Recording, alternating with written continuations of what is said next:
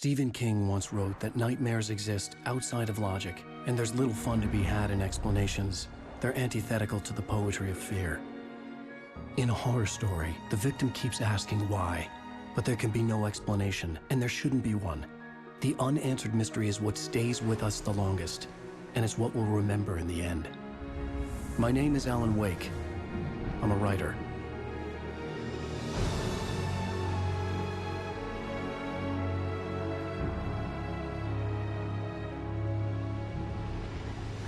I've always had a vivid imagination, but this dream unsettled me. It was wild and dark and weird, even by my standards. So yes, it began with a dream. Following a typical nightmare pattern, I was late, desperately trying to reach my destination, a lighthouse. For some urgent reason, I couldn't remember. I'd been driving too fast down a coastal road to get there.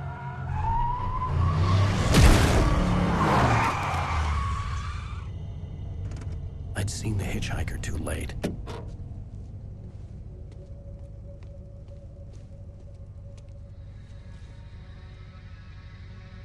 He was dead. I was convinced they'd put me in jail and I would never see Alice again.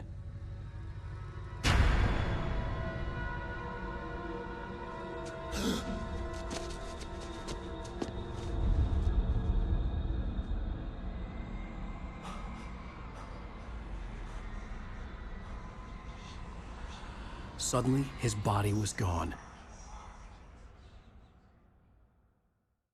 I was in shock from the crash. I could hardly stay on my feet.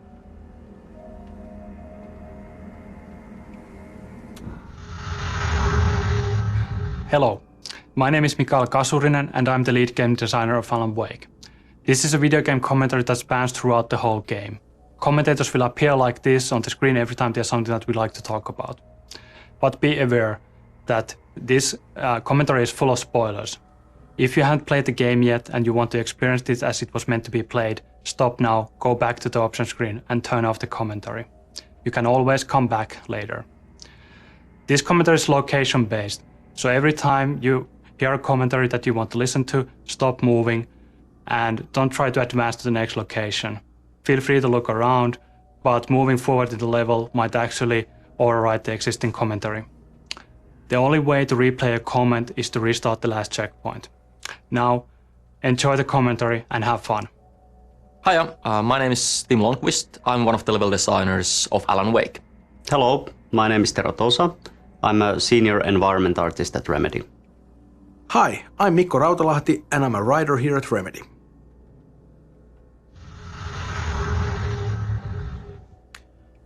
Here we are in the very beginning of Alan Wake.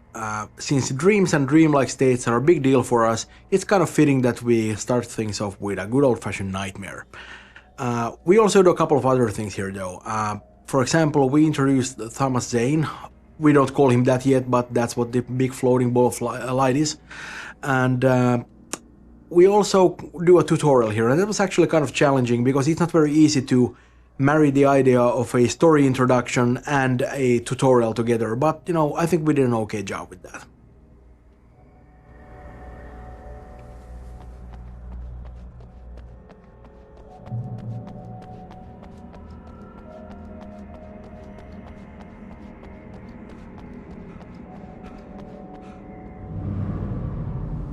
I had to go to the lighthouse. I knew there was something important waiting for me there.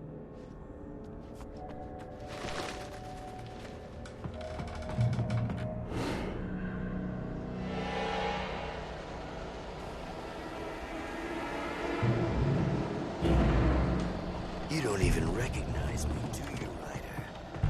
You think you're God? You think you can just make up stuff?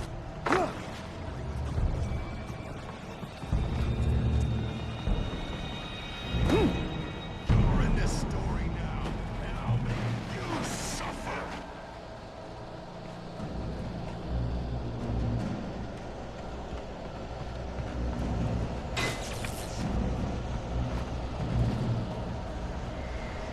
You missed your deadline! Damn.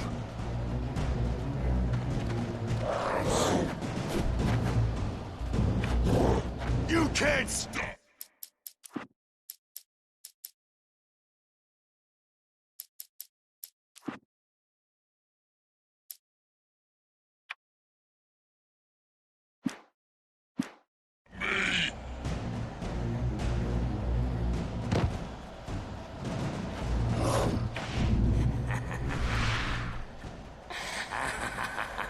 I realized that the hitchhiker was a character from the story I'd been working on.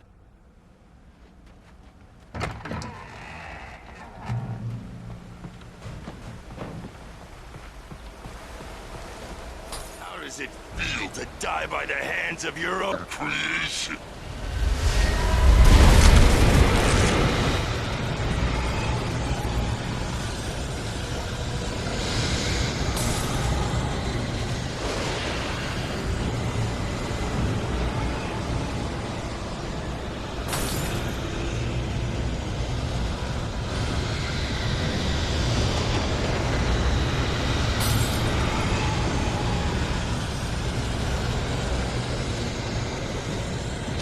This way!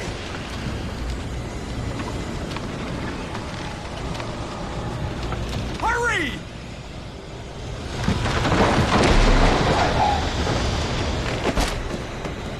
Mr. Wake, it's me! Play Stewart!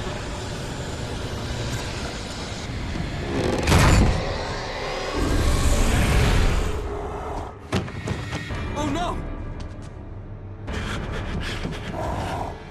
Stop! No! Damn it, die! No! No! No!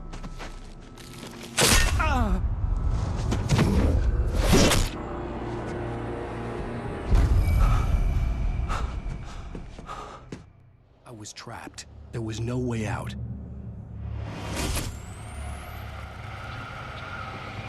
Die, die, die, die, die, die, die, die.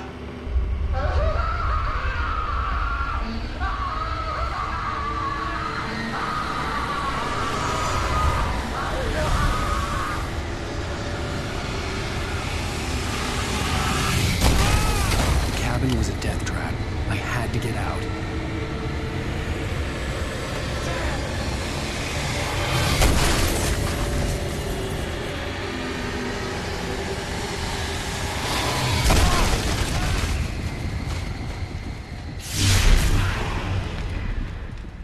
Follow the light.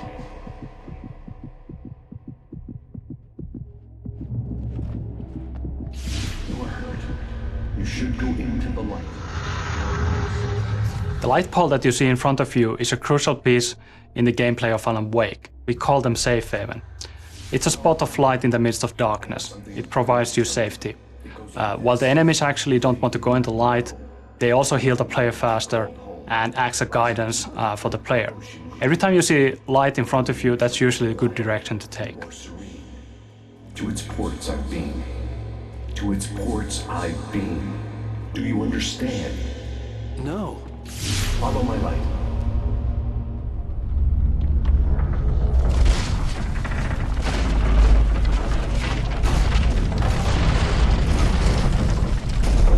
I entered your dream to teach you. The darkness is dangerous. It's sleeping now. When it feels you coming, it will wake up. There's no time. I can only show you. In this scene, the diver takes control over Wake's dream to teach him how to fight the forces of darkness. This way. There's no time. The basic concept is simple. You turn the light on top of Taken and you can see the darkness burning away. After that, you are able to defeat Taken with your revolver. This is a good opportunity to see how the light mechanics work. Turn the light on top of him and you can actually see a small halo forming around him. The halo gets smaller, the less darkness there's left. And you can clearly see a light effect when the shield is burned away. The combat mechanics were always designed around the idea that you face multiple enemies at once. In this tutorial you only get one enemy at a time, but in the field that comes after this, you get 2 or 3 enemies at the same time. Then you get the proper feel of how the combat works. Be careful on who you are concentrating on, because someone else might actually be flanking you and trying to hit you in the back. The hitchhiker has been taken over by the dark presence. You can't hurt him now. The darkness protects him from all harm. Only light can drive the darkness away and make him vulnerable again. Here, take the light. Turn the flashlight toward him and burn the darkness away.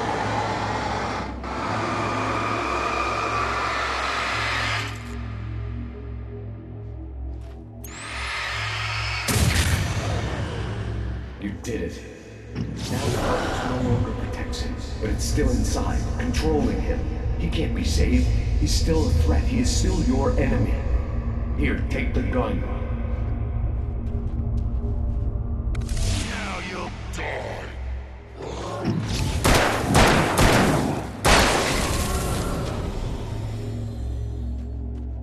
Good.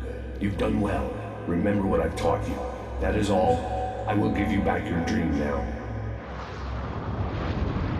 In the nightmare, a terrible darkness was taking over the world. The lighthouse was the last safe place on Earth.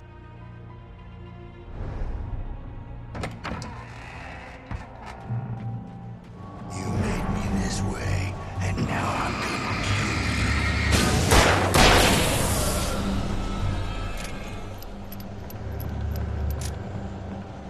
you.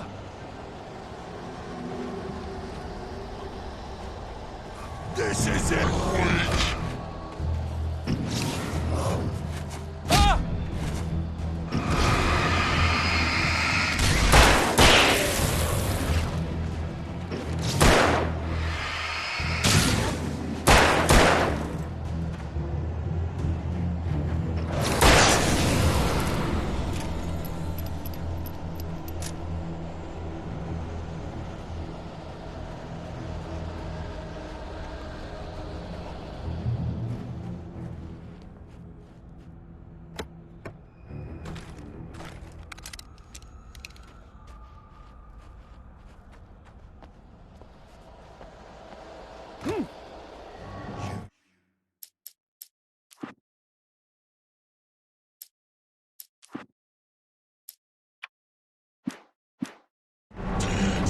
Just like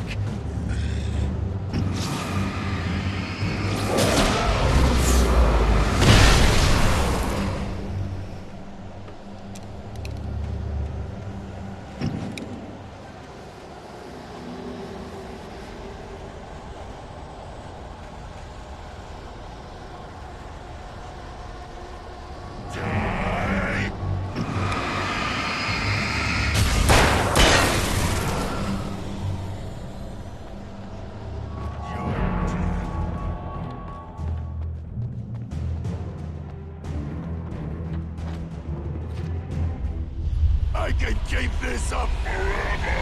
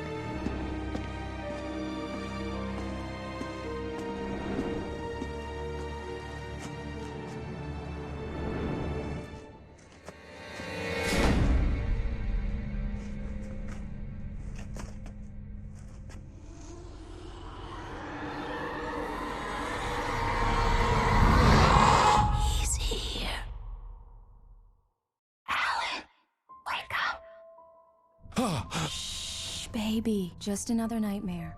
Everything's fine. You dozed off. Right. Anything more than dozed off would be news for everyone. Cheer up, handsome. We're here.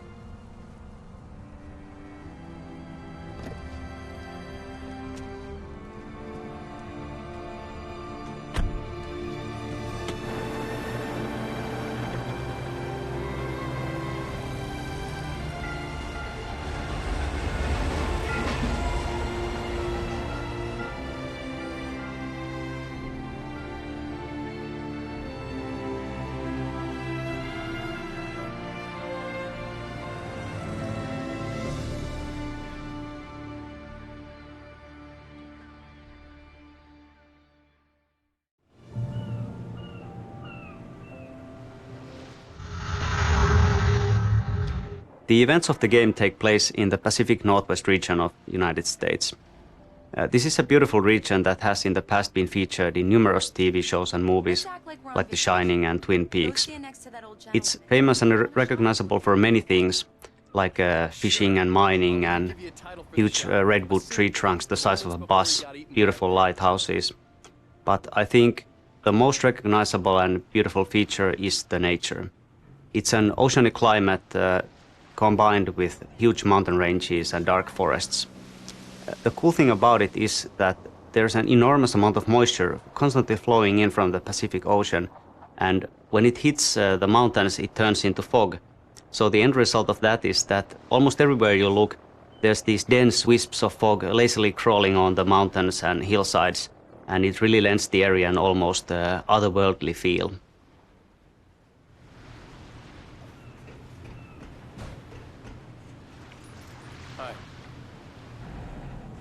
Hello there. You picked a good time to visit our town. Deerfest is just 2 weeks away. Deerfest, huh? Did you hear that, honey? You have a lovely wife, if you don't mind me saying. I'm Pat Maine, by the way. Nice to meet you. Yeah, I'm Alan Wake. I won't pretend I don't recognize a famous writer such as yourself, Mr. Wake. A pleasure. I'm an avid reader myself. I hope this isn't too presumptuous of me, but I'm the night host at the local radio station. Any chance I could get an interview? Look, Mr. Maine, I'm on vacation. In fact, I'd appreciate it if we could keep my being here just between the two of us. I'm sure you understand. Fair enough. You can trust me to be discreet. Not a hard man to track down if you change your mind, though. I hope you two have a lovely holiday.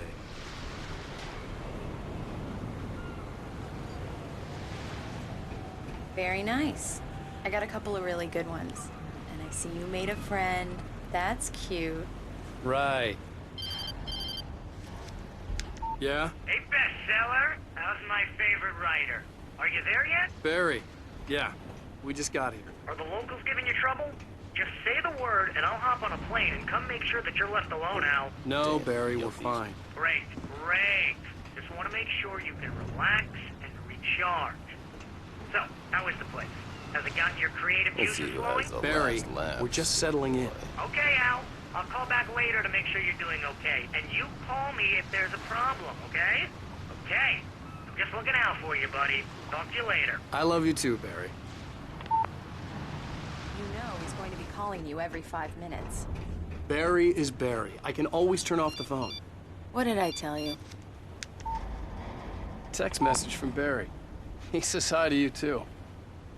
Alan, we're here. Come on, let's get back to the car.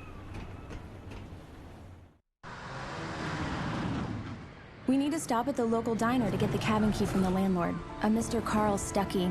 He's waiting for us. I'll go fill her up while you get the key. I'll pick you up here in, say, 15 minutes? Sure. Alan, thank you for coming here with me. I love you too. Go on. I'll promise to behave.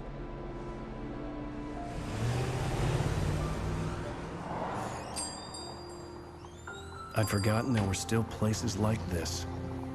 Towns where everybody knew everybody. Welcome to the Oh Dear Diner. Hi, I was wondering if you could help me. I'm looking for... Mr. Wake. Alan Wake. Oh, God! I am your biggest fan. I know people say that all the time, but I really am. I'm glad to hear that. Rose. Rose, I'm looking for Mr. Stucky. Carl Stucky? Carl? Oh, of course, Mr. Wake. He must have gone to visit the restroom. He'll be back in a moment.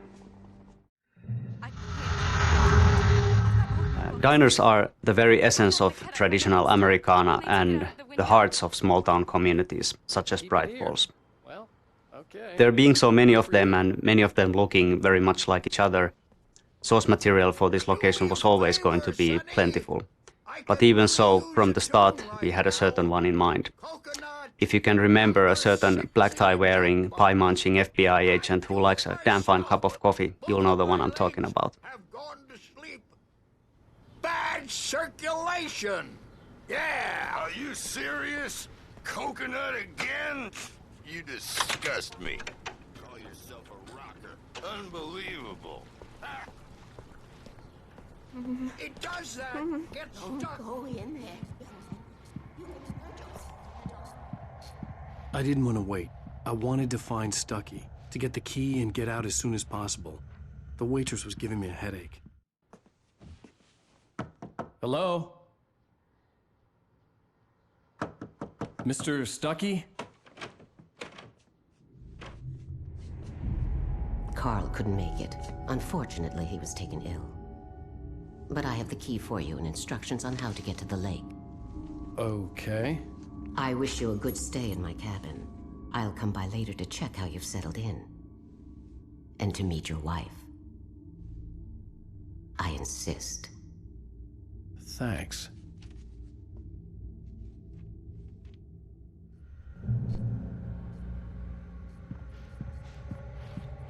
Cauldron Lake is a special place. Very inspiring. You got lucky this time, young man. You can hurt yourself in the dark. This really ought to be fixed, and then I must... Even that sounds better than your singing. Are you all right? The Andersons, they're, local musicians. We're waiting for Dr. Hartman to come pick them up. They wandered off from his clinic at the Cauldron Lake Lodge.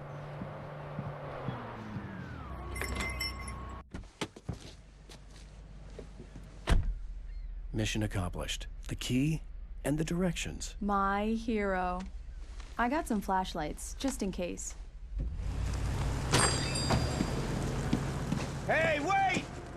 Mrs. Wake! Your keys!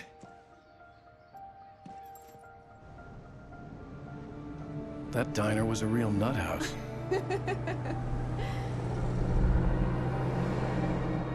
Can you believe this place? This would make a wonderful setting for a book. We're supposed to be on vacation, Alice. I'll figure it out when we get back home, okay? Okay. We can talk about this later. Pat Manning here on KBFF. I didn't want to talk about it. I wanted to bury my head in sand. Here's another one of my favorites to go with it. Once upon a time, I was a successful writer, but that was a long time ago. I hadn't been able to write a word in 2 years, not since my last book. And now the weather. It's gonna be a clear night, so you folks in the big city might want to look up every once in a while, see those stars winking down at you. It gets pretty dark out here, but they'll light your way.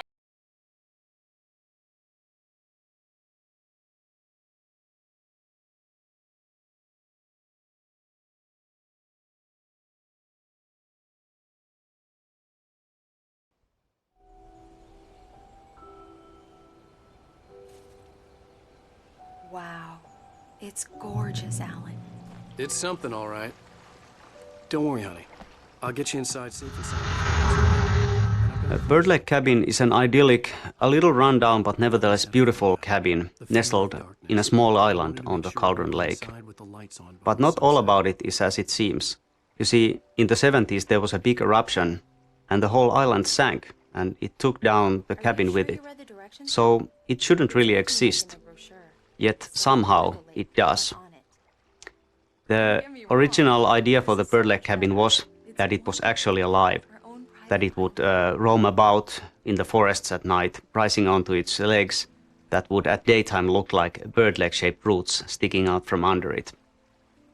In the end, the story evolved into having the name of Bird Lake Cabin simply derive from the peculiar shape of the island and also from the frontal facade of the building, where a chimney, which looks like a beak, and 2 round windows looked like its face, and 2 porches, one on either side, looked like its wings.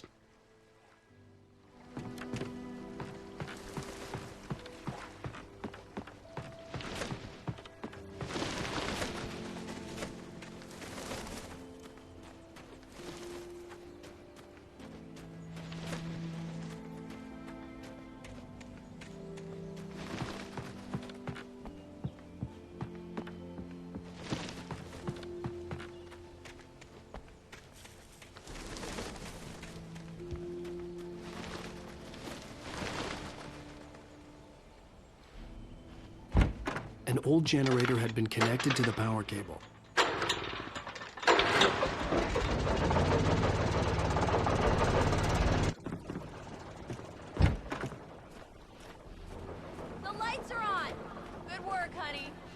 freshen up a bit and start settling in. Okay, I'll look around a bit. The island had once been the site for a love story. Maybe it would be that again. It was a beautiful place. I told myself I could rest here, sleep here, and forget about my work.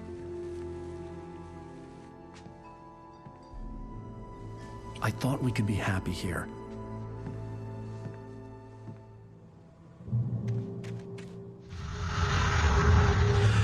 We spend a lot of time talking about Alice in the game, but we don't actually see all that much of her because she disappears. That's why it was very important for us to establish her as a major force in Wake's life in the very beginning of the game. Their relationship is very interesting because Alice is actually a lot smarter and stronger than Wake is. She's capable of manipulating him and is quite willing to do so if need be. That's how they end up at Cauldron Lake in the first place. But what she does out of love. She really just wants to help him. And he does need all that help because he kind of falls apart without her. She's a lot stronger than that. She could survive without him, but I'm not sure if Wake could ever live without Alice.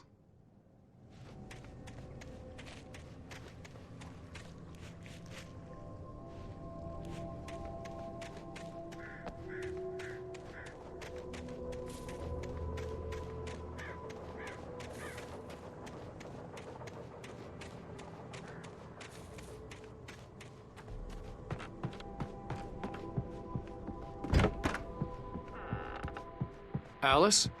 Honey? Alan, I'm upstairs. I have a surprise for you. Well, hello there. I'm not the surprise. It's in the study. Go take a look. Okay.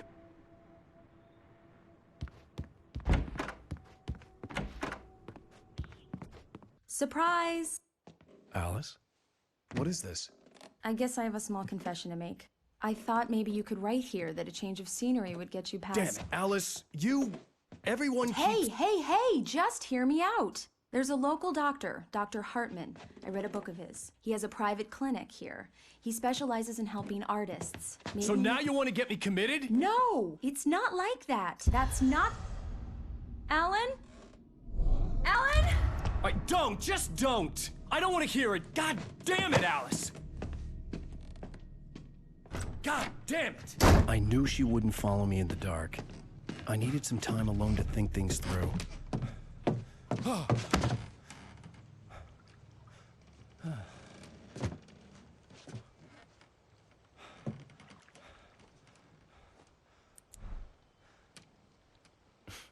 Damn it.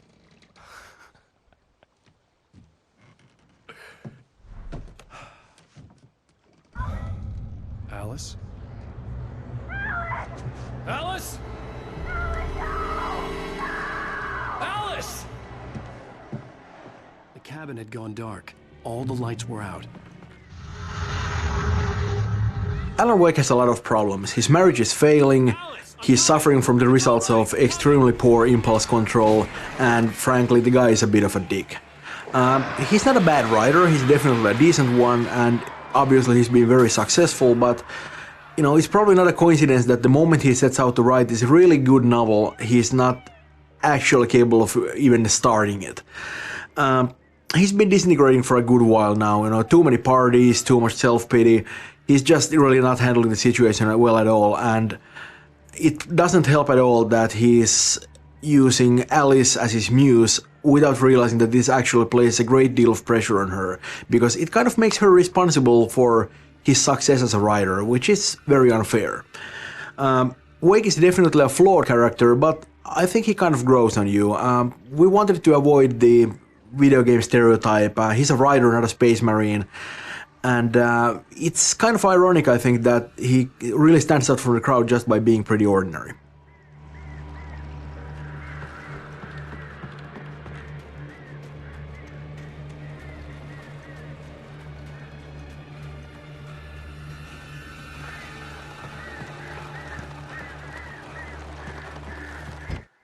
Alice?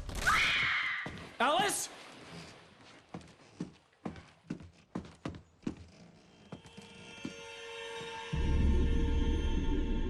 Oh no!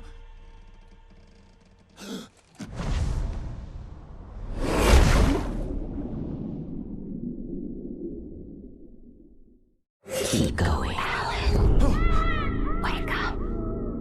Alice?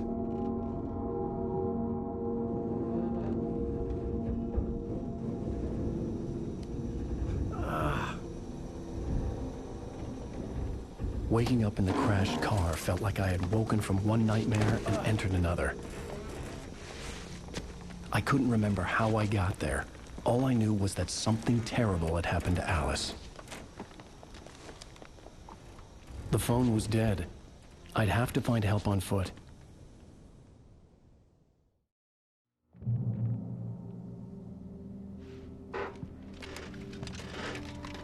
Among Alice's things was a book, The Creator's Dilemma, by a Dr. Emil Hartmann.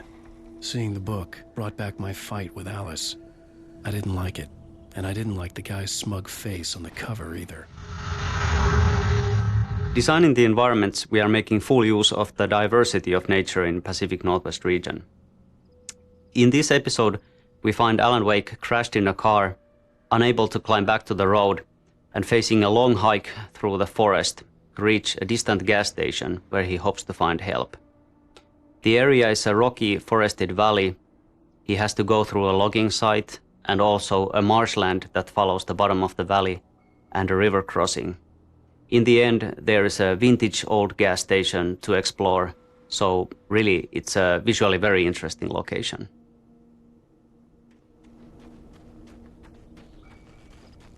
The gas station was my best bet. They'd have a phone I could use. It looked like a long hike through the forest to get there.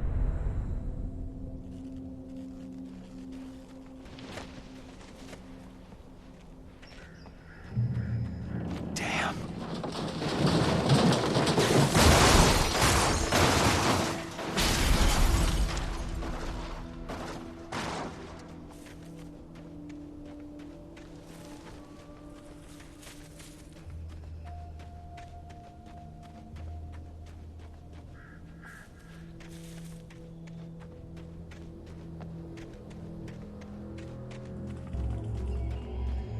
Hello?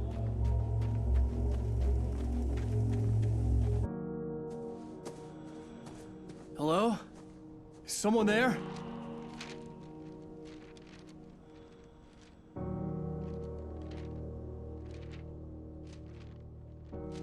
The loose sheets of paper were pages from a manuscript entitled Departure. That was the name I planned to use for the next novel I had never gotten started. I was named the author. I hadn't written it. I couldn't remember writing it.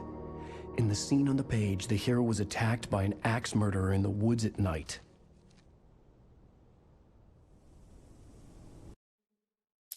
Departure by Alan Wake. The man turned to face me.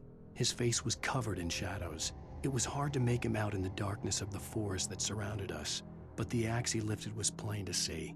It glistened with the blood of his victim. He grinned madly. The shadows were alive, distorting his features. It was a scene from a nightmare, but I was awake.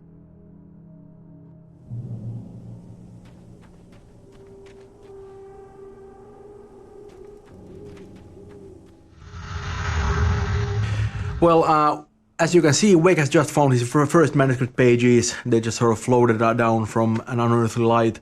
And the manuscript is really one of our main storytelling tools in the whole thing, and one of our most important concepts in the entire game. And that stuff was actually really difficult to write because, you know, you don't have a lot of space there. You have a couple of paragraphs, and you kind of need to be able to tell a little story there. Yeah, and I also think that the manuscript pages are a big part of the whole Alan Wake experience. While it also tells a lot about the world itself, it also gives you a really deep history of different characters in the game. Yeah, and it feels kind of natural too because, you know, we sort of made the pages a part of the whole thing. They're not just sort of, you know, random things in the, you know, sort of, you know, on the sideline, but they're actually something that's really a part of the plot because they really are the plot. Exactly. And I especially like the idea how certain pages actually predict some events that are going to occur in the future. Yeah, we do a lot of foreshadowing there, but it's not, you know, we don't really do the kind of a thing where we sort of, hint at something. We actually come right out and flat out, say it, because that's sort of, we want to prove the player that, what's written on the pages actually literally happens in the game. Yeah, it's really cool when that happens. If somebody actually reads the page and sees how the stuff unfolds in front of him while he plays it, I think that would be really cool for somebody. And it's so bad that I've actually read all the pages, so I don't get that experience. But I would think that it's really cool when you actually experience it. And I know a lot of players are probably just going to run through and just sort of skip the pages, and that's fine. You can do that. You can play a cool action game like that. But there's actually a lot more to the game than just the shooting. Yeah, exactly.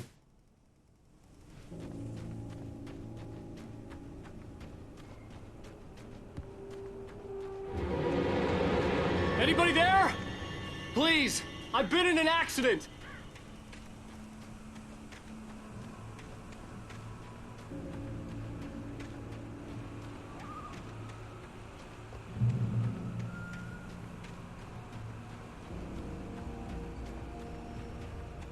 The lights up ahead were a good sign.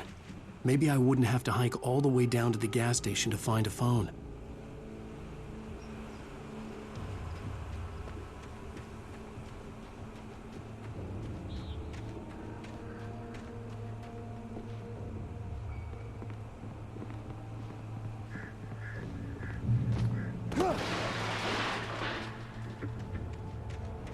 Anybody there? Please, I've been in an accident. Hey! Hey, you! Phil! There's been an accident. I need help. Listen, I need to... Premium cabins for rent in... Nightfall! Oh, hell. Carl Stucky. Pleased to meet you. Non-refundable reservation deposit required. Fair and square. And square. Carl.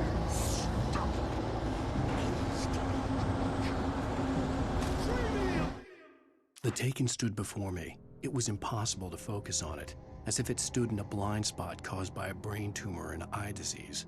It was bleeding shadows like ink underwater, like a cloud of blood from a shark bite. I was terrified. I squeezed the flashlight like my life depended on it, willing it to stop coming any closer. Suddenly something gave, and the light seemed to shine brighter.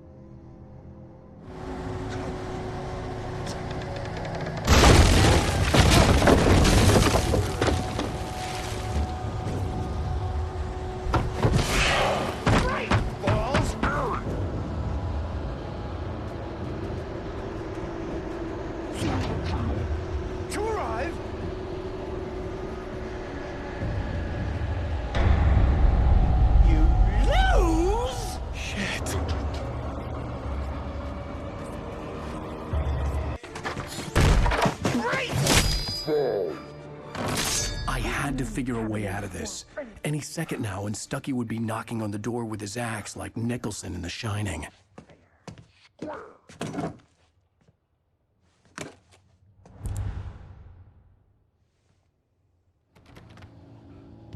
During your trying. Yes. Bright Falls Sheriff Station. Only I... Hello? Hello? Roman!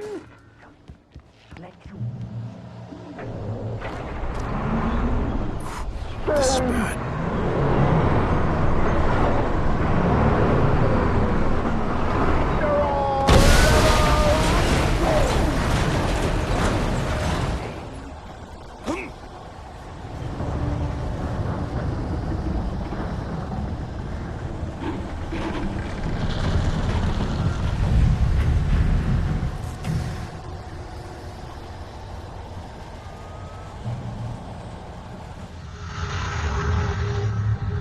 Even though most of the enemies attack you with melee weapons, some of them are able to use ranged weapons as well.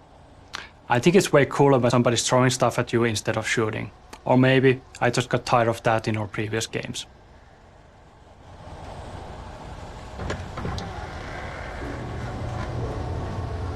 There were more of them.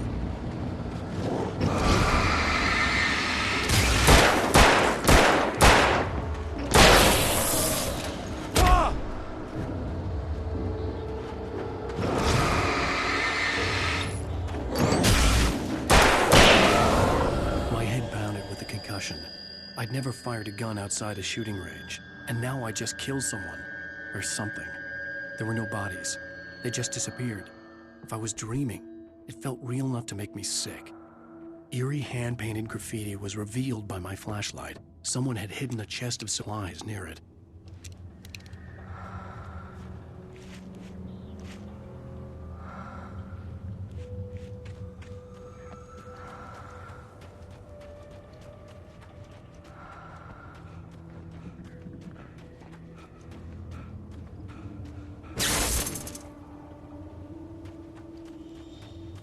The dark forest was the last place I wanted to go, but I had no choice. I had to get to the gas station. It's rabbit season!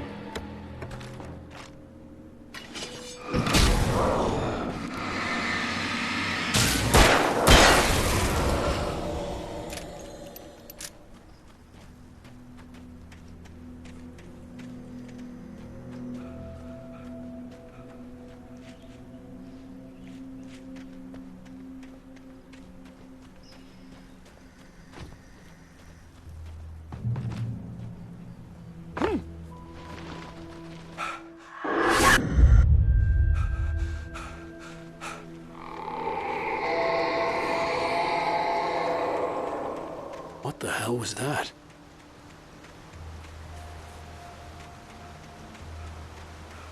When I saw the river below, something uncoiled itself inside my head. I realized that I'd have to find a way across. I didn't even... Wake's newfound fear of water is a result of his plunge into Cauldron Lake. Of course, at this point in the story, he doesn't know what happened to him, he doesn't remember any of it, but on some subconscious level, he knows that he's been violated, and he associates that with the water.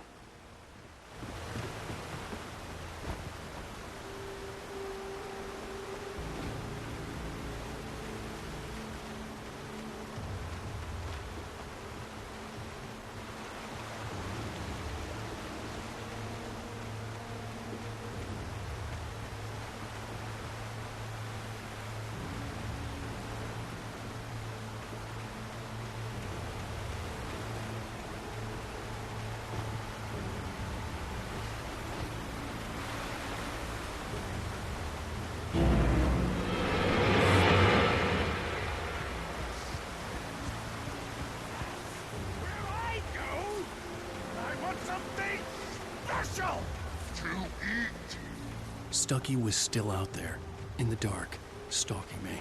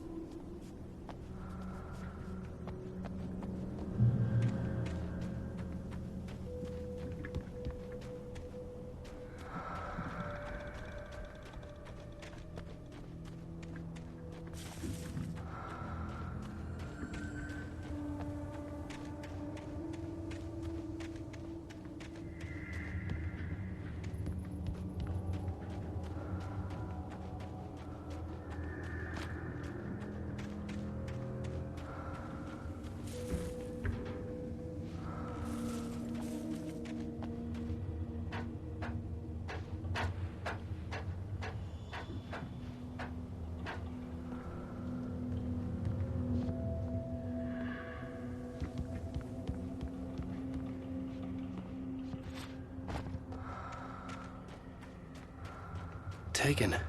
They're taken.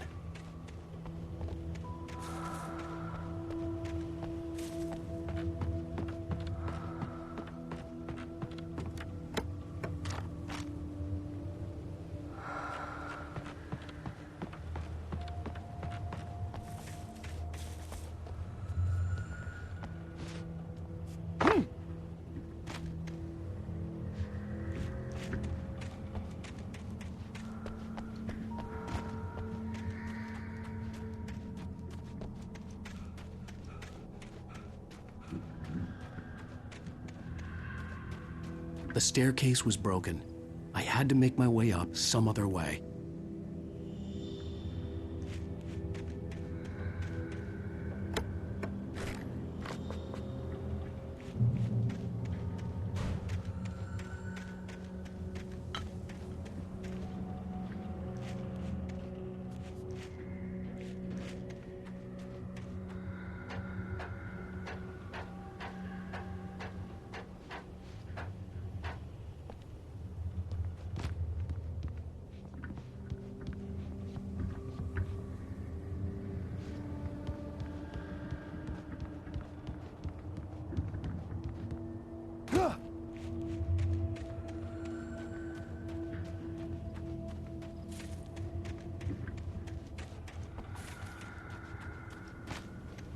With all this forestry equipment around, there had to be something I could use to reach the top.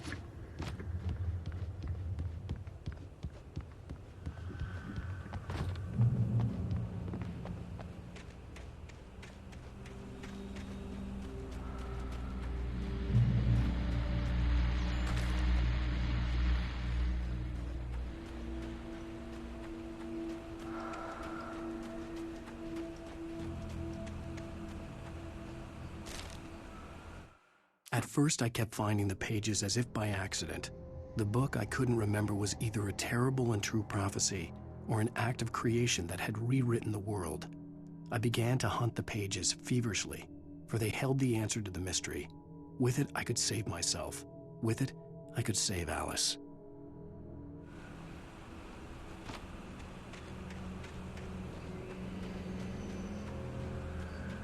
The gas station was closer now. Most of the gameplay locations we have in the game incorporate the idea of a journey into them. It basically means that we try to show where player is coming from and where he's going to as often as possible. In the beginning of episode 1, this meant that we showed the lighthouse whenever possible, and of course now we use the gas station in similar role.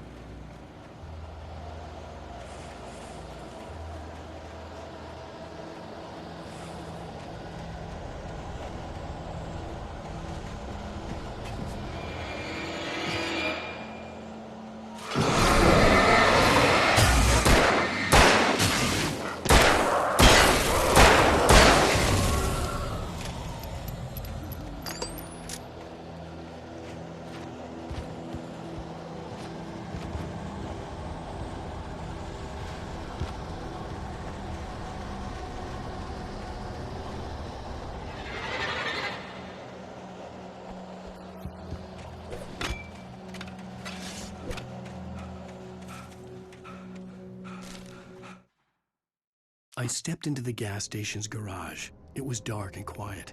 The place was a mess. It looked like someone trashed the place or that there'd been some kind of fight. Light spilled into the room through an open door at the back, and I made my way toward it. Without any warning, I was blinded by a bright light. An old portable TV on the shelf had come alive by itself. Impossibly, I could see myself on the screen, talking like a madman.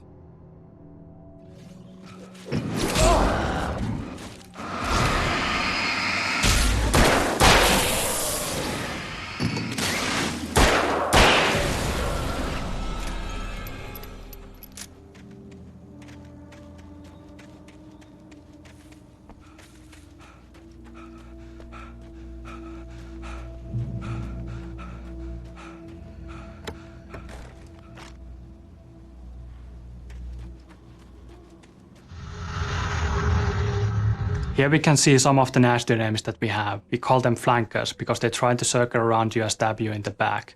Though they are quite easy to take out.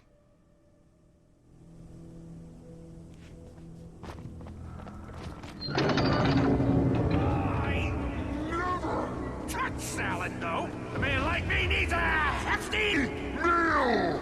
Get through the day.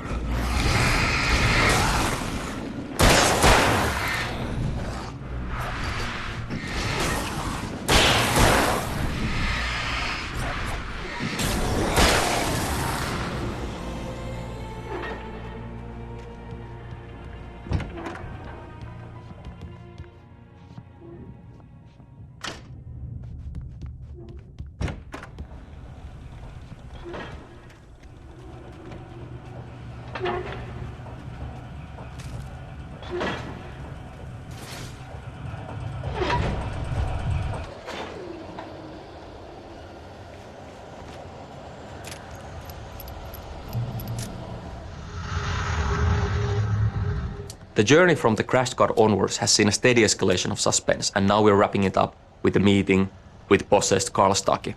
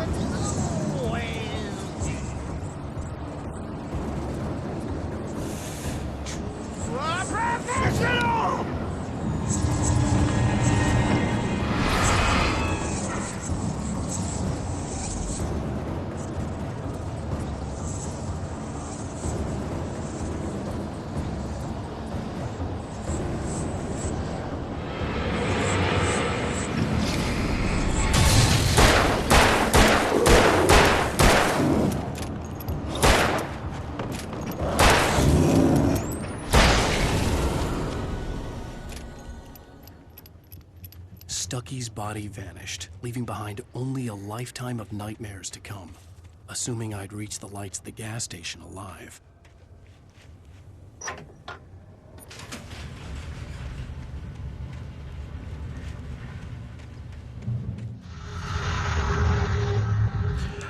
You're about to find the first TV at the gas station where we see Alan Wake raving like a lunatic. Cynthia Weaver actually talks about a similar thing later on in the game when she mentions that Thomas Zane has been talking to her from beyond and from television, and it's kind of a similar thing. Wake isn't aware of how it's happening, but that's what it is. We are thinking of Alan Wake as kind of a sum of three parts actually. Our writing, Ilkka Villi's face and body language, and Matthew Poretta's voice. And since we shot this stuff on video instead of producing it with our game engine, that's actually Alan Wake at his purest, you could say. And, not coincidentally, it's also Alan Wake at his craziest.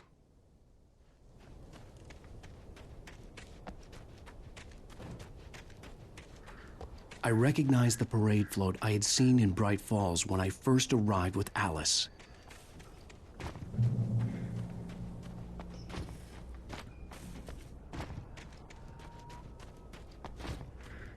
After the insanity I had just experienced in the darkness, the lights of the gas station felt comforting, at least for a moment.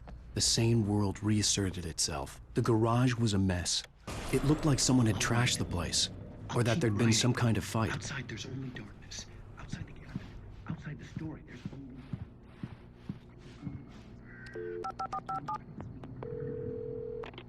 Bright Falls Sheriff Station.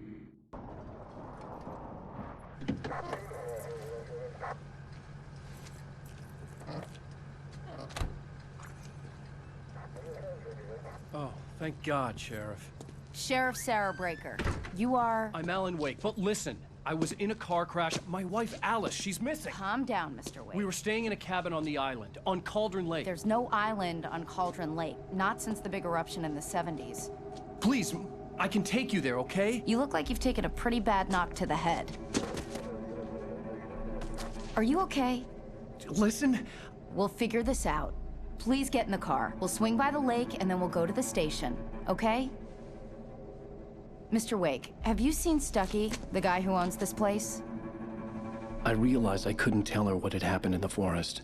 She wouldn't have believed me, and then she wouldn't have helped me with Alice.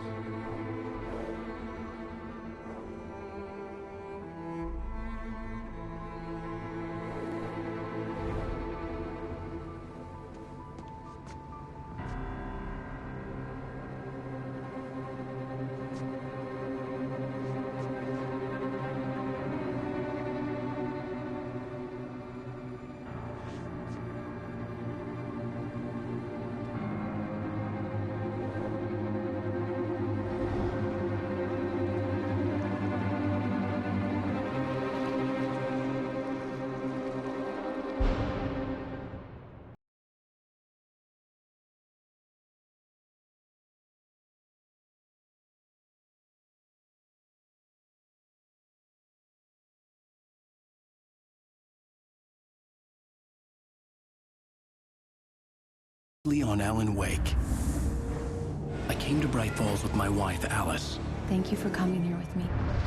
I thought maybe you could write here. I don't want to hear it! God damn it, Alice! Now, she's missing. Alice? Alice?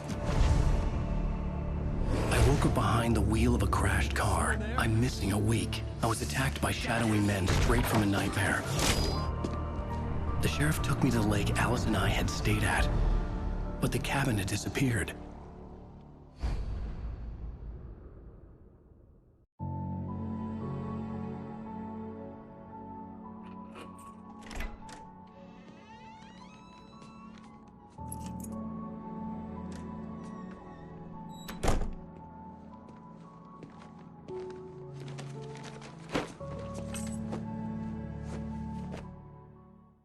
Honey, I'm home.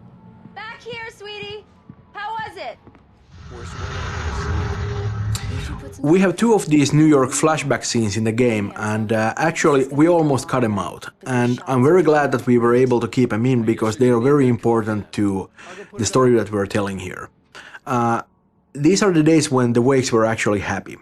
And we spent so much of the game in danger and in darkness, running around with guns blazing.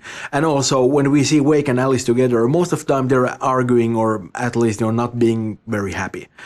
But these are the days when they were both very, very happy together, and these are the days they long for. In the second flashback sequence, towards the end of the game, you know, you can see the cracks there. They aren't really doing very well anymore. But right now, this one, it was good.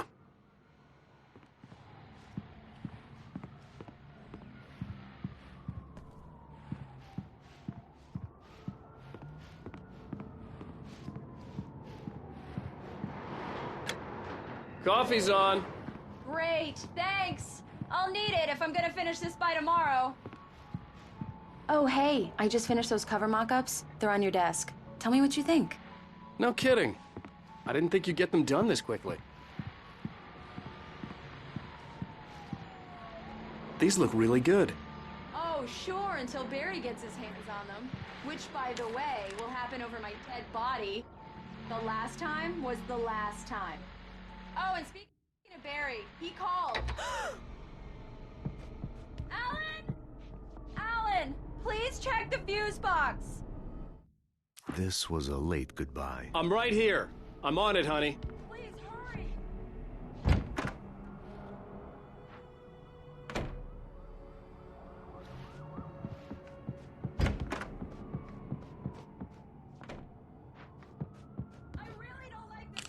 Honey, it's a power outage. I've got the flashlight.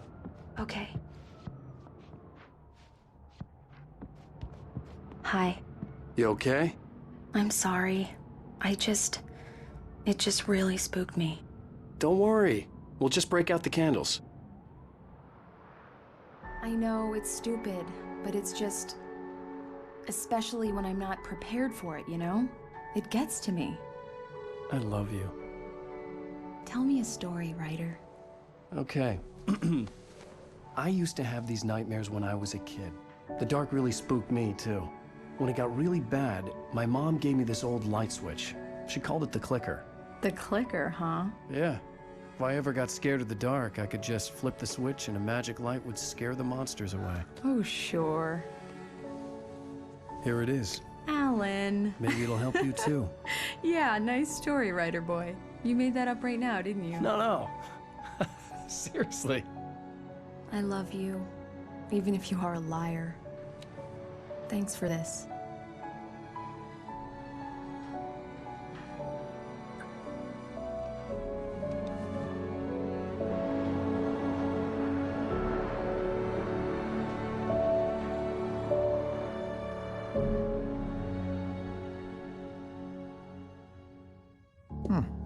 How do you feel, Mr. Wake? Any nausea, disorientation, anything like that? Mr. Wake, how are you feeling? I'm okay. My head's fine. I had to lie about my headache and memory loss. He'd send me to a hospital for tests. I couldn't leave without Alice. Very well. I don't think you have a concussion, but you've obviously been through quite a shock. You should take it easy for a couple of days. Thanks. Well then, Mr. Wake, we're done here. If the pain gets any worse or you experience any other symptoms, you should come see me. I'll let you get on with it then. Sarah, Sheriff Breaker, is waiting for you. She's very good at her job, I'm sure. Come in, Mr. Wake. Your phone's on the desk. The battery was dead. It's charged now. Have you started looking for my wife yet? My men are already on it. Now, can you tell me what happened? I'm not sure. I can't remember. We were arguing. I walked out of the cabin. The cabin on Cauldron Lake? How did you end up at Stucky's gas station? I wanted to tell her what had happened last night, but I couldn't. She'd lock me up. Excuse me. I need to take this. Hello? Alan, please help me. Alice? Stop talking to the law. You'll do exactly what I say if you ever want to see your wife again. Who is this? Go to the back lot. There's a hole in the fence on the left. Look inside the junker. I left a little something there to convince you we're all on the same page here. After you ditch the cops, you're gonna meet me in Elderwood National Park. There's a spot called Lover's Peak. Midnight.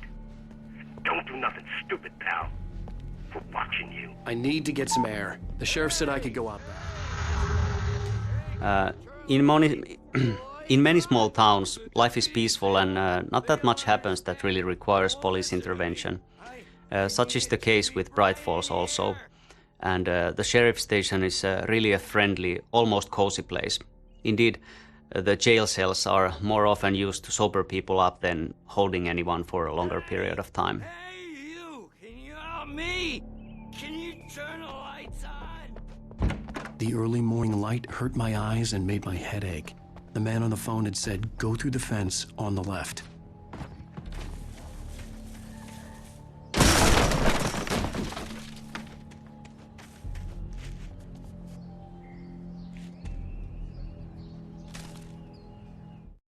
The kidnapper fired his gun one last time, and the shadow vanished into the darkness it had come from. See? Nothing to it, Wake. The thought of Alice in his hands was revolting. We stood on the wooden platform of Lover's Peak, the waterfall in the mountain behind us, the lights of the radio mast blinking red in the heights above. I fought with the urge to take a swing, force myself to speak. Let's cut the act now. Where's my wife? Alice's driver's license had been placed in the front seat. The caller meant business. Barry? Ow! Ow! Thank God! Where the hell have you been? I've been trying to reach you for a week, you and Alice. Oh, I've been worried sick. I flew out yesterday. I'm here in Bright Falls. Barry, listen to me. I'm at the sheriff's station. Come and get me. I can't talk now. Al, what the hell is going on? I had to get the sheriff to let me go. I needed to get to Elderwood National Park to meet Alice's kidnappers.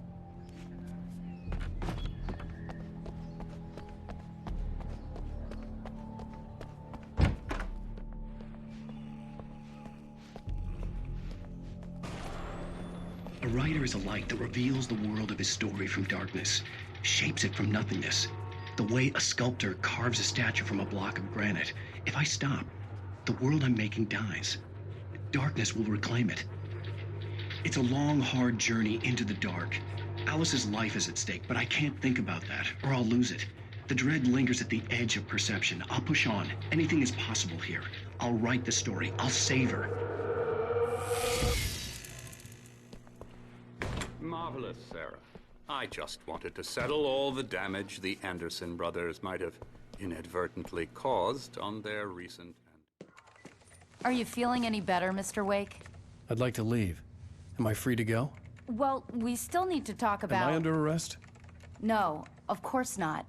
But I need to know where you'll be staying so I can get in touch with you. I'd avoid the motel. The Majestic is known for its roaches. The cabins at Elderwood are pretty nice, though. That sounds perfect. I'm Dr. Emil Hartman.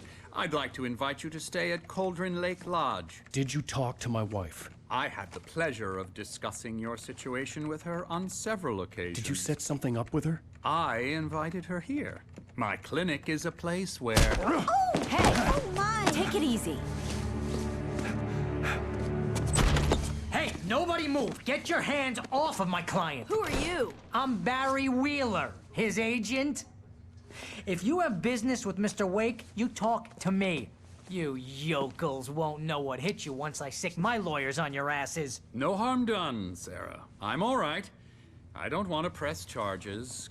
Mr. Wake, my offer still stands. Get me out of here.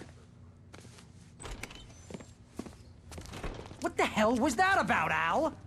We don't need a replay of that thing with the paparazzi. I thought they were gonna lock you up.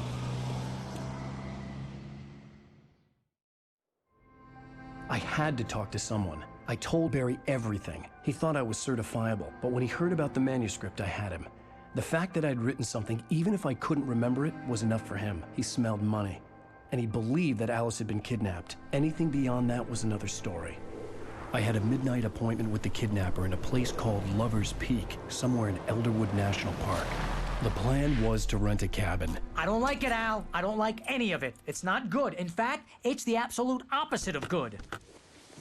Mr. Wake! Barry, you found him. Hi, Rose. Oh, wow. I was just thinking about you, too. Great.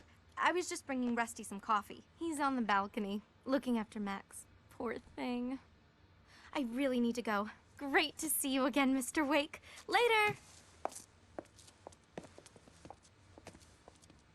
Who's Max? What an airhead.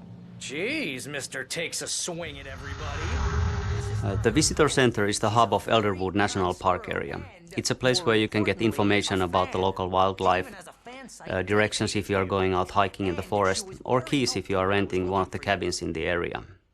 It also has a nice cafeteria which looks out into the forest. It's a bright and beautiful place to stop for a while and have a cup of coffee, but it's also filled with lots of stuffed animals and mammoth skeletons and so forth. So it's not really a place that you'd want to visit at nighttime, which is what you will be doing. Seriously, Al, what you were saying in the car, just listen to yourself. What, you shot wait here. body just disappeared? Easy there, boy. I'm almost done. Hey, Rusty, right? You rent cabins. Oh, Mr. Wake. I'd shake your hand, but mine are kind of full here. Actually, I'm sorry about this. Would you mind grabbing the registration form from the desk? It's just across from Bucktooth Charlie. Okay, sure. What happened? When was the last time you slept? What, are you high? Have you been drinking? No! Look, Barry, I'm missing a week, and someone's got Alice, and everything's just... Do you understand what it sounds like when you say stuff like that? Don't get me wrong, it's a good story, could be a bestseller. Wait here. You're confusing fiction with reality? You're buying yourself a ticket to the funny farm. I think this is the form you wanted. And here are the keys. Okay, you're all set, Mr. Wake. Glad to have you staying here. Thanks. Can you tell me how to get to Lover's Peak? Seriously, Al, you can't just go and meet a kidnapper. Those situations always end up in disaster. You gotta talk to the cops.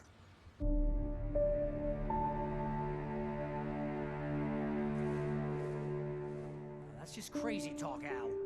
Al? Al?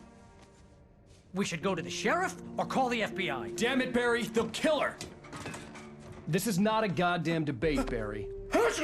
I'm going to Lover's Peak. He said to come alone. Okay then. I understand. You're my best friend, and I'm worried that you're not right in the head. Tell me what to do to help, and I'll do it. You stay here, and if I'm not back by morning, call the cavalry. Achoo! Achoo! Just be careful with the... Barry is a very fun character to write, and frankly, a big part of that is Fred Berman, who does Barry's voice. And he's a cool guy because it doesn't matter how stupid the thing I write is, he actually always makes it sound good. He would just always find the right tone for Barry and sort of make him human even though he's saying something completely idiotic. Barry's a clown, of course, and you know, you could call him a greedy little weasel and you wouldn't be far off from the truth. But at the same time, he's a loyal friend and he's smarter than he lets on. And, you know, he's got the flaming eye of Mordor, so, you know, that goes a long way.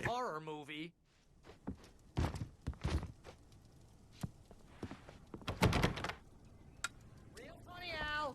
Real funny. Ha ha! Thank you. I'll just sit here in the dark till you come back. Until I get my through. I'll wait here, Al. I'll hold down the fort. I'll be with you in spirit.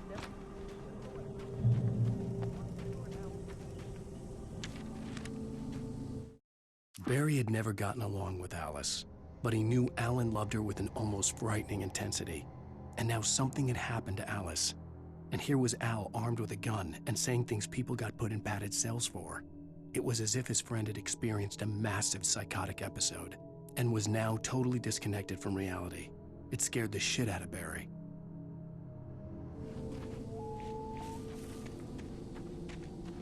I knew I should have gone to the cops. This wasn't the smartest thing I'd ever done, but I was still angry with Barry for trying to talk me out of it. These people had called me right in the sheriff's station. The cops wouldn't scare them, and they had Alice.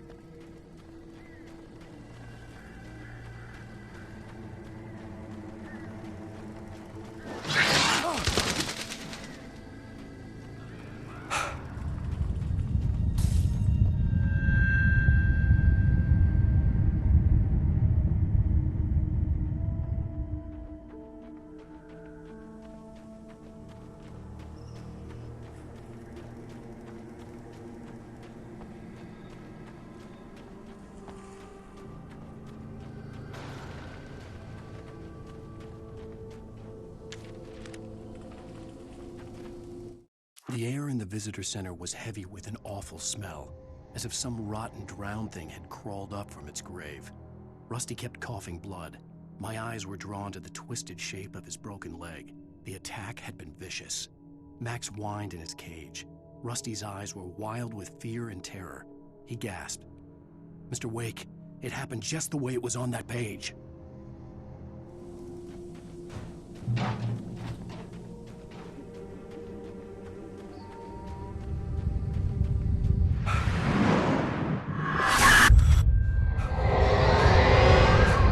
The vision left me weak. This was no head injury.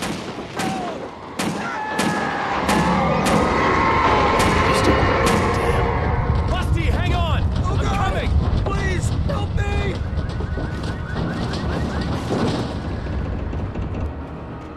Anybody? Help me! Help me! Can you hear me? Anyone? Please, Hello? help! Back here. I'm back here. Hey. Mr. Wake? Oh, hell. It happened just the way it was on that page. I found. Came true. It knew. So dark. It'll come back for me. You must. The lights. In the office. I have the key. Okay, Rusty. Hang on. I'll be right back. Whatever did this couldn't be far. Rusty had found a page from the manuscript. It would help me understand what had happened.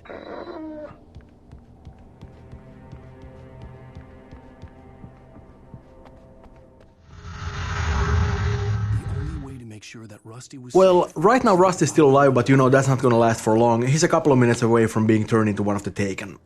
You know, and we worked on the Taken for a long while, and when we initially started to build the concept, the basis was on serial killers from comics and movies. Right. We wanted them almost seem like immortal enemies, and they always turn up when you least expect them. Yeah, and they seem kind of mindless. Well, that's because the Dark Presence just sort of strips everything away from them. It just leaves this empty shell and fills it with darkness and sort of throws them at you.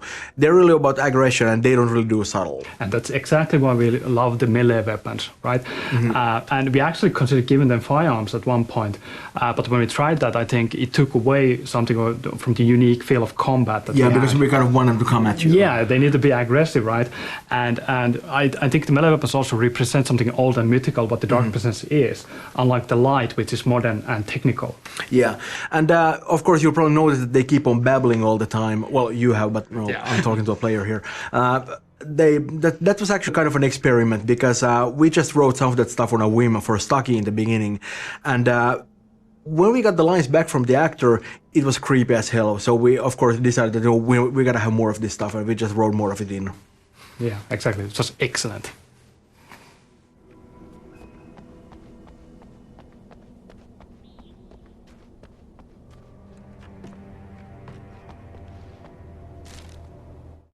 The visitor center was sturdy, but the impact turned the front of the building into splinters. Rusty was thrown across the lobby like a rag doll and hit the far wall hard. It didn't hurt until he tried to move and saw his leg bend the wrong way, felt the broken rib stabbing him on the inside. Rusty howled in pain and fear, suddenly afraid to die alone.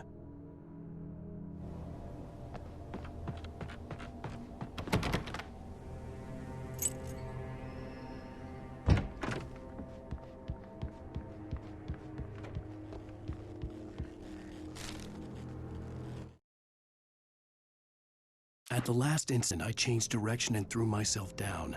The axe splintered the trunk of a tree. I stumbled into the pool of bright light. My lungs burned. I was too exhausted to move. I tensed as I waited for the killing blow, but it never came. I raised my head. Nothing moved in the darkness beyond. For the moment, bathed in the cold light, I was safe.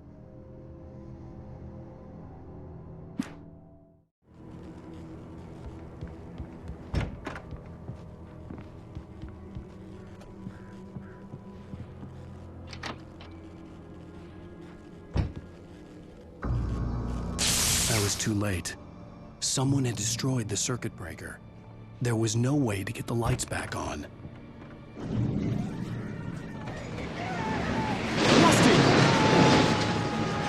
Rusty!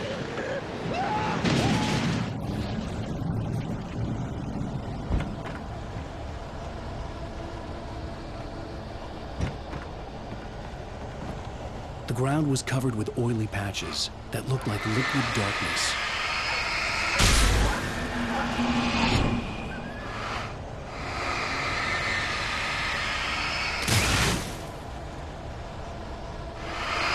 Hunters need hunting licenses.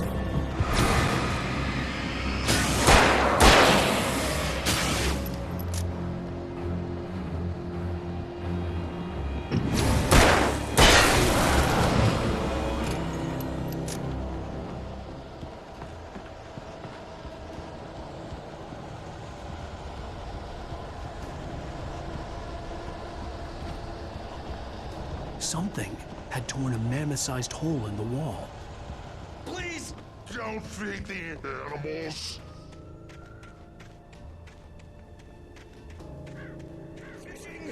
Is only for those prisoners who purchase a park license. Obey the park ranger's instructions at all times.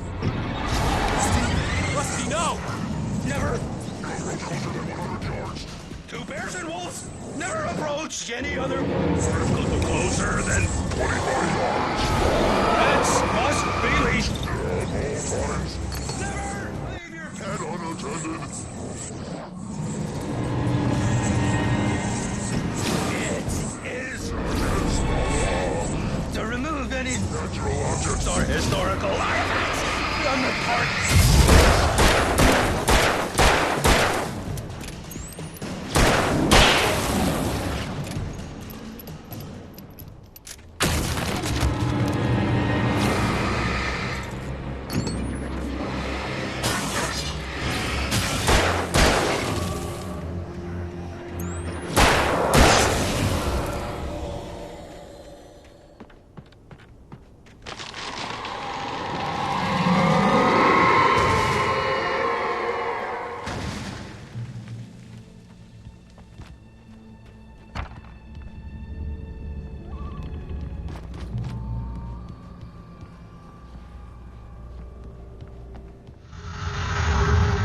The Elderwood National Park sits in the middle of the dark and majestic Elderwood Forest.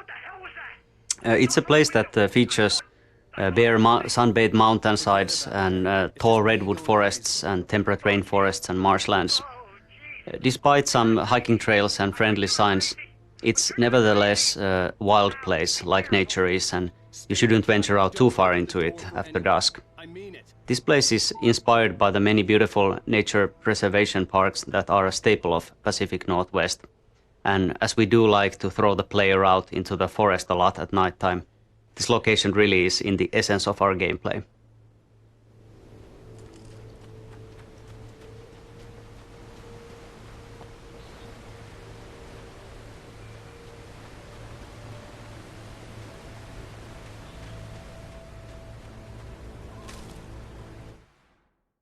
In that last instant of consciousness, Rusty thought about Rose. He was older than she was. Rose was barely out of her teens, but she made him feel young and forget what a train wreck his long-dead marriage had been. He still wore the ring. He'd been waiting for her to tell him to take it off. Now she never would.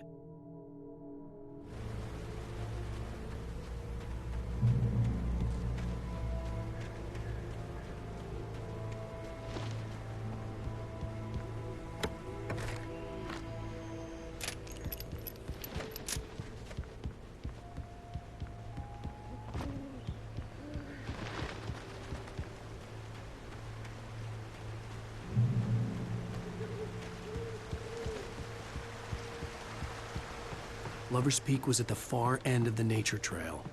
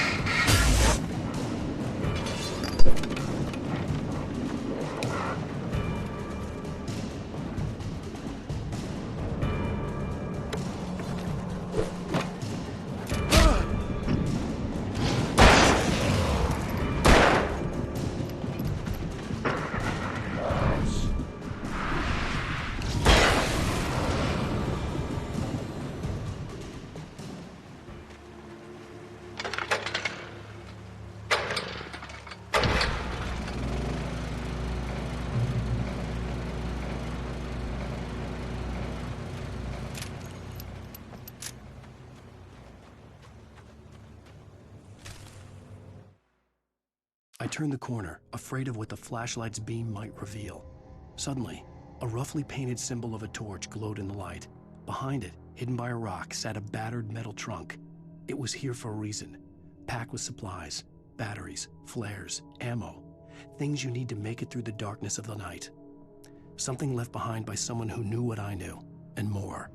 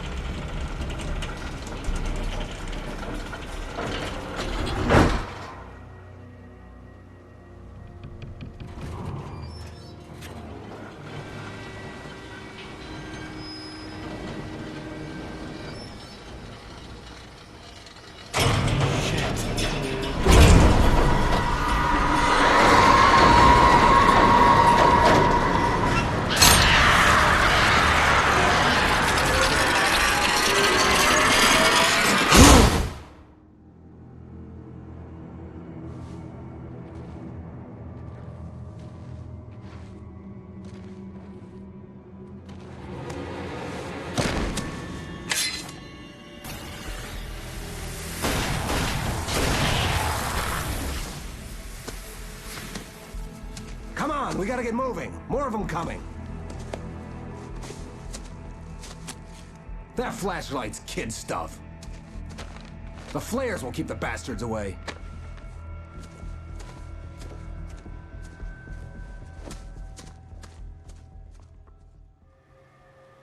You can see them too? Hell, of course I see them. Come on, we gotta move. Why?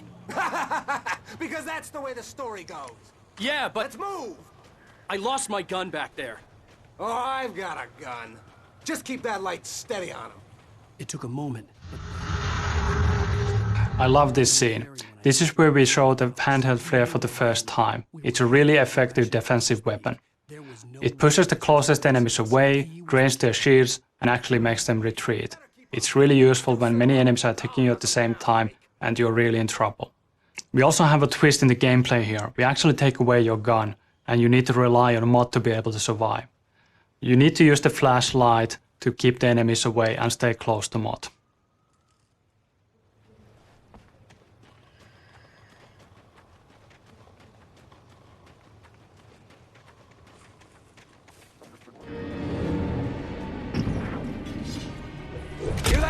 It's them. That's what I got for you. Ah!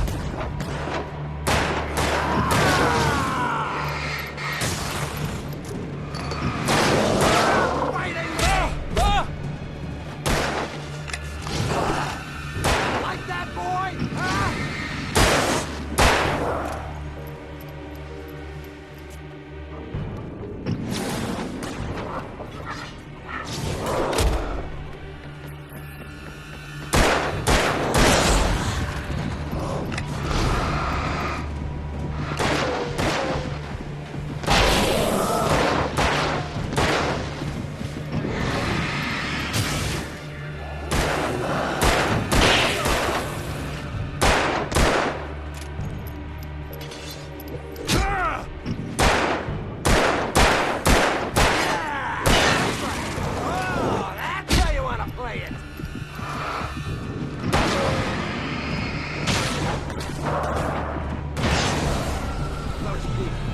Stairs, Wake.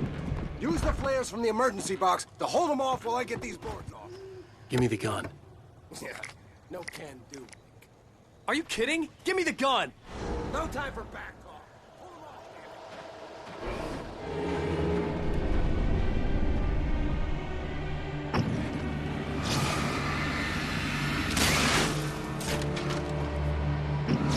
A little longer. Scare them off.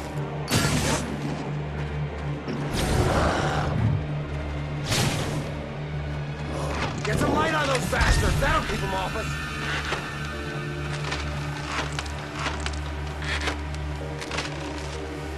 Just a little longer, I almost got it! It's open. Move it, Luke!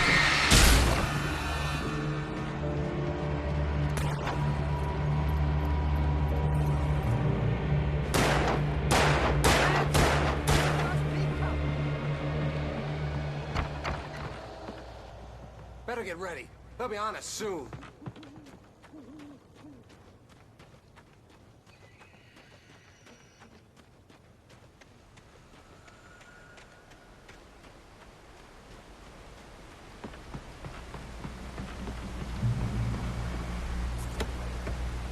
Stand. There's more flares here. Get ready. We fight them as long as they keep coming. Give me the goddamn gun! They're coming! That's not how this goes. Get with the program, Wake.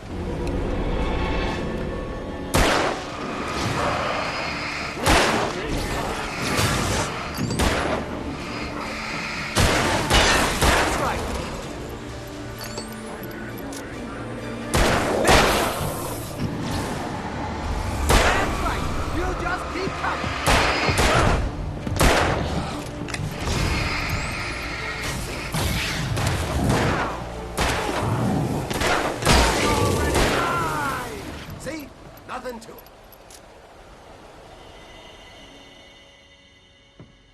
Let's cut the act now. Where's my wife? I knew you were gonna say that. I read it all before. You're a hell of a writer. Congratulations. You're gonna bring about something glorious and terrible once we get you some proper editorial control. What the hell are you talking about? Where's Alice? I want the entire manuscript, or she's gonna suffer bad. You touch her and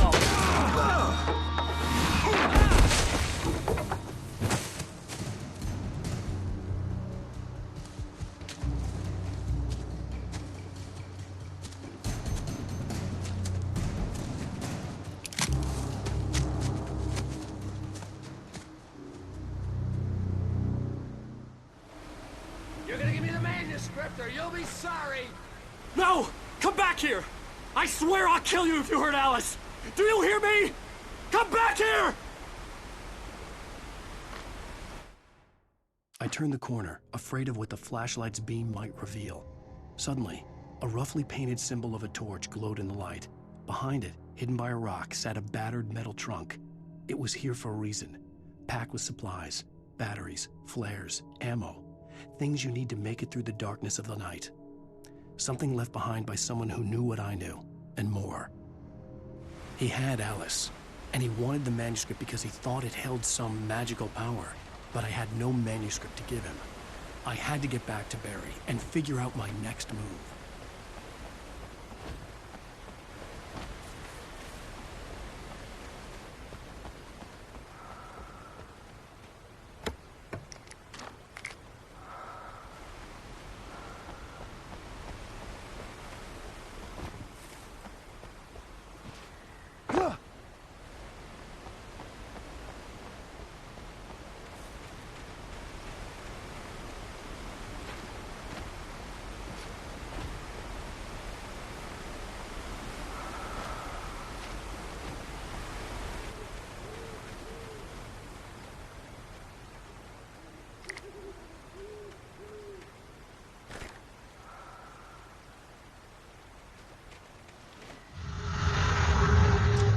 Shaping this area of dark, foggy forest into a playable area has been challenging. We wanted to give the player the impression of being lost without making the navigation ever annoying.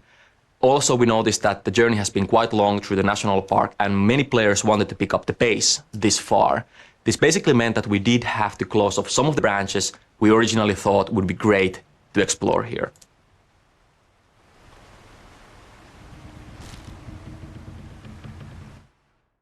On more than one occasion, Alice had tried to explain to me how it felt to be afraid of the dark.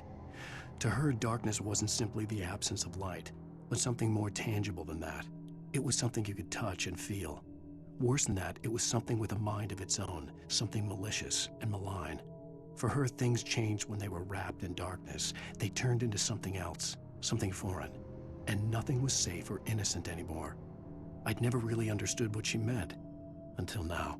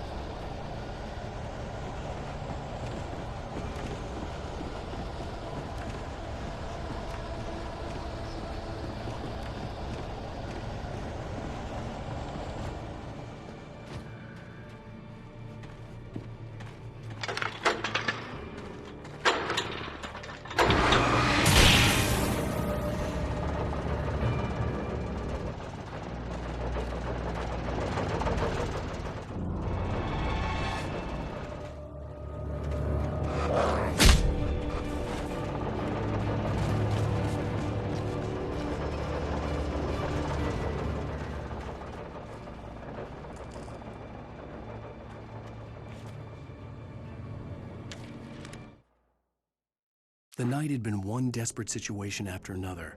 I was exhausted, and my body felt as though it had been chewed up and spat out.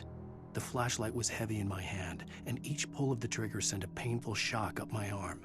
But I was finally out of the woods, and things were looking up. That's when I heard the chainsaw.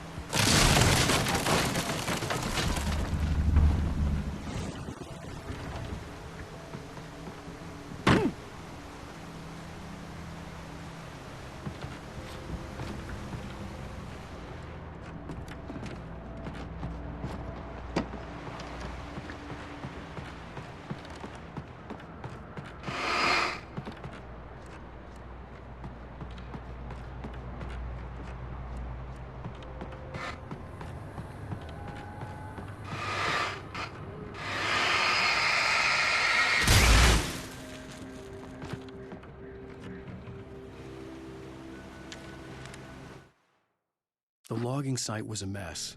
The modular office had been pushed off the cliff. Deputy Thornton climbed up from the wreckage excited, breathing hard from the exertion. Nobody there. It's weird. Don't you think that's weird? Bored, Mulligan let out a mighty snort.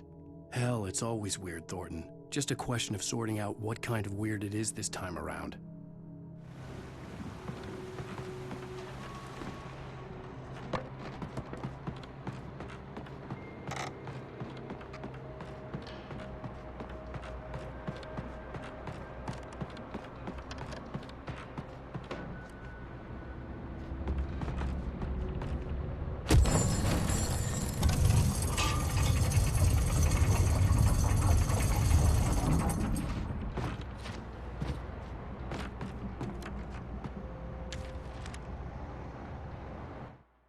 When Barry saw the darkness attack the visitor center, it made him a believer. The men Al said he'd shot, they hadn't been just locals on crank. Somehow the world had changed, like the channel had been switched without warning. You think you're watching a sitcom, and you're really watching a horror show. When the birds started attacking the cabin, Barry wasn't surprised, just terrified.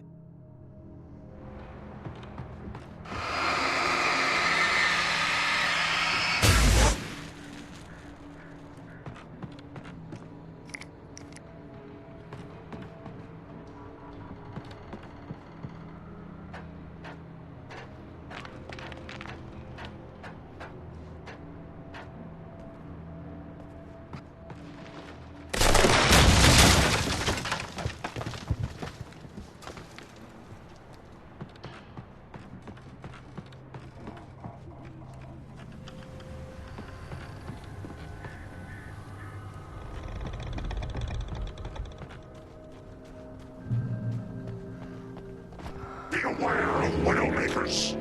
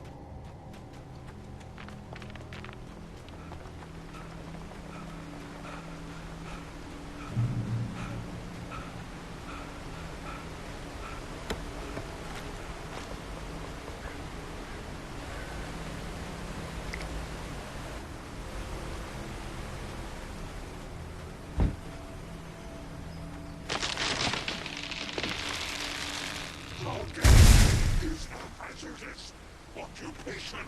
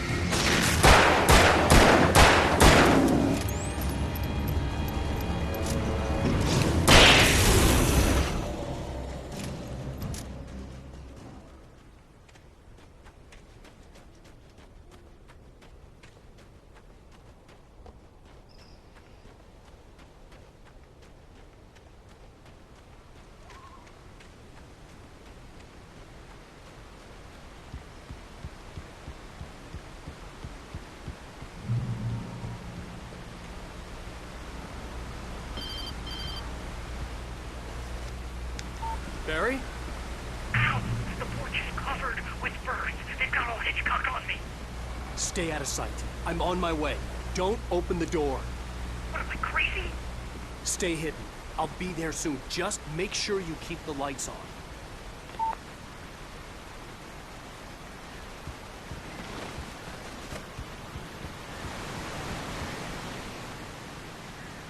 I still had to reach Barry at the cabin, but at least I was out of the woods.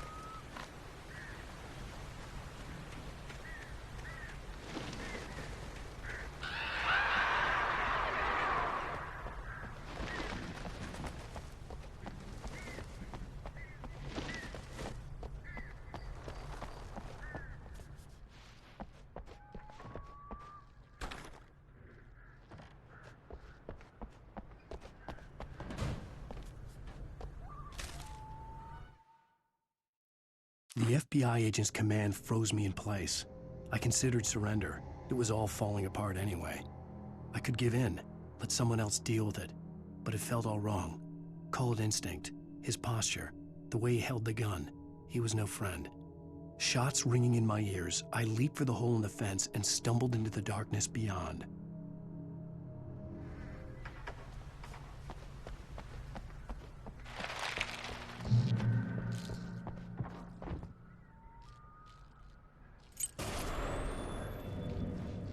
A story is not a machine that does what you tell it. A story is a beast with a life of its own. You can create it, shape it, but as the story grows, it starts wanting things of its own. Change one thing and you set off a chain reaction of events that spreads through the whole thing. The characters have to be true to themselves. The events need to follow a logic that fits the story. A single flaw and the magic is gone. The story dies. Alice dies. You can and yourself.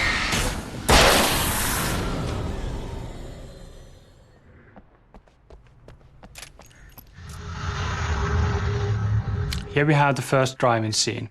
The vehicles were originally designed to be used as weapons against the dark forces. The headlights are used to burn the darkness away, and you finish them off by driving over them. Along the way, vehicles became a more important part of level design, and scenes which use vehicles are clearly differentiated from basic foot combat sections.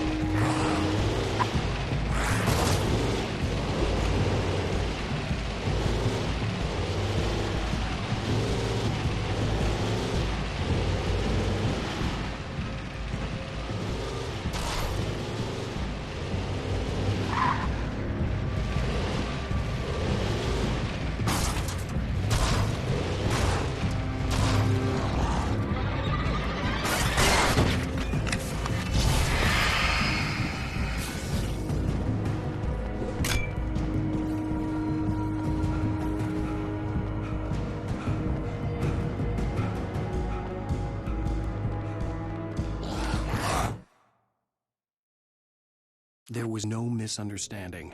Cauldron Lake was where Alice and I had stayed, but there was no cabin and no island. I was missing a week. What had happened to me? What had happened to Alice?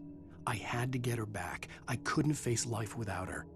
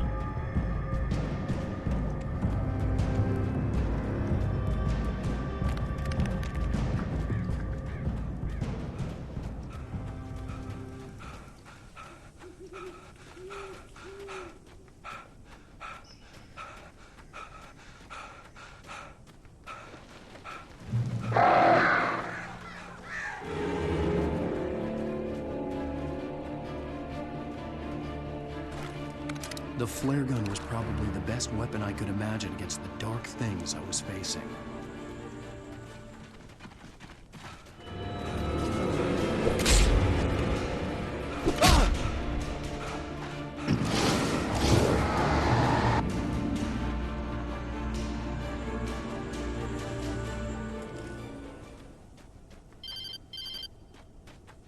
It was the kidnapper. You son of a bitch! Where's my wife? Enough horseplay, Wake. You deliver the manuscript, and you can have your woman back. Simple as that. I don't... Listen. I'm gonna need time to finish it. I still need to write the ending. I need a week. It's not done? I need a week. 2 days. The old Bright Falls coal mine is nearby. You can find it easy, city boy. The main building, there at noon. You bring the manuscript, you'll get your wife. If not, well, get me? Yes, I get you.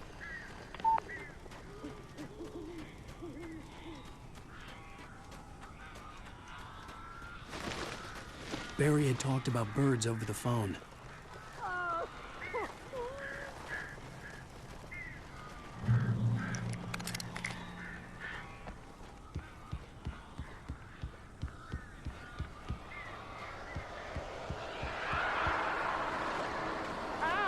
Al, I am so glad you're here. A couple of them got in here before I wanted to.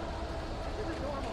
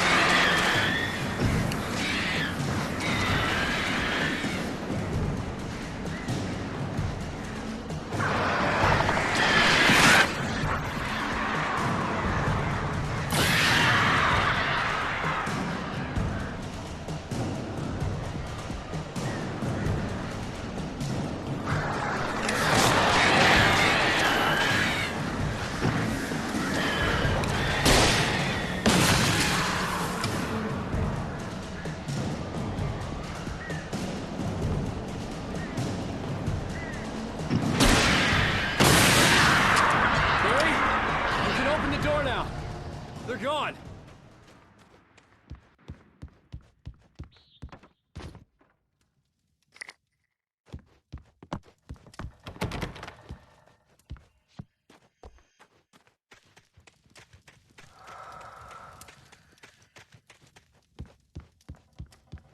Hey, Al. I'm sorry for thinking you were having a psychotic episode, man. I sent Barry to the town to ask around about a man fitting the kidnapper's description. He'd go through the archives of the local paper.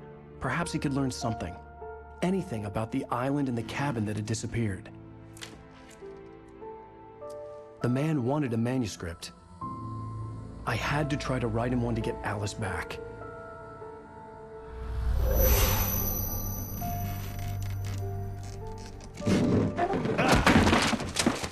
For me, the supernatural had always been nothing but a metaphor for the human psyche, a tool to use in writing fiction. Now, it was happening for real, and I couldn't put a single word on paper.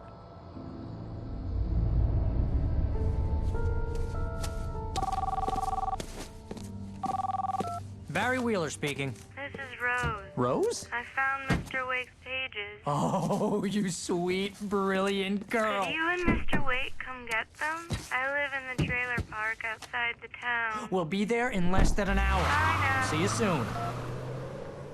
Have a great day. Hope you come back soon. Welcome to the Oh Dear Diner. Good girl.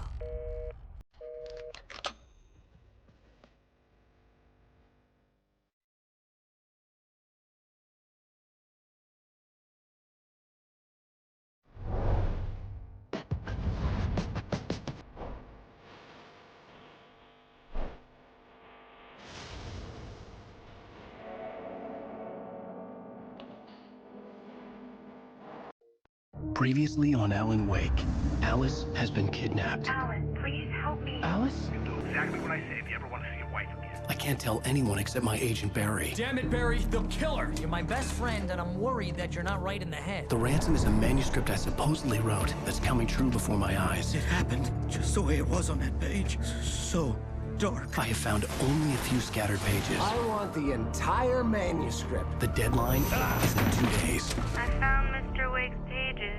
Good girl. How the hell did she get her hands on the manuscript anyway? I don't know. She's resourceful. I told you were too hard on her.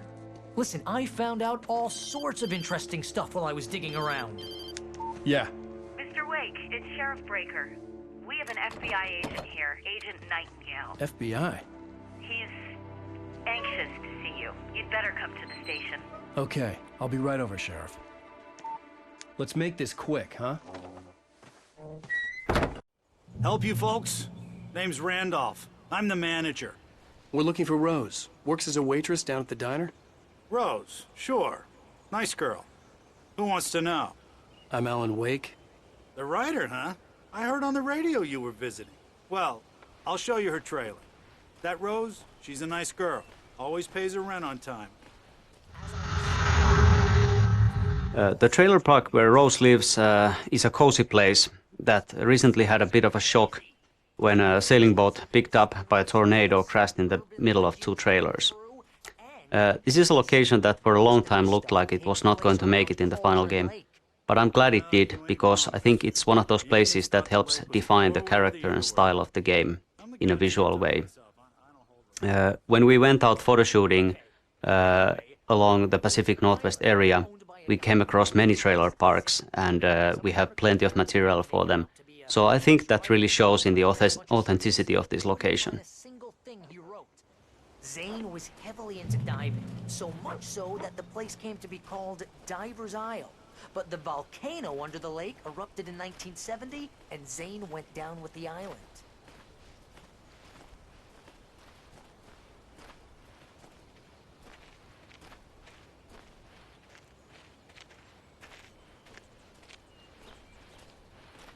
Yeah, how about that?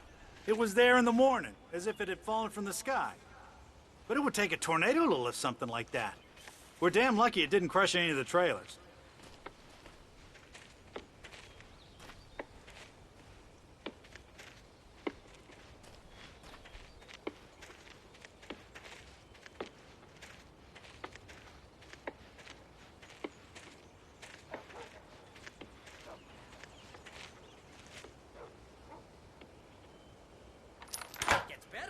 A local girl, Barbara Jagger, drowned in Cauldron Lake just a week earlier. They were lovers. Sure, Jagger's a local spook story. The Scratching Hag comes for you in the dark. Childish stuff like that. Anyway, Al, I'm just getting to the best part. All of the articles about this stuff were written by Cynthia Weaver. I asked around, and she's that crazy bag lady you met. What, the lamp lady? She can be a little loopy, but she's not homeless or anything. Yeah, anyway, she knew both Jagger and Zane before they both died, and she had some kind of a breakdown.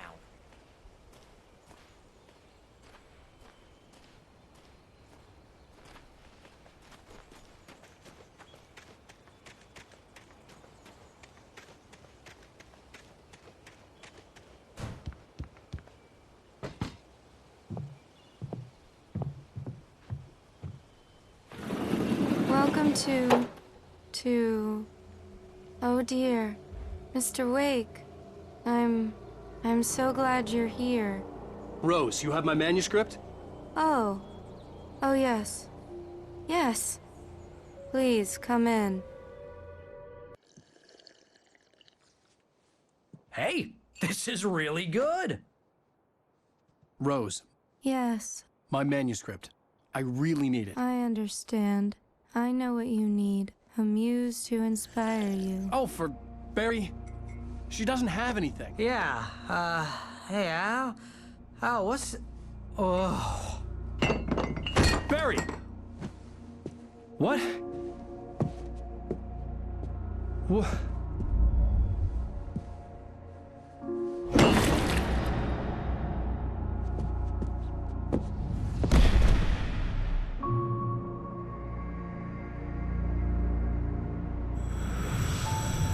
It's coming for you, hiding in my barber's skin. I'm too weak to stop it. You must turn the lights on. I promised I'd come visit you and your lovely wife. You must finish what you started. I insist. You must turn the lights on. Turn the light on. Back to work, boy.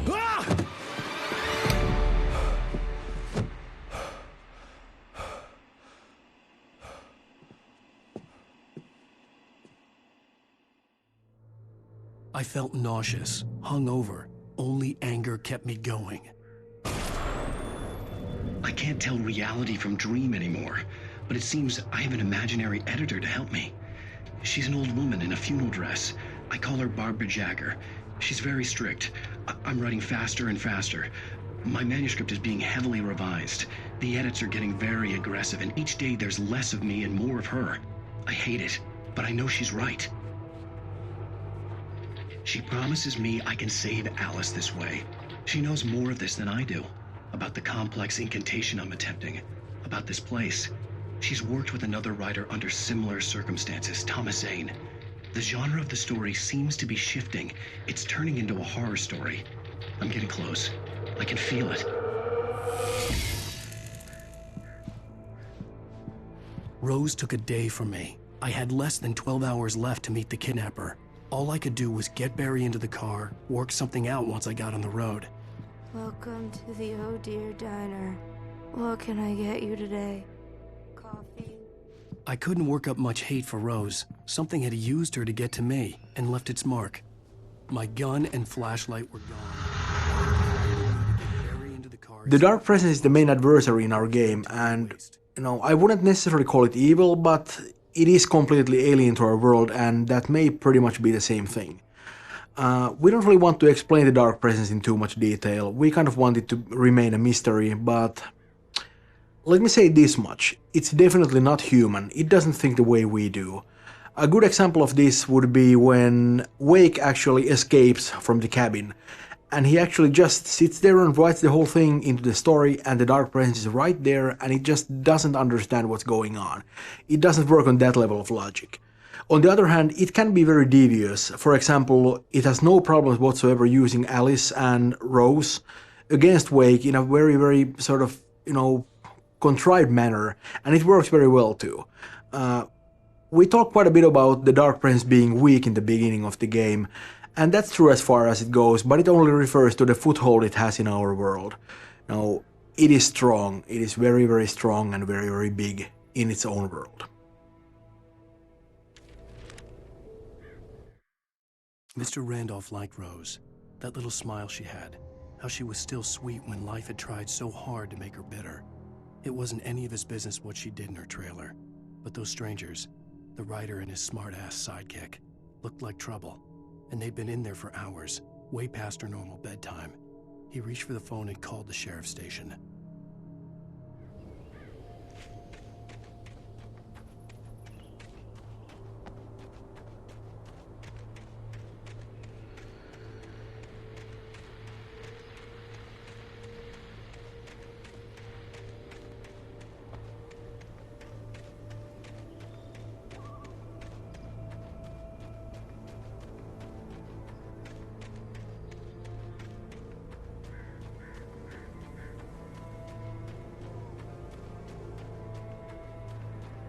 Oh, you're gonna get it now.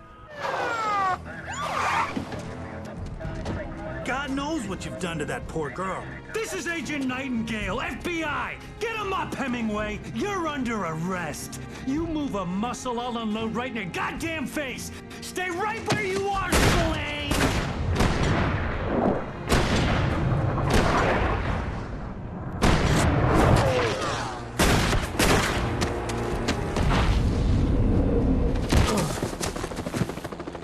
What are? I'm standing right here, you goddamn maniac!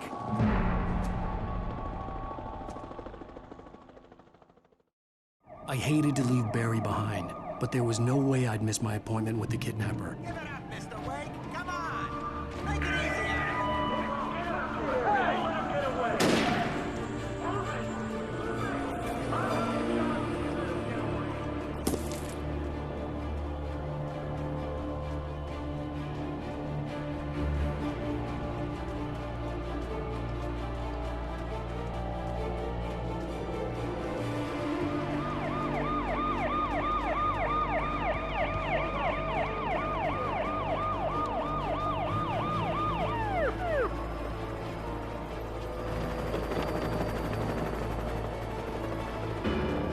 There he is!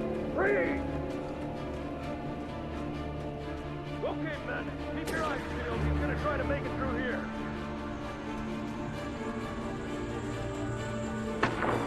Oh, damn.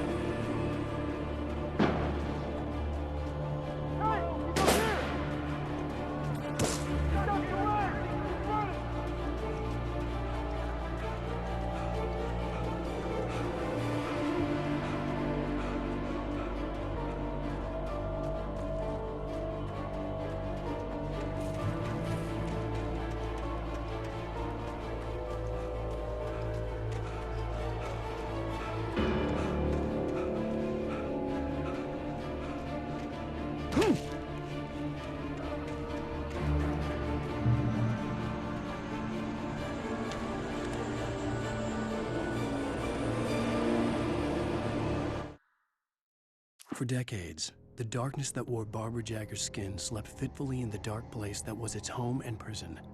It was hungry and in pain. It dreamed of its nights of glory when the poet's writing had called it from the depths and given it a brief, terrible taste of power and freedom. The rock stars had stirred it from the deep sleep the poet had sunk it back to in the end. When it sensed the writer on the ferry, it opened its eyes.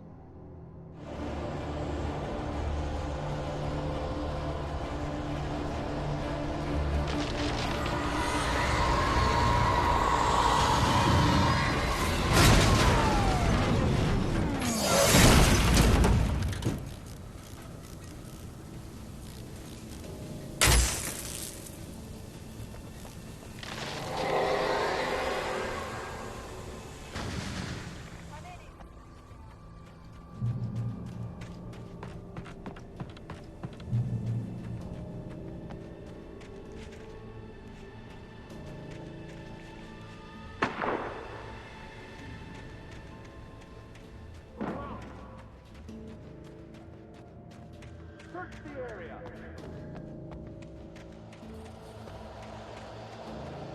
Stay sharp. This way. Over here.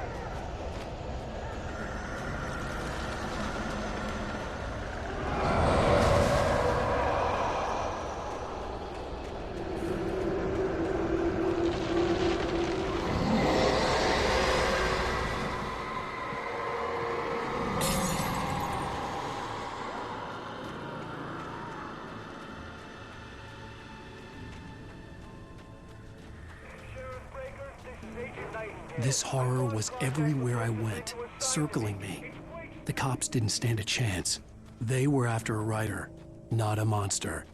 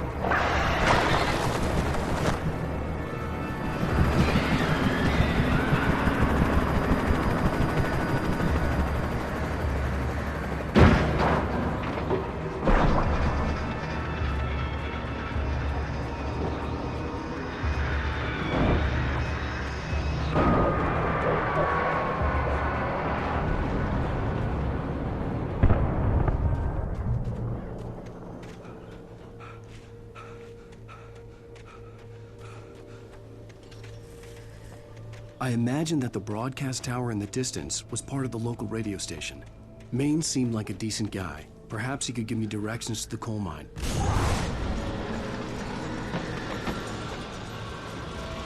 Unnatural shadows clung to the gate. The darkness that was after me was trying to stop me. I wouldn't get through without a light.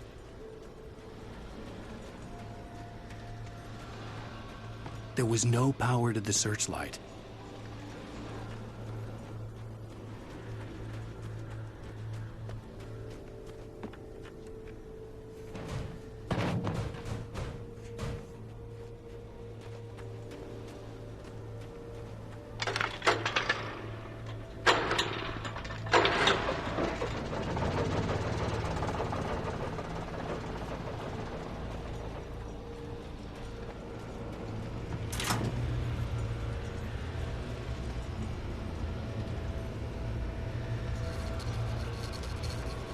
The old generator conked out. I'd have to see if I could fix it and try again.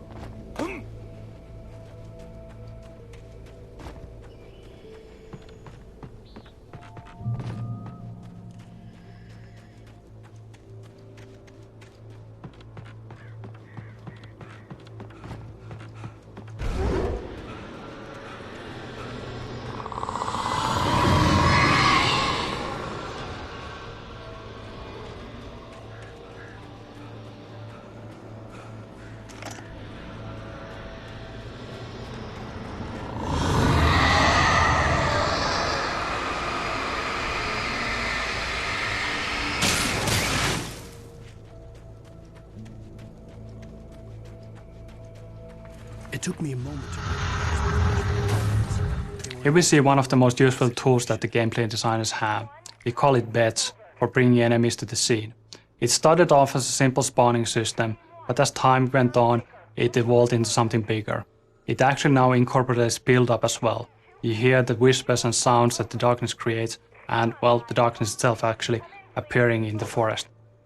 It hides the enemies when they actually get close to you. On top of that, we have a reveal system which shows the first enemy attacking you, but we do it only once per combat. After that, you're on your own.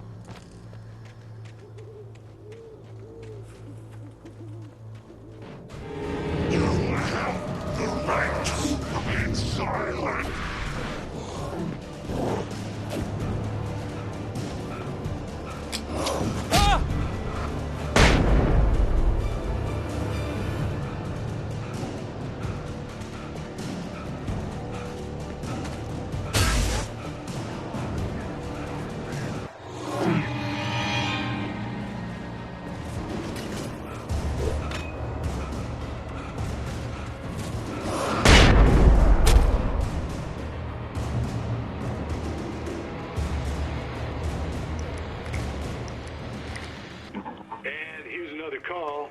You're on KBFFM with Pat Maine. It's Milt Peabody, Pat. What's on your mind, Milt? Well, I lived near the trailer park, Pat, and there's something going on over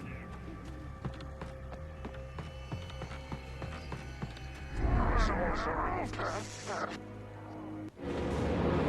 You are later to rest.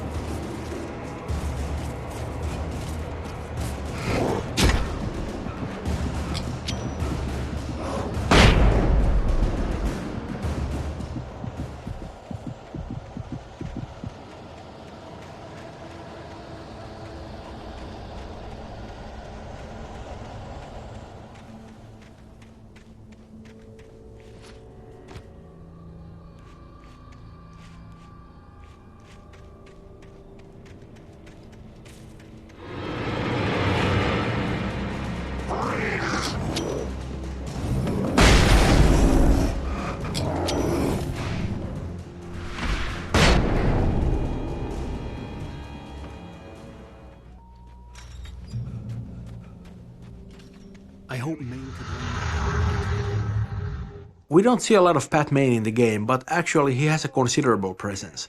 One of the problems with Alan Wake was that we really wanted to maintain that small town atmosphere, but that's very hard to do when, you don't actually spend a lot of time in the small town itself. A familiar and dependable radio solved that problem. Also, I think RJ Allison, who plays Pat Maine, did a wonderful job. He really nails the character, and it's so great to be alone in the dark and then hear that warm and dependable voice. Well, thank you very much for that compassionate viewpoint.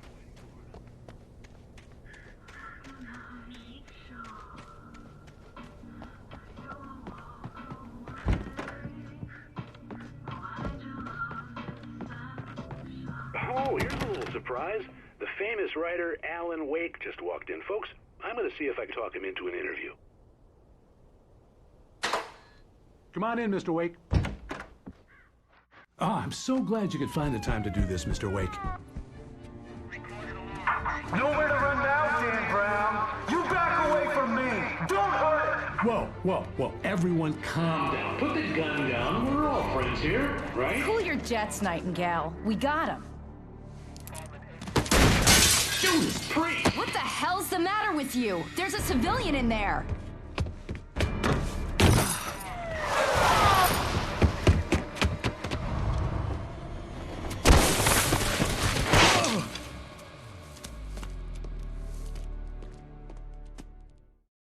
I'll get you yet, even if it kills me. You hear me? You hear me? Here we have another really well set up journey. The train depot and the bridge in the distance well visible from early on.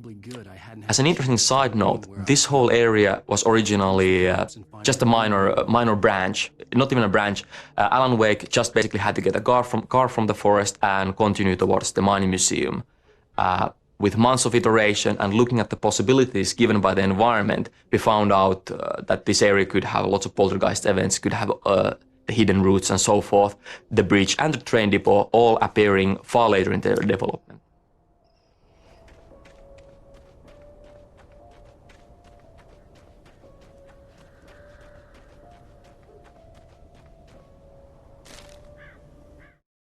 Nightingale stared through the broken studio window into the dark woods.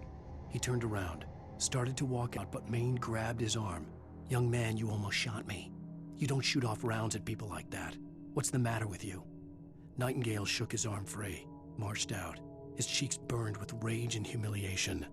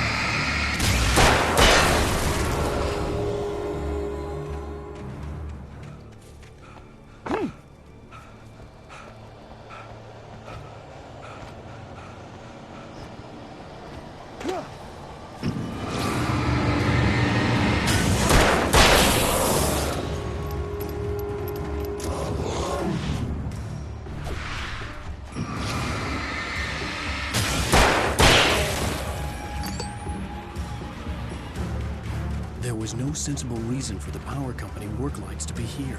It was almost as if they'd been left for someone like me to use.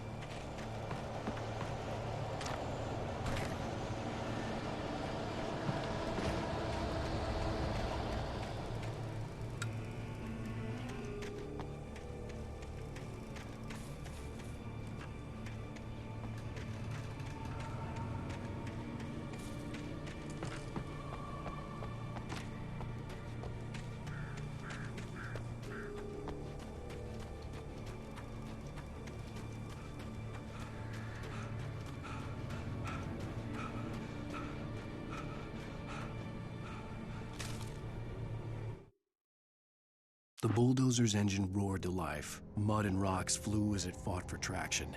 It crashed the concrete wall and landed heavily in the yard. If it were an animal, it would have shaken its head after the impact, fixed its eyes on me, and charged. Of course, it had no head, nor eyes. Shadows crawled on its form, twisting it into a monster. Then, it came for me.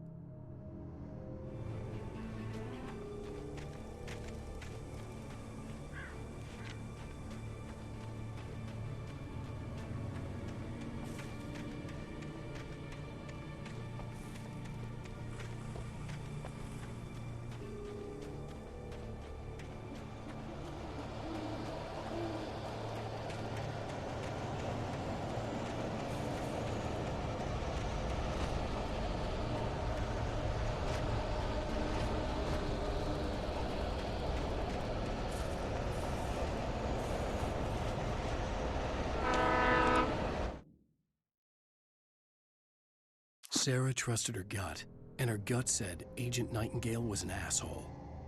He felt wrong, and it wasn't just the smell of stale booze. It was in the way he flashed his badge, pulled rank, the look in his eyes when he wanted answers. Where was Alan Wake? What was this about an accident? Where was his wife? And most importantly, why did she let Wake go? He wouldn't answer her questions. Federal business was all he'd say.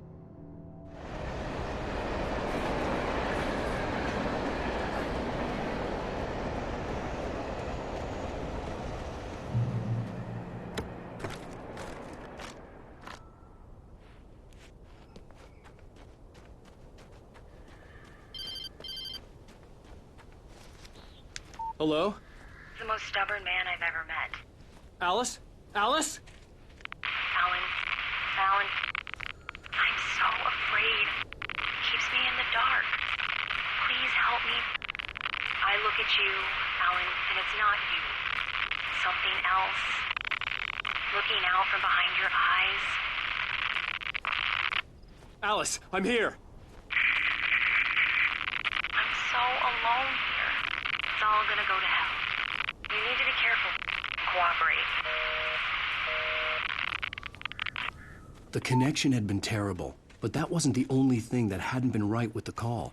She sounded wrong somehow, but she had called me. I could see a railway bridge up ahead, and a warehouse of some sort Everybody knows the movie Poltergeist, but I wouldn't say that it was the origin for this idea. This game is about possession. It's about the dark presence taking over everything in the world. It started off with humans, and, well, in the design, the inanimate objects were the next logical step. One of the hardest things to do was to convey intent. The objects don't have any body language, unlike the Taken. How we ended up with the current feature was that the lead writer actually encountered a problematic physical object. It flickered around the terrain erratically, and you really couldn't tell what is going to happen next. And that ended up being a real feature. And here you can see the result. The pipe wrenched itself loose from the bridge's steel framework. Wrapped in darkness, it floated in midair, twitching. For a moment, I didn't understand what I was looking at. The heavy object lurched at me with impossible force. I threw myself out of the way, but just barely. When I turned my flashlight on it, it shook in a dark rage before it flew at me again.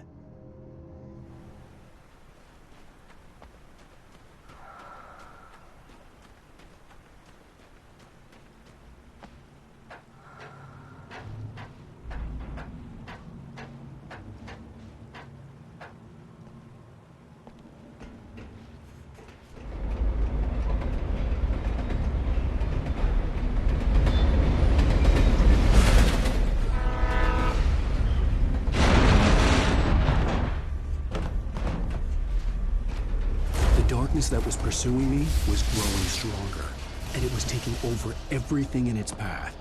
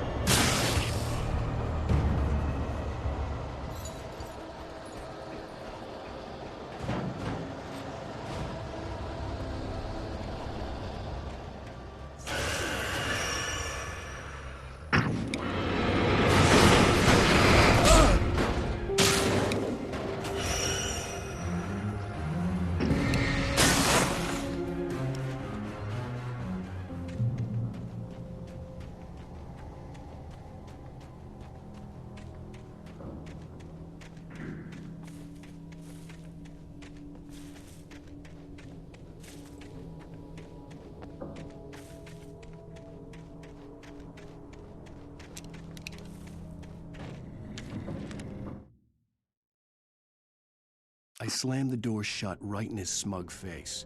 He pleaded for me to open the door. True to form, the asshole actually thought I would obey. I had no sympathy left, no guilt either, not for him. I took a moment to savor the scream. I bet I had a smile on my face. It was all that I had time for. The dark presence was inside the lodge with me.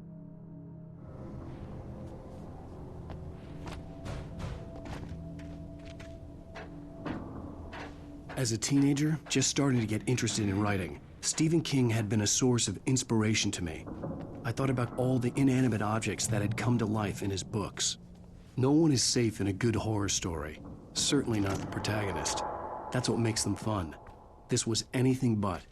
The darkness could possess anything, and it was getting closer.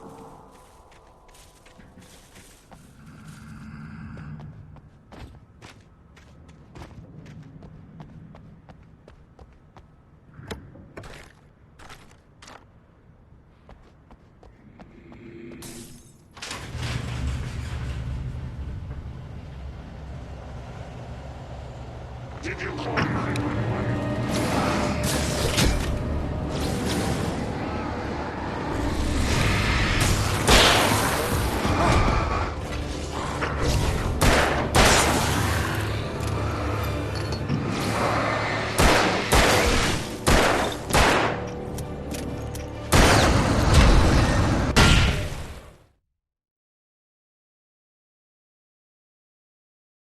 That had come to life in his books.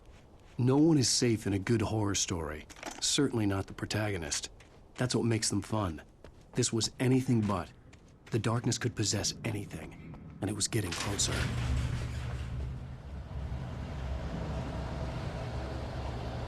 Did you call me?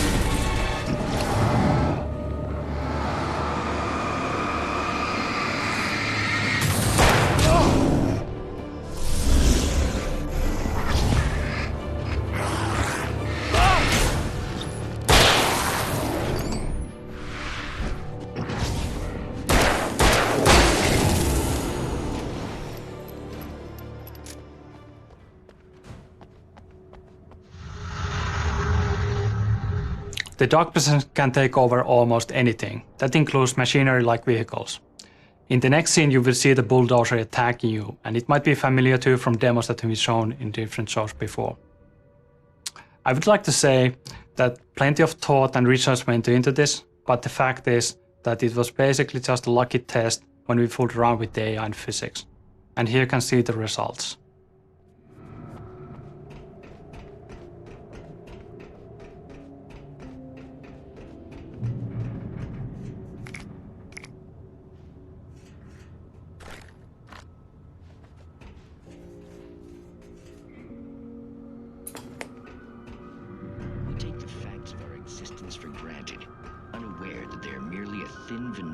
Desperate self-delusion, covering a vast cosmos of madness and horror. All too often, the stars are right. In Night Springs. Tonight's episode, A Family Occasion. Journalist Alvin Derlis' trip to study the local customs of an insular community in Night Springs has been successful.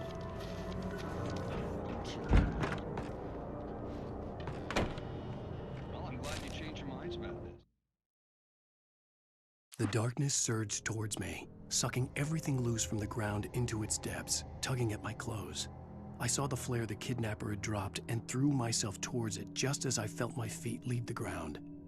The darkness embraced me with the force of a tornado. Somehow I managed to light the flare. The darkness roared and cast me away.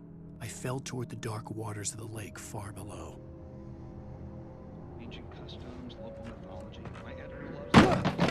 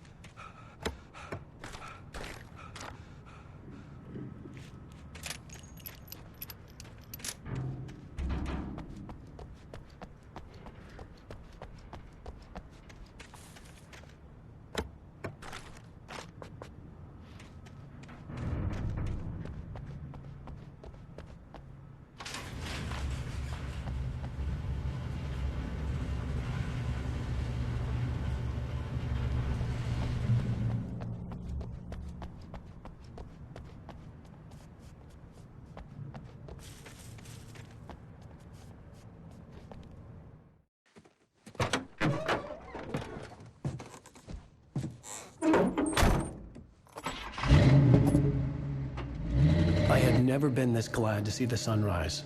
I had a couple of hours to get to the coal mine.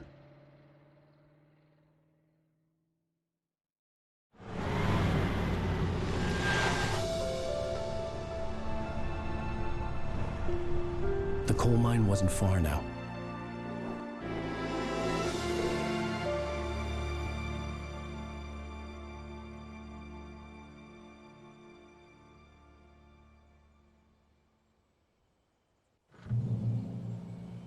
Today, I would meet the kidnapper, and he would give me Alice. This daytime driving sequence is great to have in the final game, especially considering that it was a source of debate earlier on. It's fairly hard to actually see this kind of sequences, are they actually working or not, before we have the final environment, the mood, the sounds and so forth. Of course now, it is great to have in the final game. It provides a very nice change of pace in the middle of episode 3, and it provides a great showcase for our technology, our views, and also it's great to see the environment that you usually see in the night, covered in shadows and in fog, in its full glory.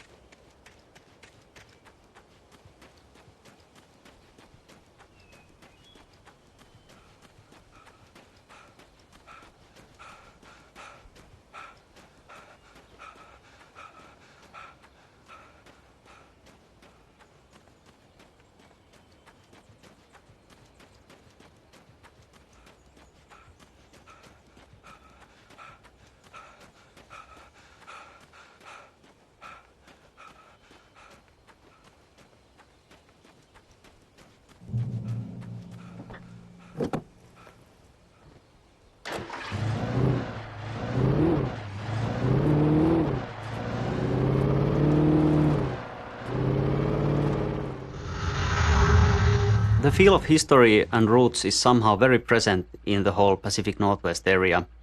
It's one of those things that lends the unique feel to this region. This was once a very inaccessible and thus isolated region, but in the turn of the 19th and 20th century, as railroads started getting built, it was suddenly connected to the rest of the country. This greatly benefited industries like mining, for example, because now ore could easily be transported across vast distances. Towards 1960s and 1970s, mining steadily declined, but this area is still filled with all sorts of landmarks and reminders of that once blooming industry. To me, these kinds of things really matter because they are the reason behind why things are and look the way they are.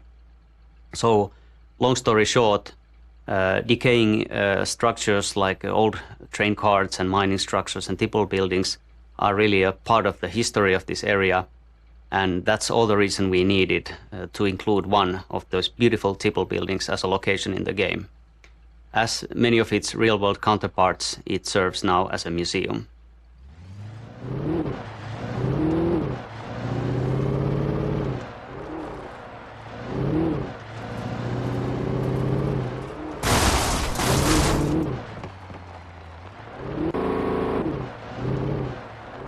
I was early. I was supposed to meet the kidnapper at noon in the main building. The coal mine was quiet. It was a museum now.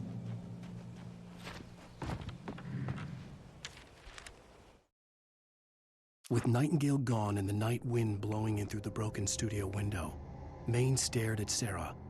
The sheriff looked away. Maine's voice shook with barely controlled anger. That boy's doing more drinking than thinking.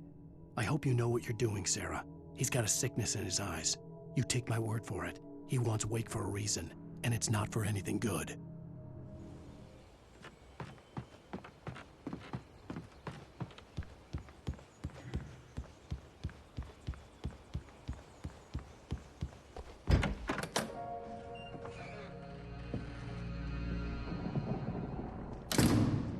I didn't want to go outside. Cops had to be looking for me. The noon sun turned the place into a sauna. The day dragged on. Different scenarios ran through my mind. Ways of how I'd torture the kidnapper to get Alice back. Or the different horrible things he could have done to her. I imagined her dead. I had no way of knowing she was still alive. It was killing me. I was running on blind hope. It was all a waste of time. The bastard never showed up.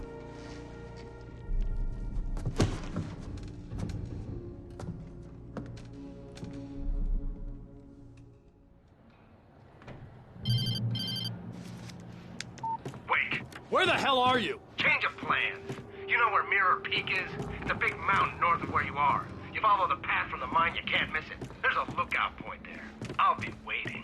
I'm through being jerked around by you. You want to see your wife alive? Because if you do, you better watch what you say to me. Do we understand each other? I want to talk to Alice. Yeah, and I want the manuscript. Don't keep me waiting, Wake. Hello? Hello! Ah! I'm gonna kill him! I had to get to Mirror Peak.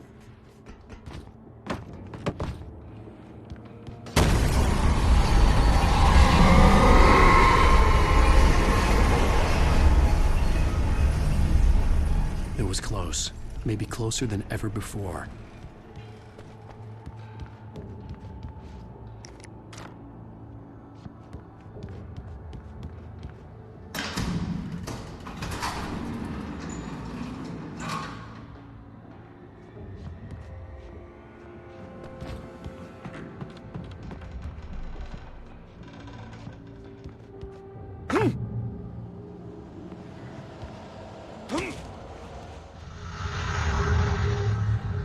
Okay, now this whole kidnapping thing is a red herring, of course.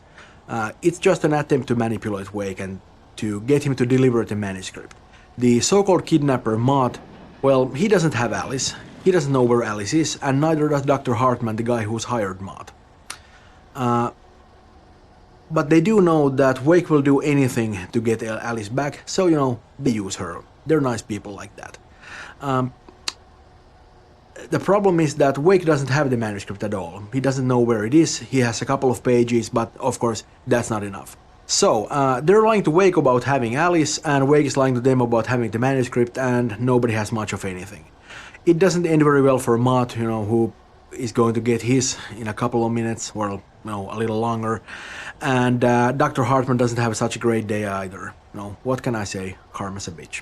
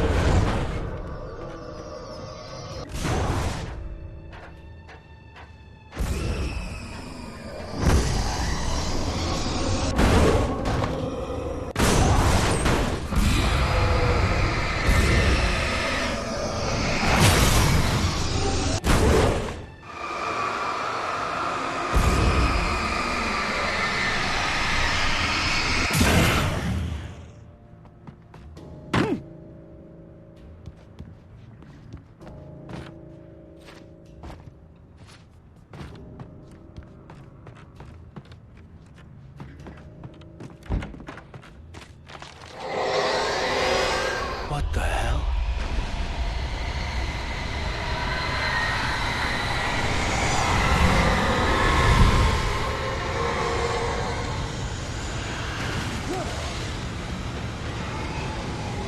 The only way to reach the hillside ahead was to go through the building. I had to find a way to avoid electrocution.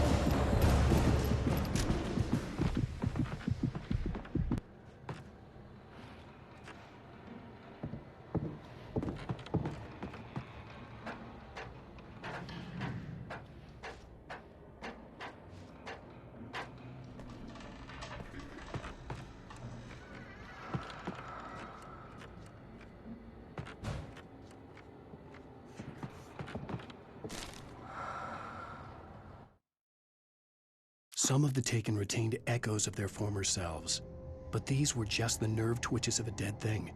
Nothing remained but a shell covered and filled with darkness. In most cases, these puppets were enough for the purposes of the dark presence. But for anything more elaborate, as with the writer, it was different. It needed his mind. And so rather than taking him over completely, it merely touched him.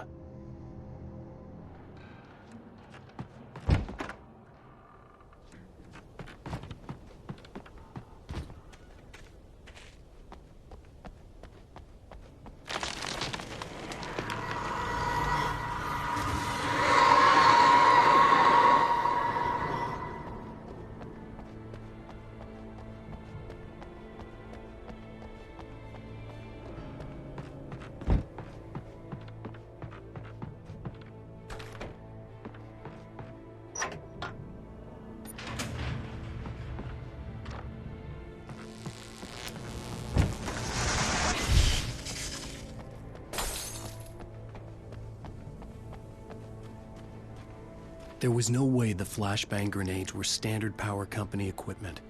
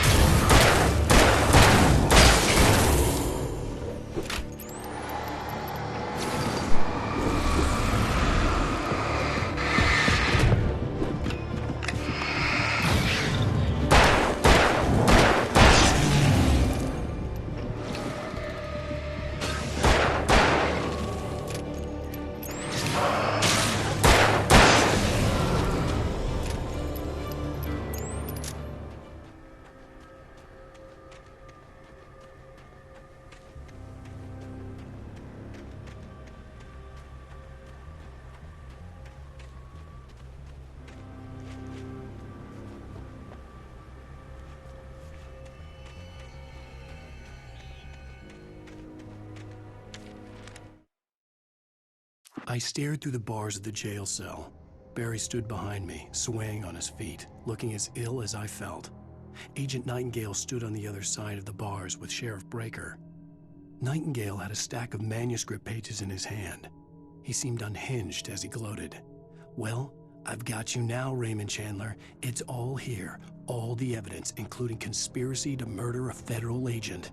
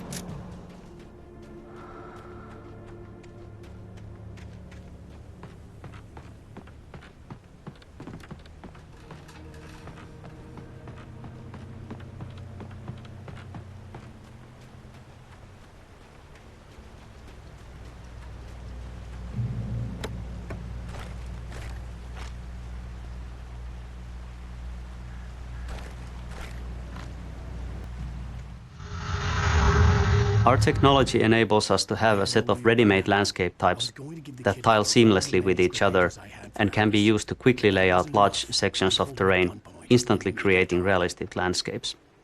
These biotypes, as we call them, contain lots of different information about the resulting shape of the terrain. Things like what the ground is comprised of, is it mud, rocks or grass, and what grows on it, different kind of foliage and trees, and also its bumpiness. So we don't manually build every square meter of forest that there is in the game, but instead focus our efforts on creating these biotypes so realistic that they can be used to cover a patch of terrain of almost any size and still look realistic. We then cover the terrain with patches of different biotypes that go together very well before finally going over the area with a precision polish.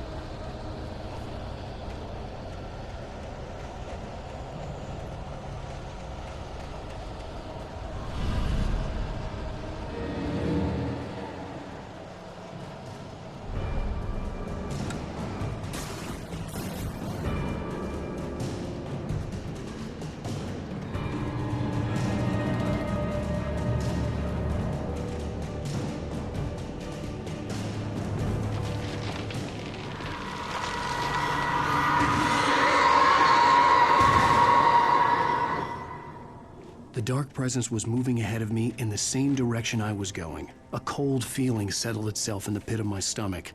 Was it going for Alice?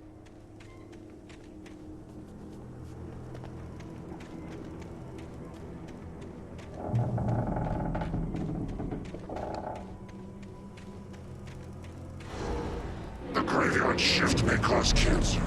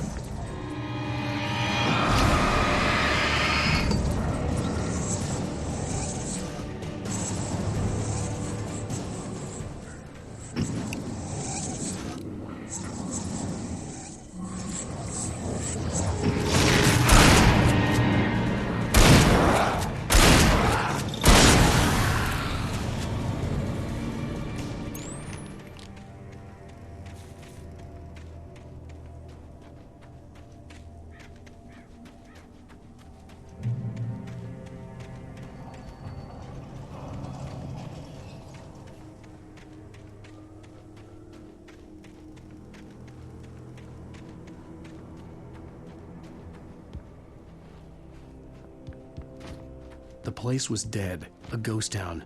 Had been for decades, maybe a century.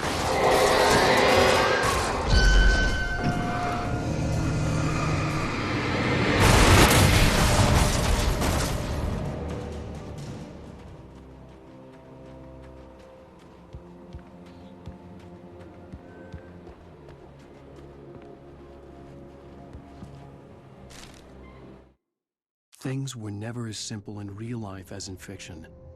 I had lost count of the times I had wished there'd be a clear reason for my writer's block. Something to fight, something to lash out on. There wasn't. I was filled with doubt. I was nothing like the hero in my books. Alex Casey had gone through his life with single-minded determination, never wavering from his goal. Even now, I was angry at myself, angry at Alice, angry at Barry. I was fumbling and I had no plan.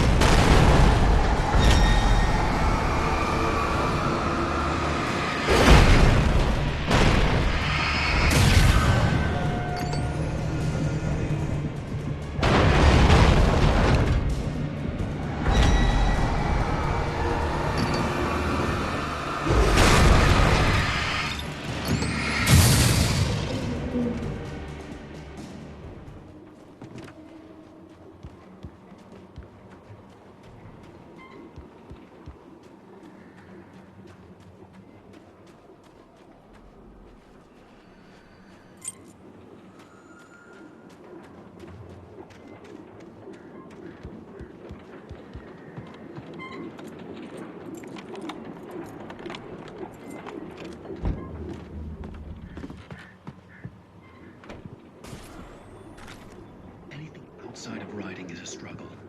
I feel ill. I managed to make my way downstairs. There's a shoebox filled with books and papers by Thomas Zane. It's very hard to focus, but I managed to read some of it. He's a poet, and a good one. He writes of muses and creators summoning fabulous things from a magic lake, using his powers to shape the world of a realm of gods and dreams and demons, dark things that wait for a chance to slip through, wearing the flesh of men as disguise. Zane writes about himself, his girlfriend being taken over by a dark presence, about growing scared of the lake. Zane believes it's a mirror to the gaping void of darkness above, where some Lovecraftian presence lurks. I crawled back upstairs. I'll borrow these things for my story. They ring true. They fit.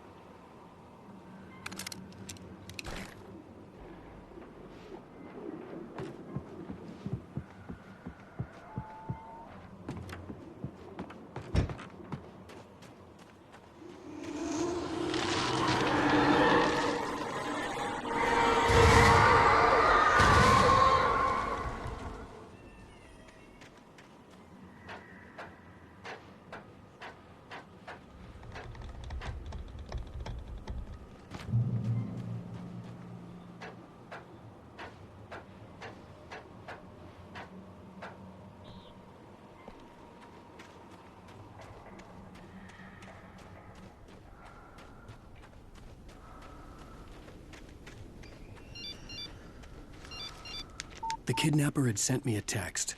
The message was full of spelling errors and insults. It was telling me to hurry up.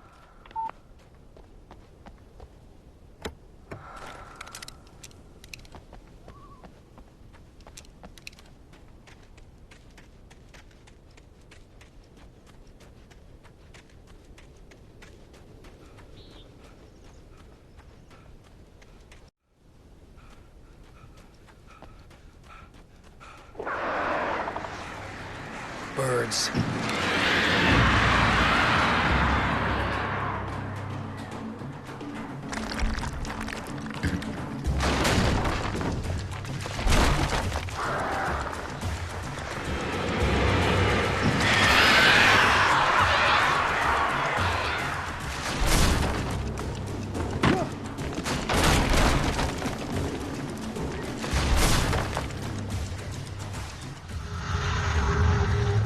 We chose birds as our only animal enemy type.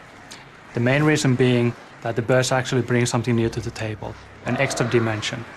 We tried to think through the whole package of the player experience. The player needs to look down for bear traps, look ahead for taken, and look up for the birds.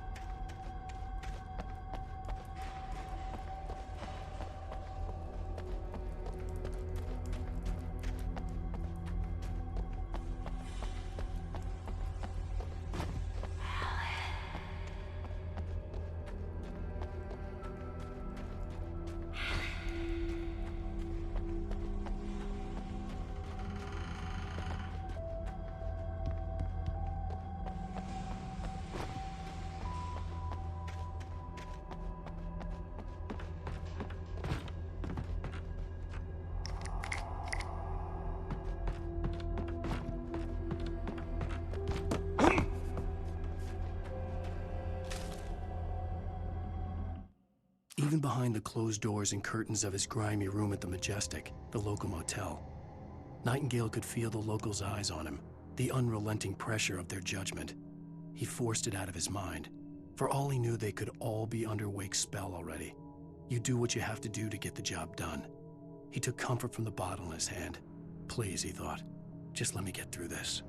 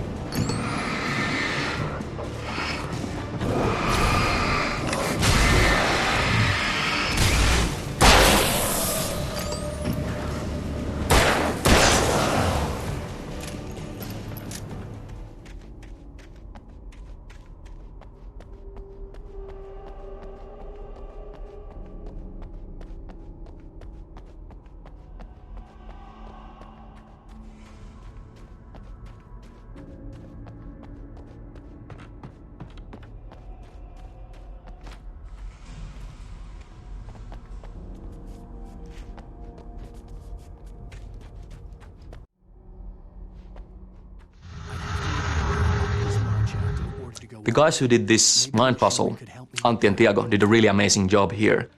This is, again, one of the cases where we started with a very, very low-key design requirement, just something to occupy the player for a moment. But with iteration, looking at what works, what not, we actually got this, this amazing sequence which does what it's supposed to do. It looks complex, it looks imposing, but it's very intuitive to play, and I hope you actually enjoy going through it.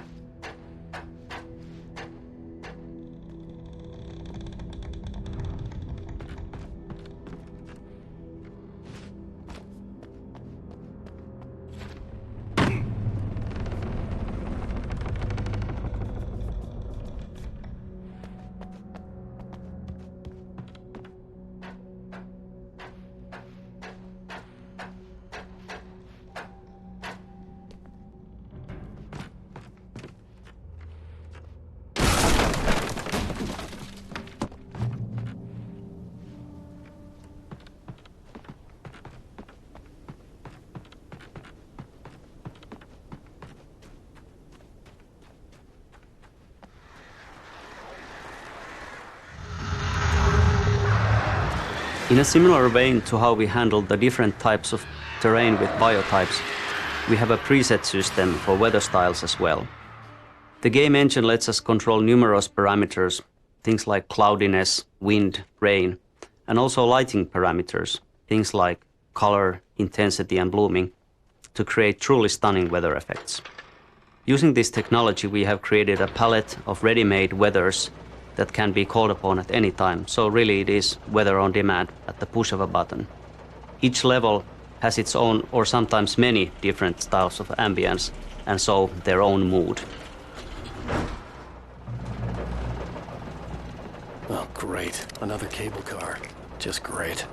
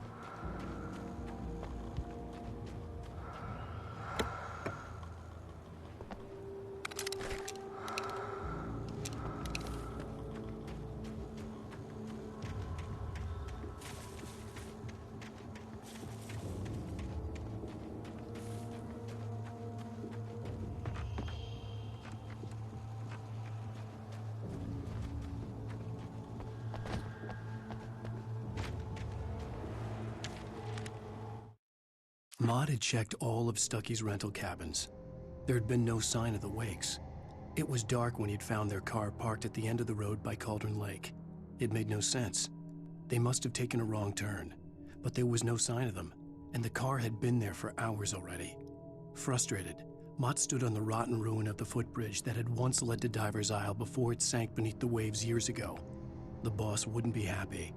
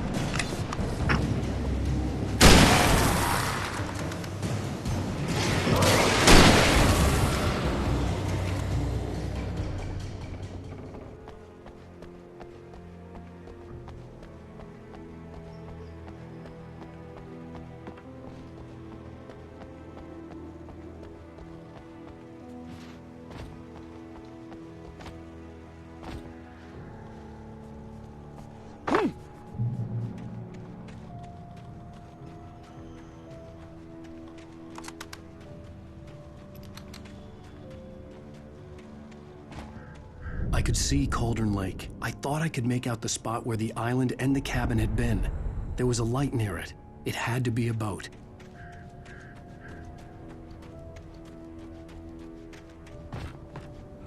I was close now. I tried to hold on to Alice, but her form melted away. I was losing control. Dr. Hartman stood in her place. I wanted to hit him, but my arms were jelly. He smiled. It was a reassuring smile, and I hated him for it. I had to give you a sedative. Don't fight it. You went through another rough period. Right now, it's very important that you stay calm. We don't want you to have another episode. You're a patient at my clinic. Have been for a while now. I had to get there fast. I dreaded what I would find.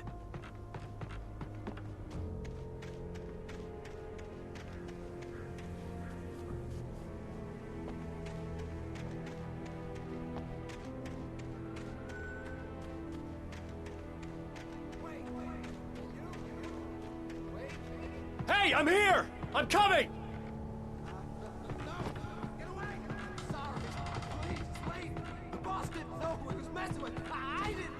I swear, I didn't know! We don't have his wife. We don't know where she is. She's probably drowned. We just said we had her to make him play ball. You see? To get him right in.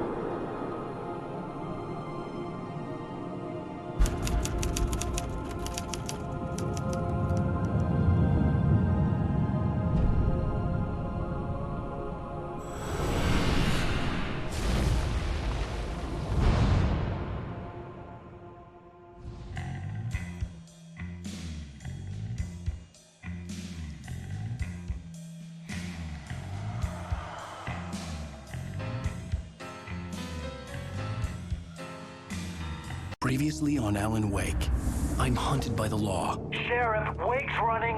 I'm giving chase. Are you seriously telling me that writer just took out my deputies? A thriller I supposedly wrote is coming true. The genre of the story seems to be shifting. It's turning into a horror story. I was told that Alice had been kidnapped, but that was a lie. We don't have his wife. We don't know where she is. Her purported kidnapper was eaten up by the dark presence before it attacked me.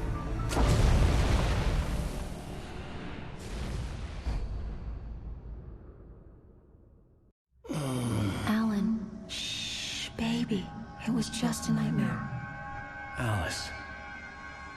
There you go, Alan. Hartman, I fell. I had to give you a sedative. Don't fight it. You went through another rough period. What? Right now, it's very important that you stay calm. We don't want you to have another episode. You're a patient at my clinic. Have been for a while now. The shock of your wife's death triggered a mental illness. No, you're lying. You're suffering from various symptoms of undifferentiated schizophrenia. Bastard. It's okay, Alan. Just let go.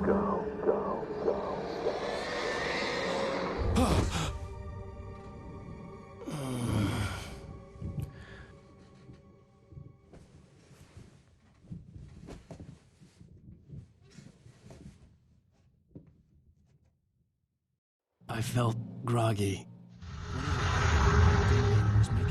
As far as the bad guys go, Dr. Hartman isn't the main villain here, but he's probably a little more interesting than the Dark Presence.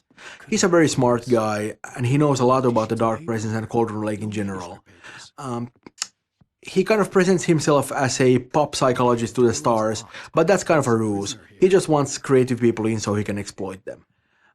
With Wake, of course, he resorted to a little more drastic measures. He pretended to have kidnapped his wife, fished him out of a lake, tried to convince him that he was schizophrenic, and it doesn't end very well for him, but, it's a valiant effort anyway.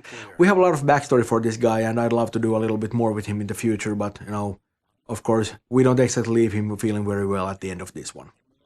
And if you weren't suspicious of me, I don't blame you for it. Big of you. Now, why don't you come with me? We'll reacquaint you with my clinic and go over everything you might have forgotten. Little walk and some fresh air? Yes, it will do you good. This corridor is for patients. Most of them aren't here right now. Jack took them out for a fishing trip, except for the ones who are particularly vulnerable, of course.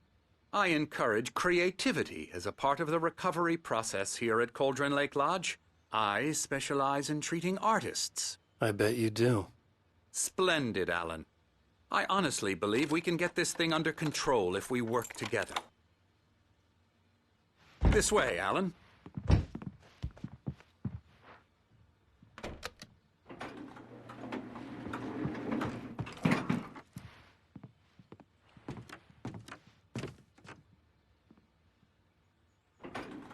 Now, Alan, from past experience with you, I know I need to get right into the heart of the matter as quickly as I can after an episode. So I'm just going to say this. Alice is dead.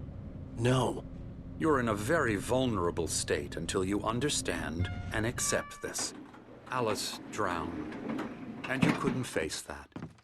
You're suffering from hallucinations, paranoid delusions, unusual thinking, an obsession about light and darkness, a feeling that everything revolves around you, your thoughts and dreams. Your mind has constructed an elaborate fantasy scenario in which your writings are affecting reality.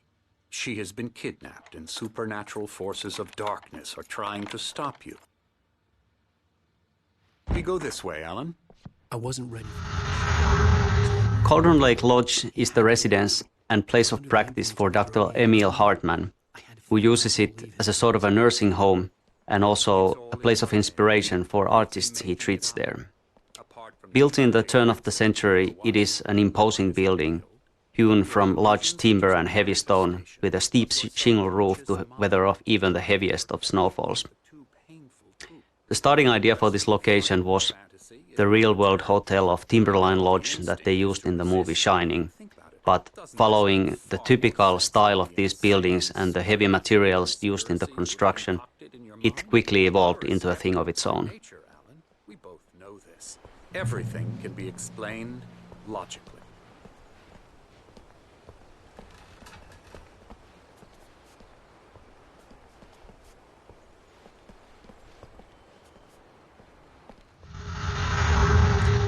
Story-wise, the most important location in the game, Cauldron Lake, is inspired by the real-world location of Crater Lake in Oregon. It's a vast lake formed from a volcano thousands of years ago in a massive eruption. It's truly a breathtaking place that anyone interested in such things should definitely visit. In the game, the location, this Cauldron Lake, has actually had two notable eruptions. One that originally formed the lake, and then another which took down a small island in it, along with its cabin and even a person, a diver called Thomas Zane. The place is said to hold an ancient power, and it's not without reason, as you will find out playing the game. This way. Follow me.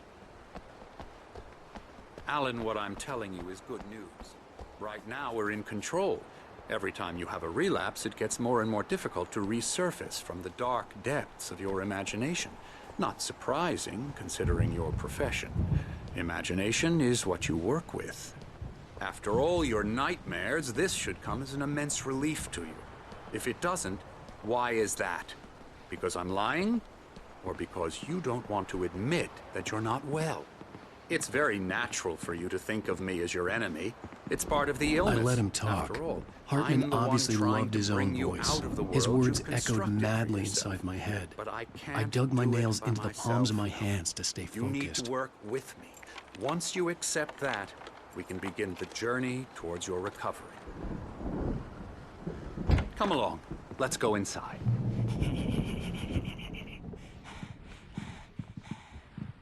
Here's the entrance to the office wing. That's for staff only. You were impressed by my trophies when you first arrived here. Scary, scary, scary. Wars, man versus nature. It's wonderful stuff. Pretty damn wonderful, yeah.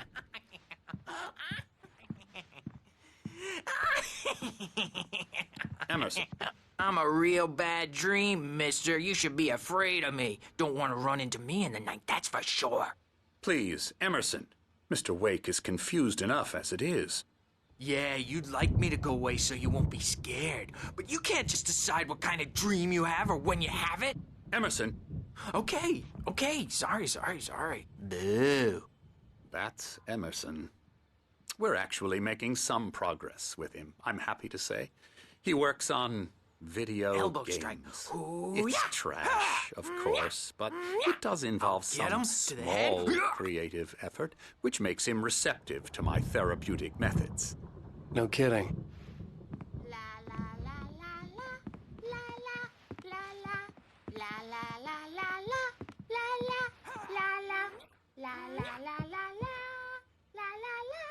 Come, Alan, this way. Now, you might have noticed the typewriter in your room.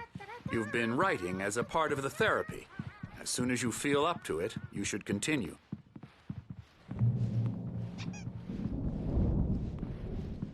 My rheumatism's killing me.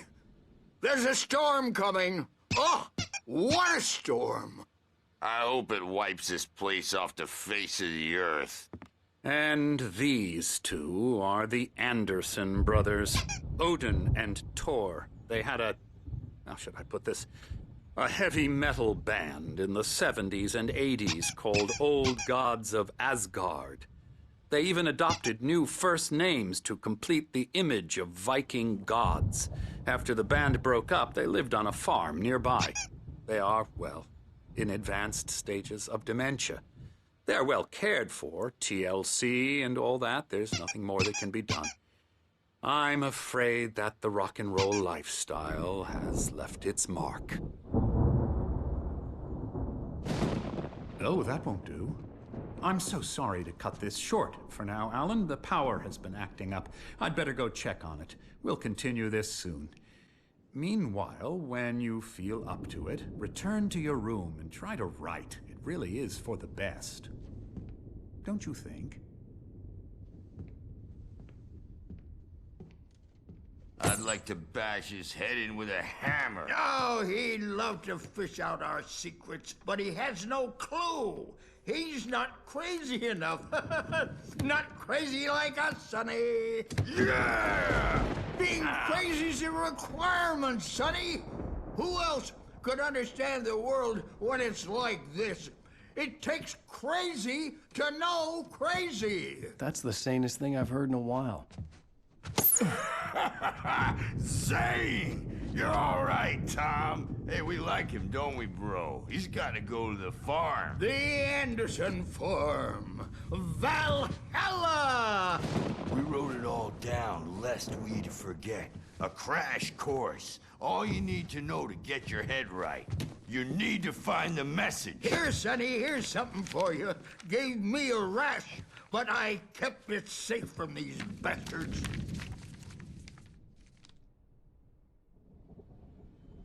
My head was clearing up, or according to Hartman, I was sinking back into the fantasy. I was convinced he was lying to me about everything. Crazy or not, the Andersons made more sense. Zane could feel the poems, taking form, shaping things.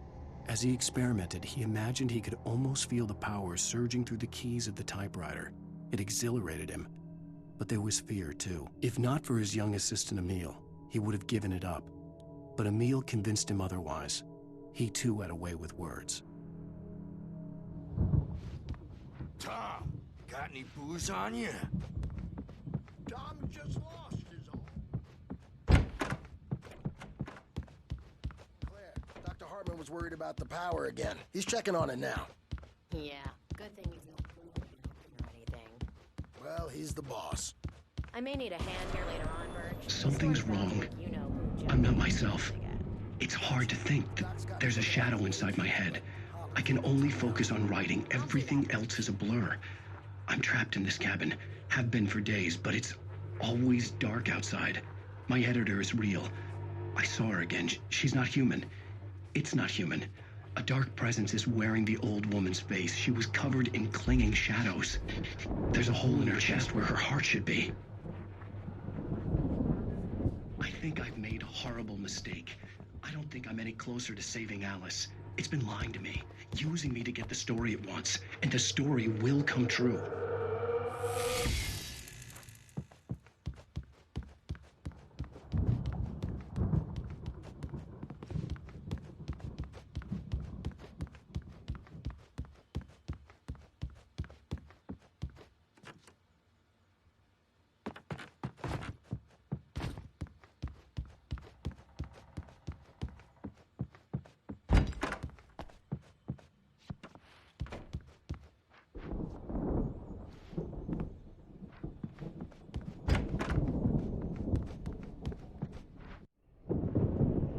The white glare of the blank page in front of me hurt my eyes. My hands began to shake uncontrollably. Everybody, calm down. Put that down. Bert, I need help. Hey, Wake, you stay here. I'm gonna go see what's up. You just keep doing what you're doing. Be cool, okay?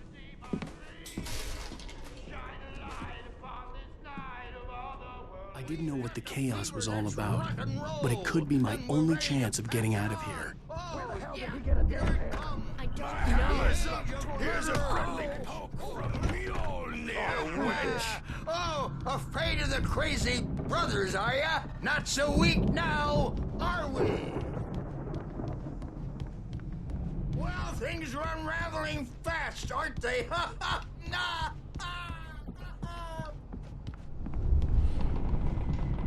It's my storm. I'm taking it. Hartman had mentioned that the power had been acting up. Maybe that was the reason for the generator and the work light on the balcony. The generator hadn't been activated, and there was no key. Hammer's Way will have its say. Rise up in their name.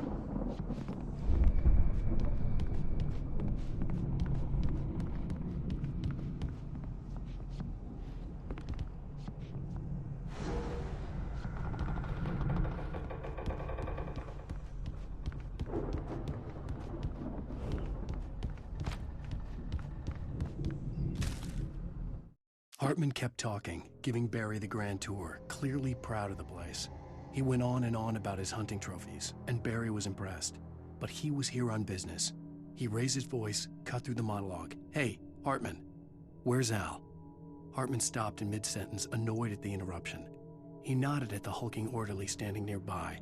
The man smiled and clapped a practiced hand on Barry's shoulder.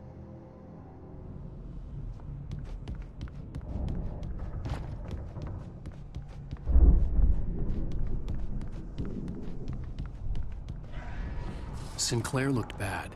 That wasn't a love tap. The crazy old fart hit her hard. If she was one of Hartman's goons, she had it coming. I could get the key to the office wing from Sinclair. Come out and I had to get to Hartman's office. He had taken all my manuscript pages. That's where he'd been keeping them.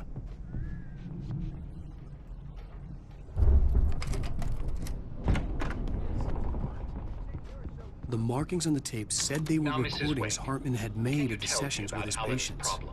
I saw Alice's name on one of them. For a moment, I couldn't breathe right. He's so angry all the time. He's getting violent. Do you mean with you? No, not with me. No, never. Sometimes I almost wish Alan would take a swing at me, because at least that'd lead to a conversation he couldn't just march out of. But no. Alan doesn't really sleep. And the work, well, he's not writing at all. He sits there for hours and just gets more and more frustrated. And I can't talk to him. Yes. Tell me, Mrs. Wake. What would you say to him if he'd listen? I don't know. I want to say, I look at you, and it's not you. Just some stranger who resembles you. Looking out from behind your eyes, and I don't like that guy much. And now it's all gonna go to hell. But you don't ever say this. No. I've tried, but he's not listening. He's too deep in his own problems, always going on about something else. I'm so afraid I'm gonna lose him, and we're not even talking anymore. He doesn't let me in anymore. He just keeps me in the dark. I'm so alone here, even when he's home. Please help me, Doctor, because I'm at my wit's end. Well, if you can just get him here, I'll absolutely do my very best. Yeah, but Doctor, you need to be careful with him. He's not just going to listen to you and cooperate. He's the most stubborn man I've ever met. Well, I'll be sure to bear that in mind. Hearing her voice, what she was saying made me happy and sick and guilty all at once. Worst of all, I recognized the words. The phone call from her.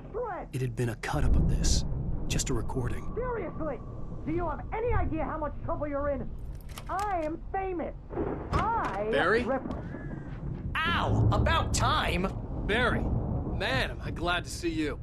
We need to get to Hartman's office. It's right next door. You'll...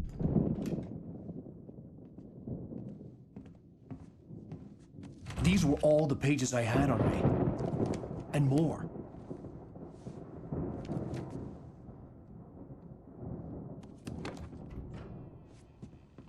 Alan, please.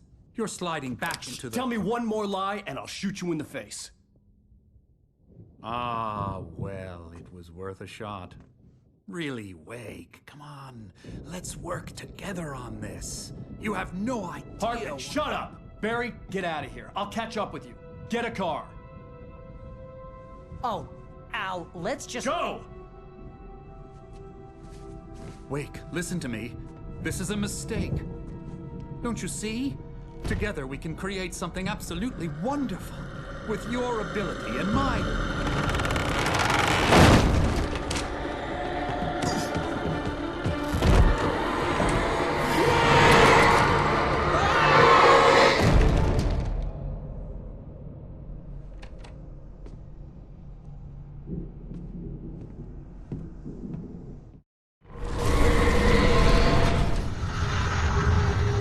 The Haunted House sequence went through a lot of iterations during development. We had as extreme routes as Alan Wake actually going behind and below the lodge on the mountain cliffs and fighting against possessed patients. Eventually it was great that we focused on the Poltergeist events because it allowed us to create a nice chain of smaller, light-based puzzles, and it also wrapped up really nicely with the big Poltergeist fight in the main yard.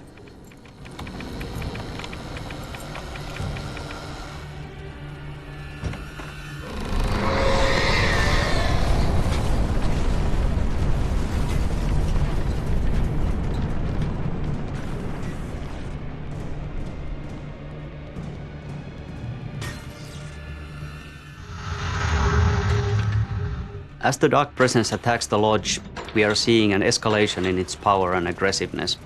Maybe even some frustration. It's now been chasing you for quite a while and with little success. And now that you are on its home court, so to speak, it's literally throwing stuff at you left and right.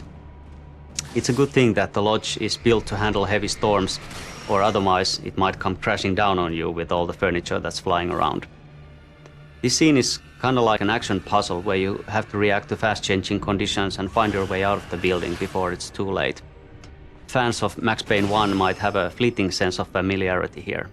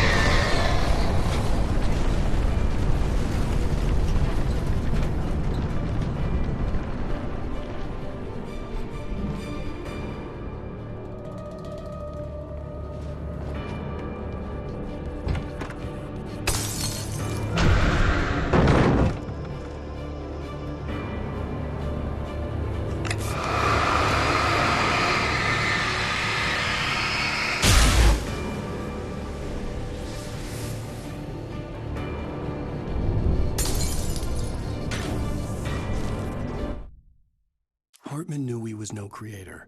He had no ambitions on that front. And he certainly didn't want to end up like every artist he had worked with here, damaged in ways that were hard to describe, or worse, what most of these people were in need of anyway. Of course, suitable subjects were few and far in between.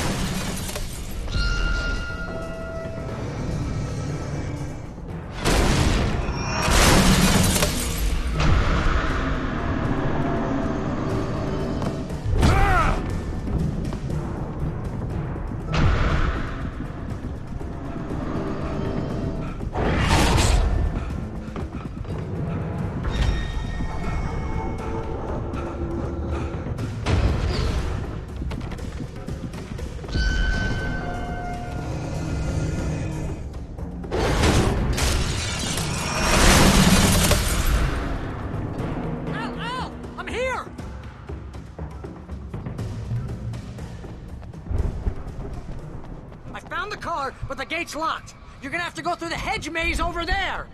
Barry, I don't have a light. Take this, Al! Oh, God!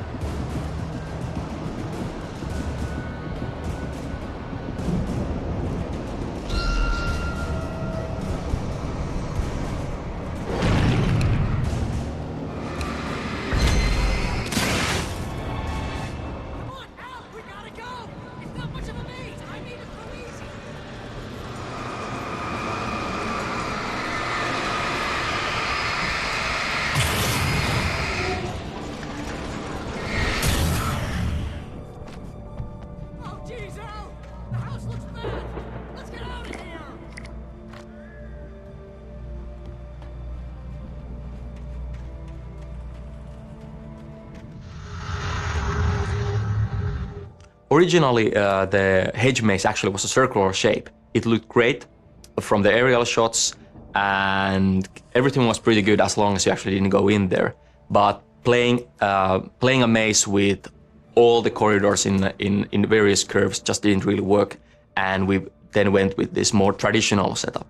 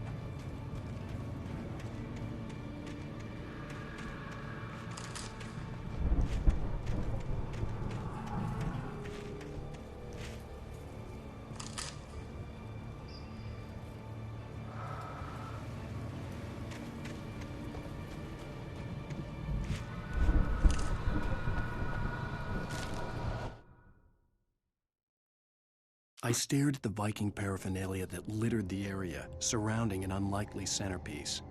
A full-side stage complete with an impressive sound system with all the trimmings, including a dragon. It took a special kind of crazy to build something like this in a remote field.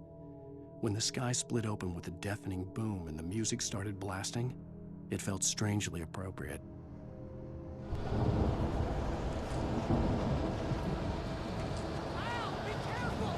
See them moving around! They're coming for you!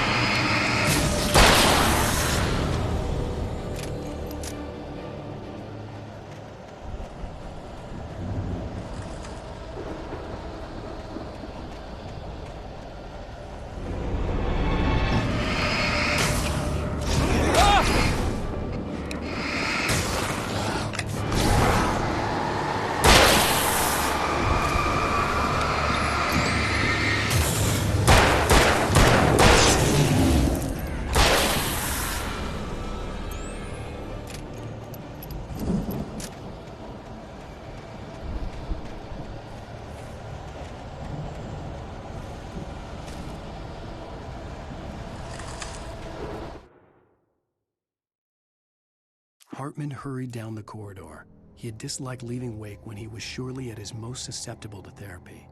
But this was not an ordinary storm. Wake had been writing, and he had woken something up in the depths of the lake. Now, it was coming for him. Hartman had naturally prepared for a situation like this. The idiot brothers would keep Wake distracted while Hartman double-checked everything, just to be sure.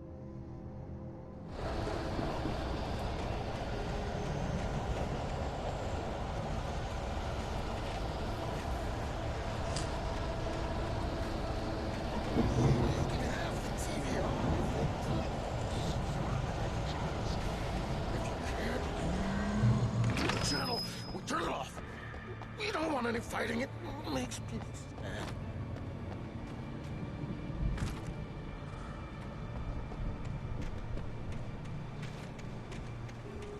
You get 2 pills in the morning, and then you'll be nice and calm all day long.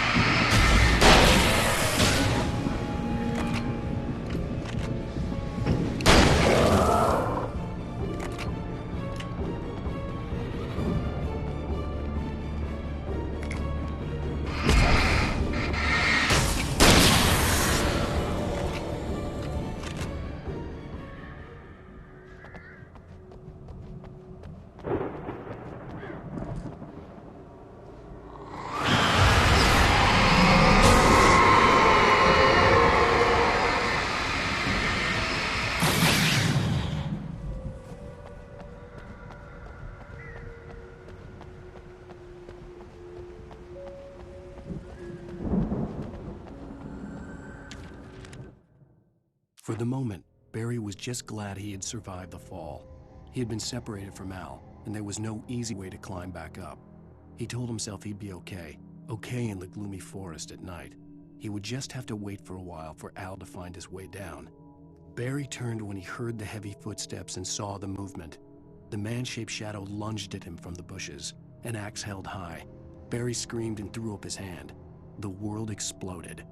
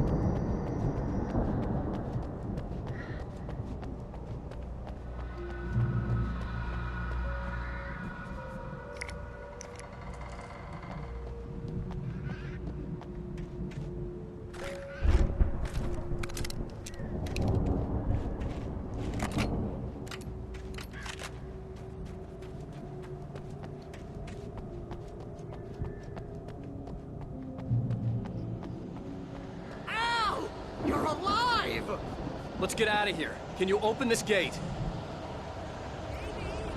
Barry!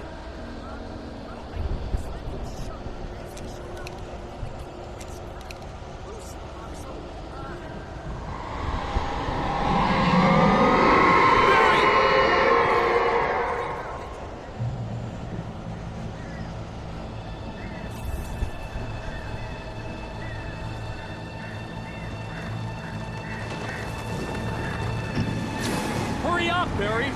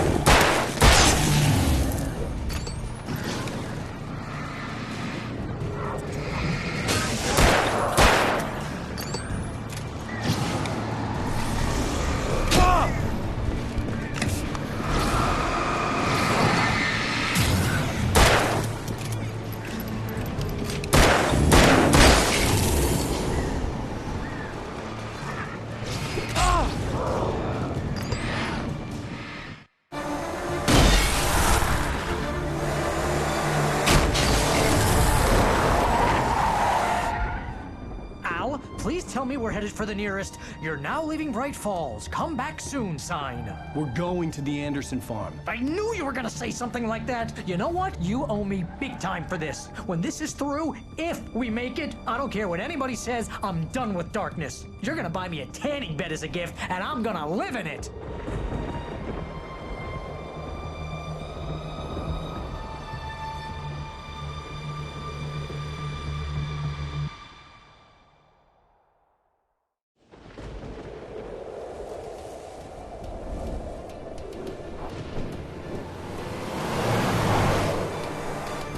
I'm crazy, but that's fine, Barry. Oh, you got that right, Al. You're barking mad. You are by far the craziest... But maybe that's inevitable when you deal with crazy stuff like this. It helps. This is happening, Barry. Alice, they never had Alice. She's trapped in the darkness at the bottom of the lake, but she's not dead. Al, how can you know that? I know, Barry. I can... Al, No, listen. I can bring her back. I can find her. There's something special about this place. The lake, it does something to the works of art created here. It makes them come true.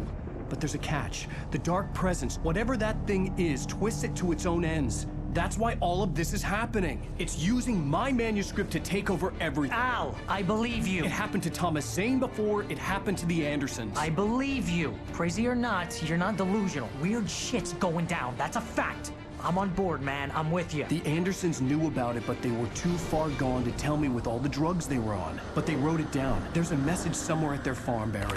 We just need to find it. Look out!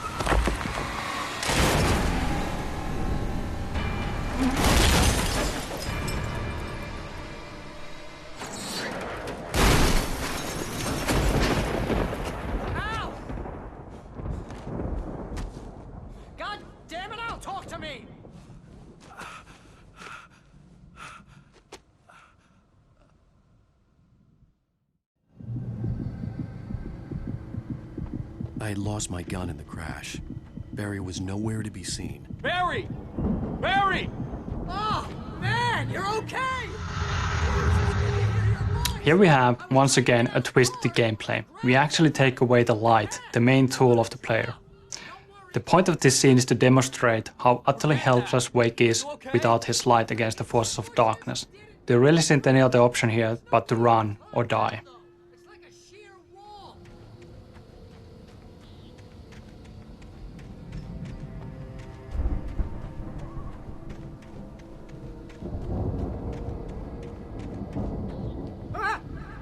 There's something moving down here!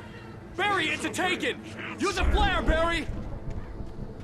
Oh! Yeah! Barry, are you alright? I'm good, Al! I'm great! Guess you never messed with anyone from New York City before, huh?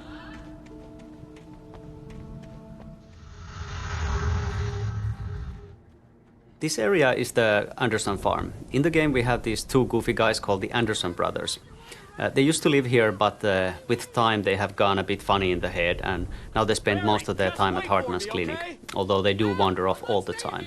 Yeah, they were in a band called the Old Gods of Asgard, and they actually pretended to be Nordic gods. And that whole rock and roll lifestyle thing was just a little bit too much for them. And it probably didn't help that they actually made their moonshine with water from the Cauldron Lake. These guys are nuts. Yeah, but this is a really cool location. It used to be an ordinary farm, but as these guys led their rock and roll lifestyle, they made it into their own image, and they built this stage in the middle of the cornfield and even decorated the farmhouse with Viking imagery. They had some serious parties here. This whole Viking thing was like a lifestyle for them, and in the end they started to believe in their own characters. Unfortunately, it went a bit too far, and they woke up the Dark Presence with their music. Yeah, this all took place not long after Zane had managed to put the Dark Presence down in the first place, and the Dark Presence really messed with their heads. That's another reason why they're so crazy. And eventually they managed to put it back down, but unfortunately they didn't really do a very good job of it. And I guess that's good, because if they had, then we wouldn't be having a story here at all. That's true.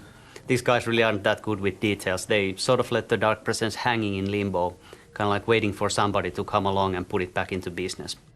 Cue Alan Wake. Oh yeah.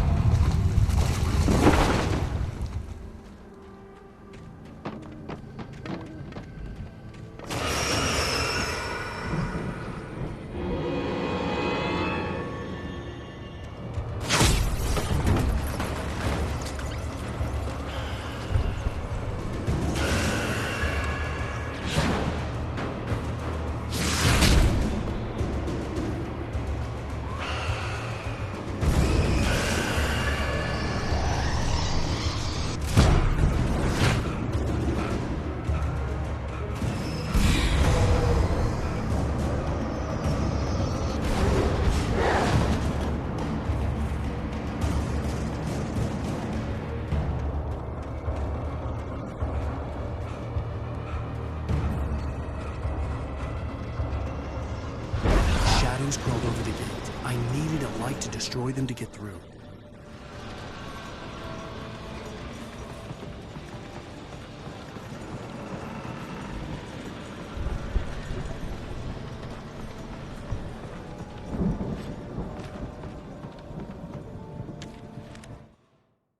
Agent Nightingale stared at the passed-out rider.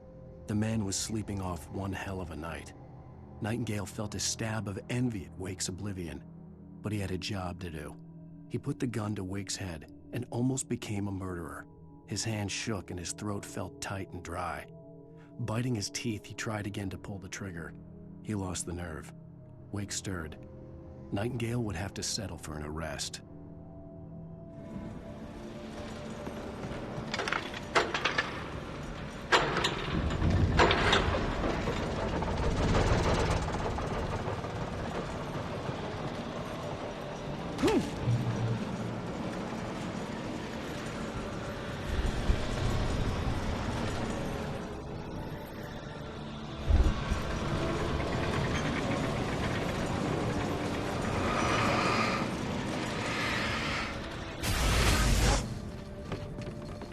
I could sense the movement. And here the player gets the light back to basics. A good boost, as you know, blinds the enemies and slows them down, and that's the only way to survive through this situation. You still need a weapon to be able to defeat them, so the only option is to continue running.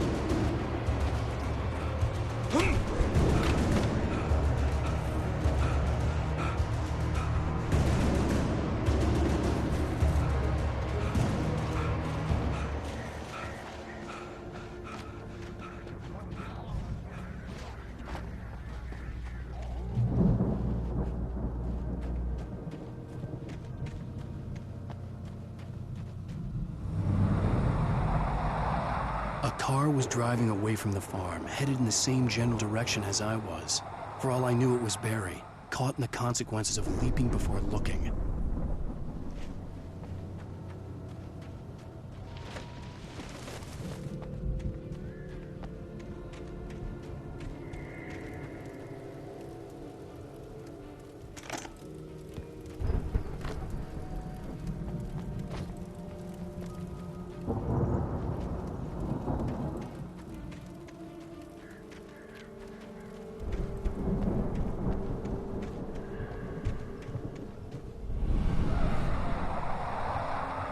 The car was heading for the cabin up ahead.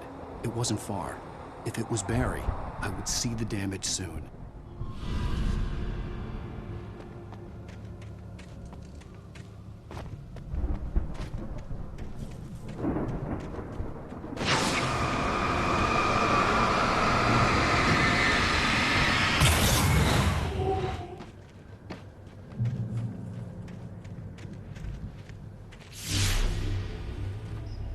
I'm trying to deliver each page to the right time and place. I'm trying to show you how the story goes. I had seen glimpses of the light before. I had seen it in my dream. It was a strange spaceman or a diver in a bulky suit. He was the one who'd been placing the pages on my path. The dark presence followed the choreography laid out to it in the manuscript, growing stronger and stronger, moving like a storm from one scene of destruction to the next. But it was still bound to follow the story and chained to the dark place it came from. When the story reached the end it longed for, it would finally be free.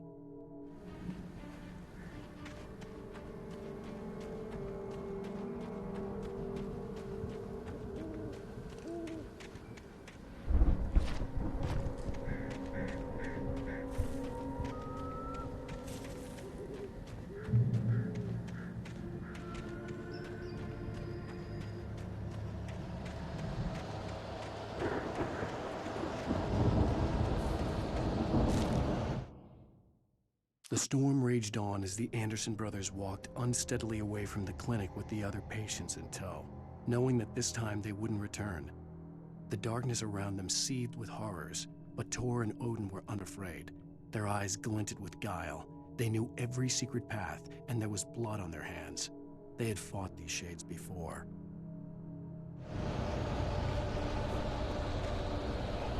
Someone had left a gun behind. Now I had a fighting chance of reaching the farm.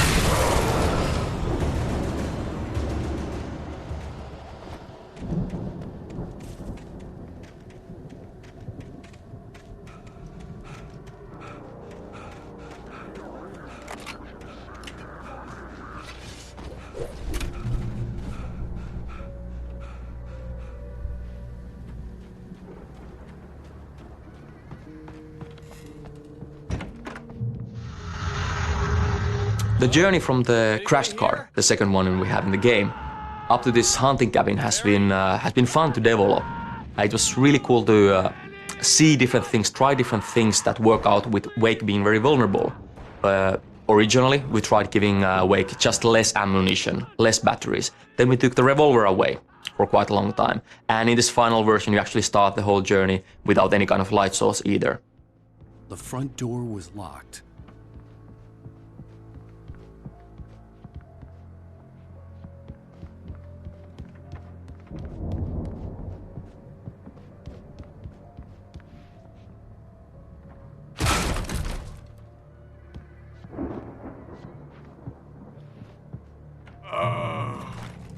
I know you. You were in jail the other day. I went to the farm again for the moonshine, you know? It makes you see. They're not gonna miss it.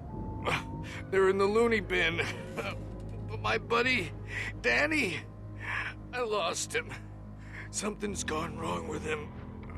It's not him.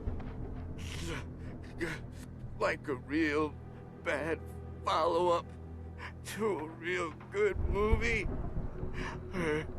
The best friend's suddenly the bad guy who wrote this crap anyway.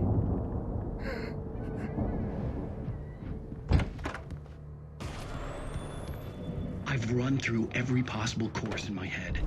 If I continue like the Dark Presence wants me to, the story I'm writing won't save Alice. It's a horror story, and it's going to kill her, and me, and everybody in this town. No one will survive. Darkness will consume everything. This is what it's wanted all along. It will be free, unstoppable. It used Alice to get to me, dangled her in front of me to keep me going. It was never going to release her. I'm going to change this. I'll escape. I've written myself into the story. I'm now the protagonist. This feels like a terrible risk, but it's the only way to save Alice. I'll be bound by the events of the story just as much as anyone else who's been woven into it. The story must stay true for this to work. There have to be victims along the way, near escapes, cliffhangers. In a horror story, it can't be certain that the hero will succeed or even survive. He almost has to die. I'll write my own escape into the story next. I need help. Zane's going to be the one who will help me. I'll make it happen.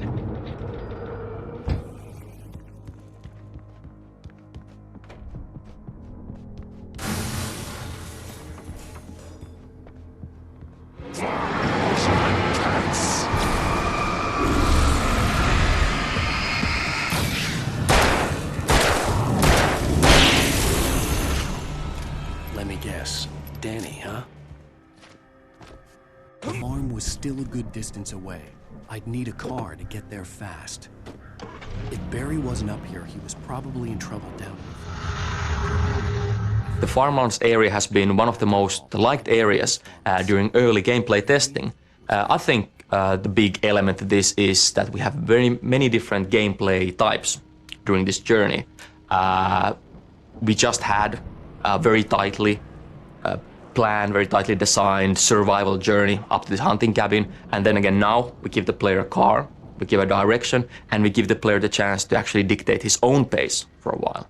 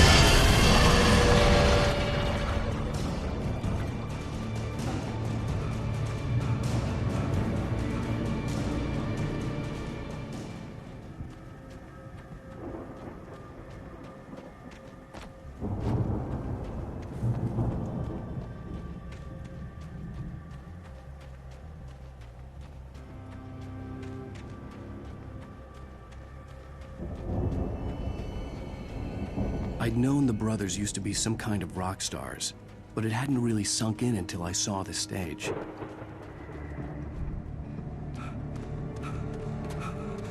Al! Run! Incoming! There's too many of them!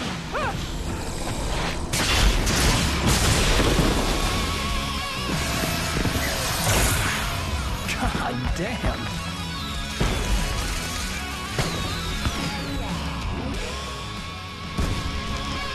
I'm so glad you decided to go it alone, Mr. Bronson.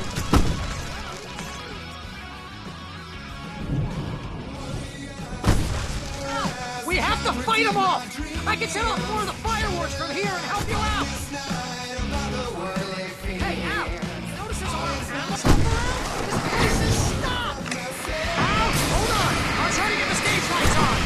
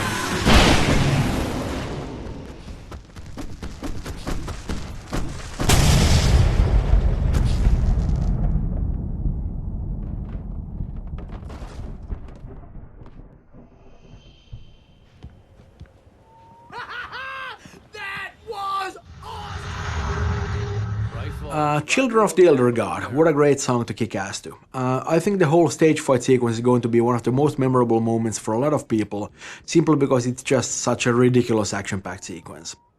The music is actually by the band Poets of the Fall, who have a long history of collaboration with Remedy.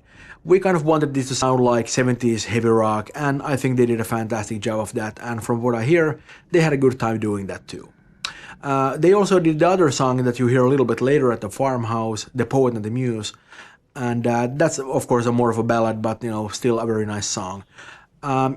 The lyrics of both songs are actually based on poems by our lead writer Sam Lake. Hey, Al! This way to the farm!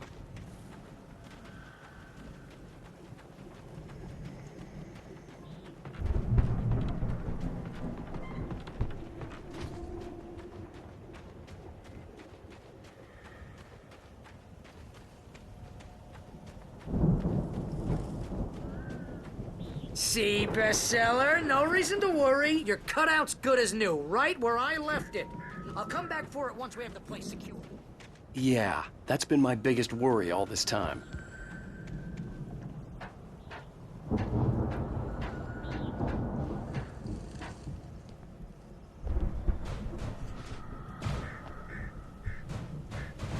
Hey, I think Alan Wake here has something to say.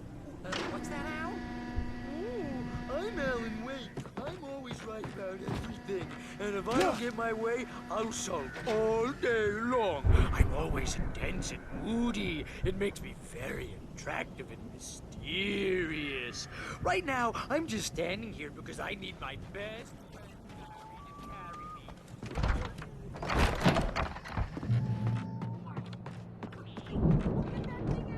They really went all out with this Viking crap, didn't they? Look at all this stuff. They must have done okay for themselves. So how come I never heard of these guys before? And this from the guy who learned about Ozzy Osbourne through reality TV?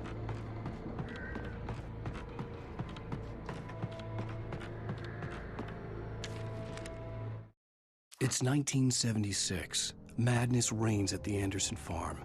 Contrary to all logic, the headiest ingredient of their moonshine is unfiltered water from Cauldron Lake. The Andersons feel like gods. Odin can't stop laughing. He contemplates cutting his eye out. Tor runs across the field, naked, shrieking, hammer in his hand, trying to catch lightning. Their songs have power. Something ancient is stirring in the depths, coming back. The Viking boat looked imposing, almost like a battering ram.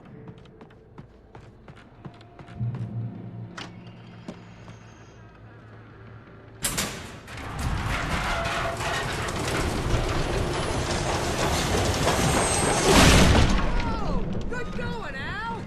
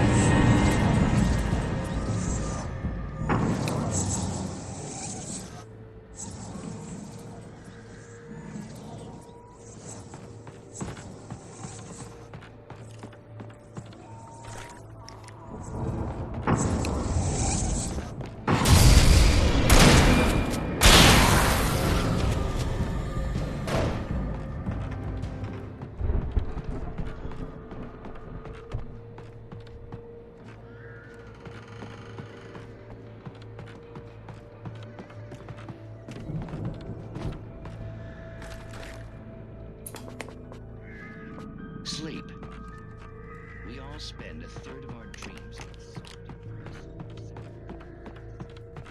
I think we can make it through here, Al!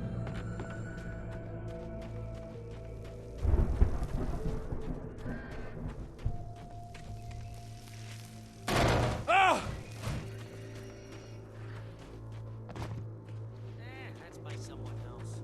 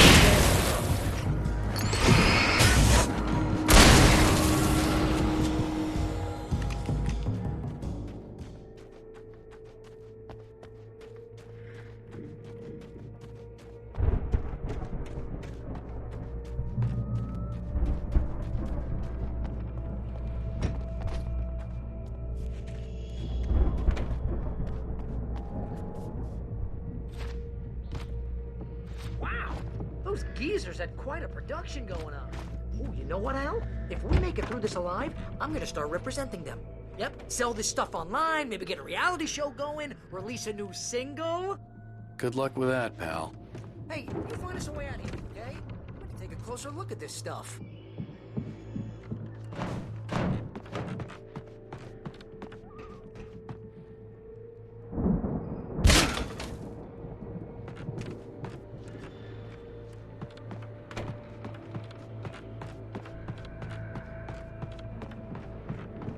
Be careful, Al!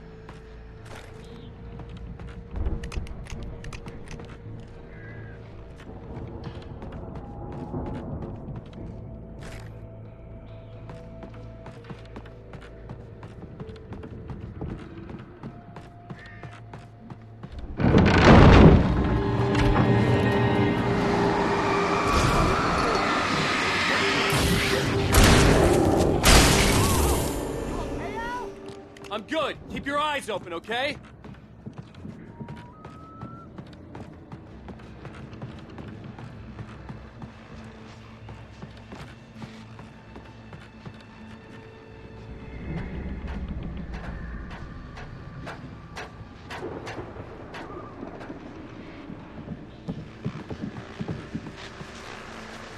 As you regular listeners know, I tend to work through the night. I'm not the only one. Deputies Mulligan and Thornton are taking a couple of their busy schedule to join me here in the studio. Boys, how busy are you now? Deerfest is almost here, isn't it? I bet that keeps you in business. Pretty busy, yeah.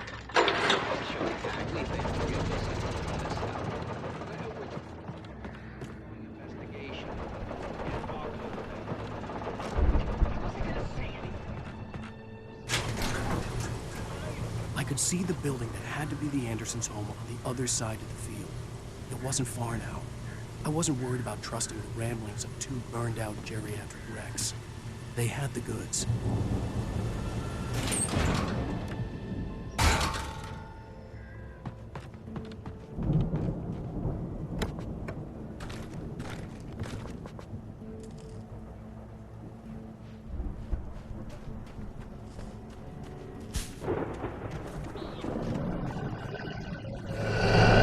Got to be kidding me.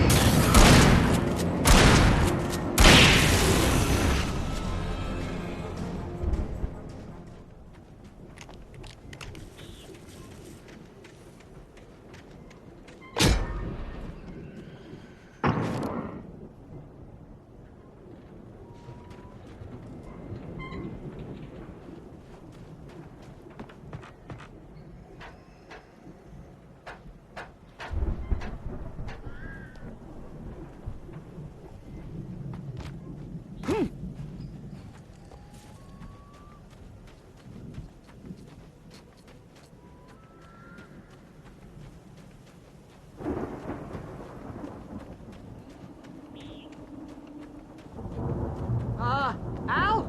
Is that you out I had to there, find buddy? a key to get Barry out. Yeah, it's me. Hang on. I'll try to find a key to get the door open.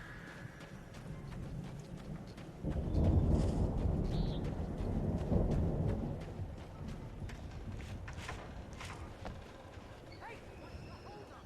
Come on, this place is all dusty. You know I got my allergies.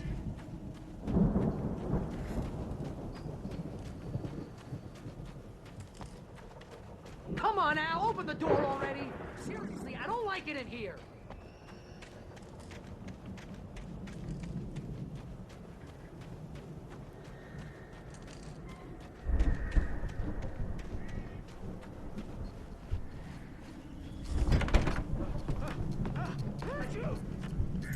Holy crap. I think I lost some body weight with that one.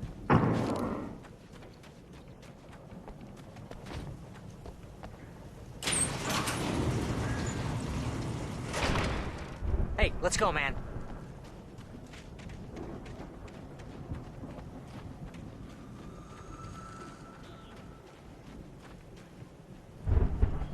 I think we're gonna have to work together to open this gate, Al. It looks pretty heavy. Hey, I think that's the farm on the other side of the field. We're almost there. This farm is a crazy place for crazy people. We should feel right at home then.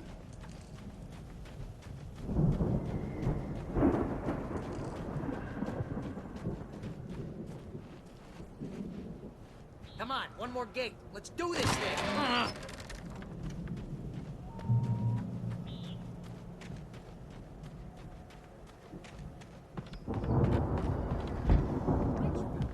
Guess we better check the fuse box. You know, this place looks kind of... I thought the Andersons were booby average.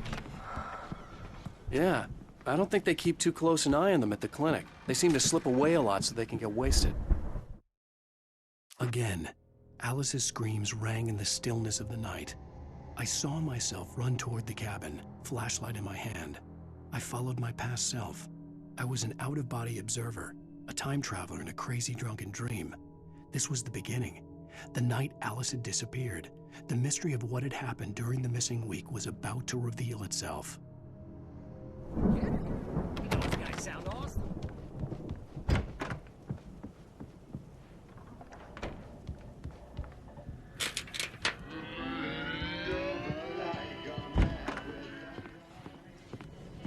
Can you hear that, Al? Music? Of course. We need to find where it's coming from. That's the message the Andersons talked about. That's the whole reason we're here. Lady of the Light? Oh, that's gotta be... What's-her-face? The crazy lamp lady from the town. Cynthia Weaver. Right. Must be.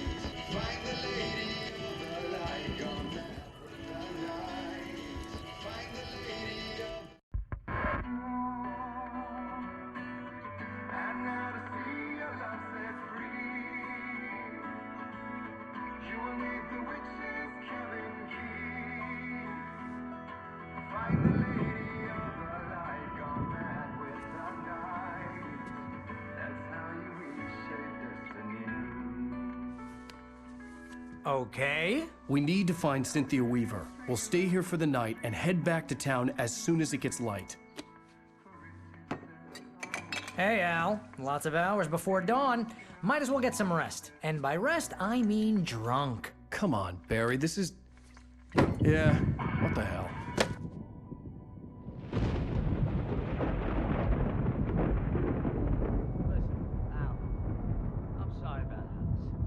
Seriously, because I know we don't get along, but we're gonna find her, right?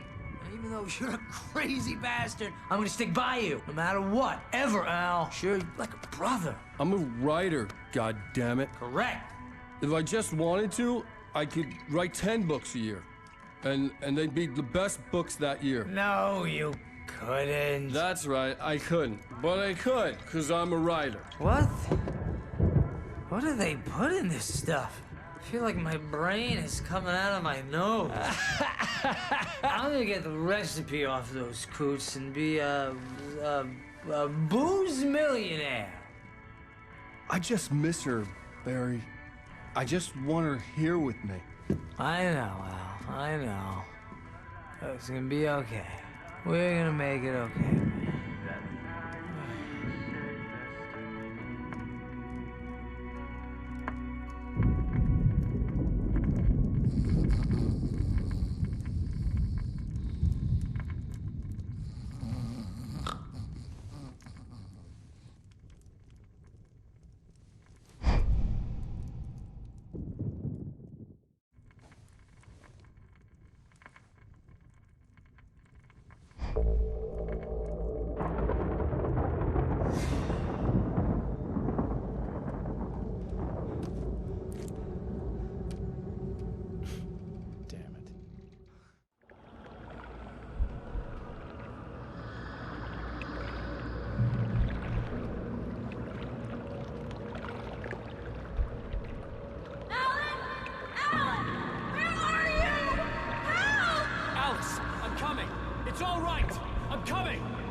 It was a crazy, drunken dream, and yet it was more than that.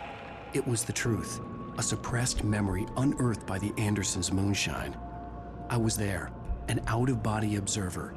This was the night Alice and I had arrived at Bright Falls, the night Alice had disappeared. I had a chance to find out what had happened. I remembered being surprised to see the cabin dark. Alice would have never turned the lights off. Alice? Alice!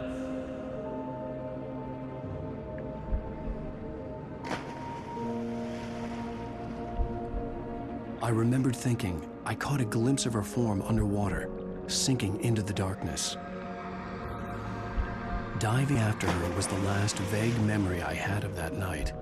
After that, the next thing I could remember was waking up behind the wheel of the crashed car and finding the first pages of the manuscript.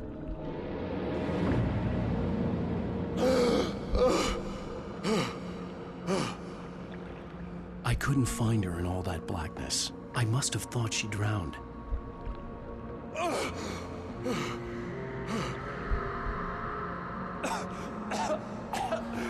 Alice! Jagger had Alice, and so she had me. Alice!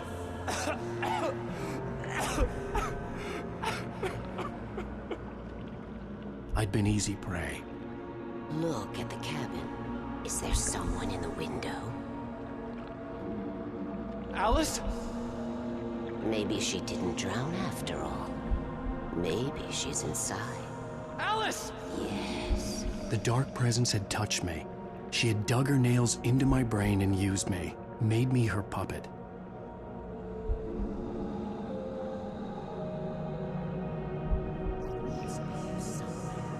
Maybe upstairs in the study. Alice! Yes, that's where she is. You can apologize. Alice! You'll laugh at the whole thing together and put it behind you.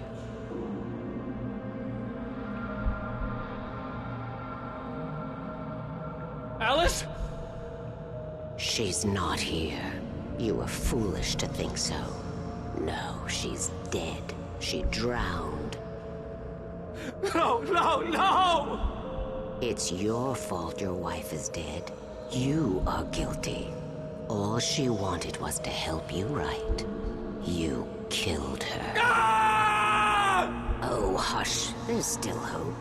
Cauldron Lake is a special place. Here, you have the power to change things. She wanted you to write. I will tell you what to do.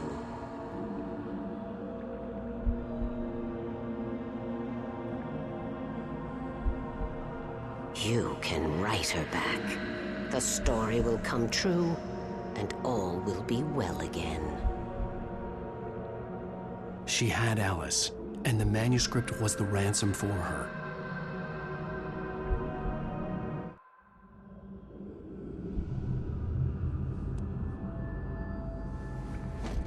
Yes. All right. I'll fix it. I'll bring her back.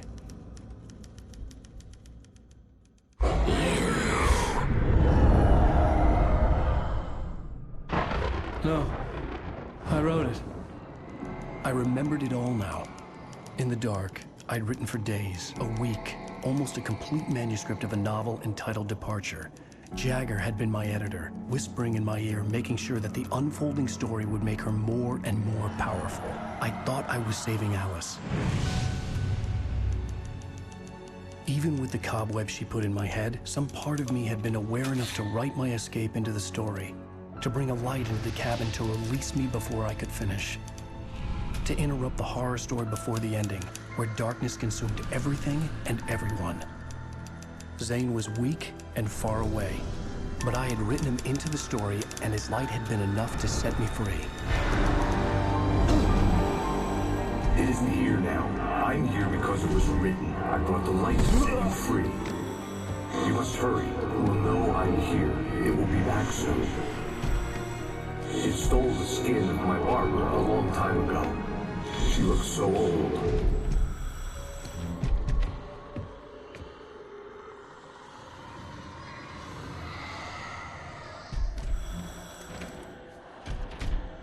I had woken up, confused and groggy, my mind consumed by darkness and fear. All I could do was to escape.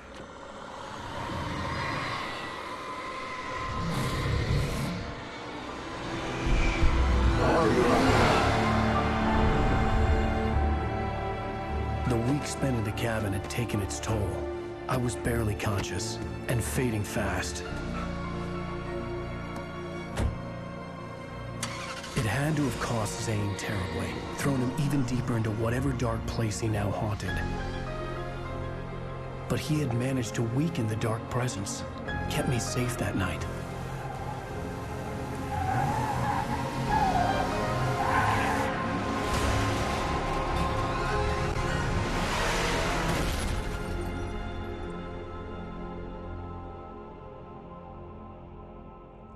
I wrote it. It's my fault. That's right, James Joyce. It's your fault, and you're gonna pay for it.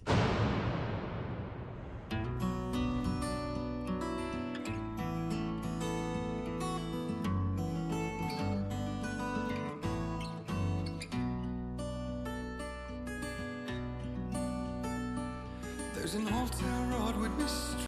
Previously on Alan Wake.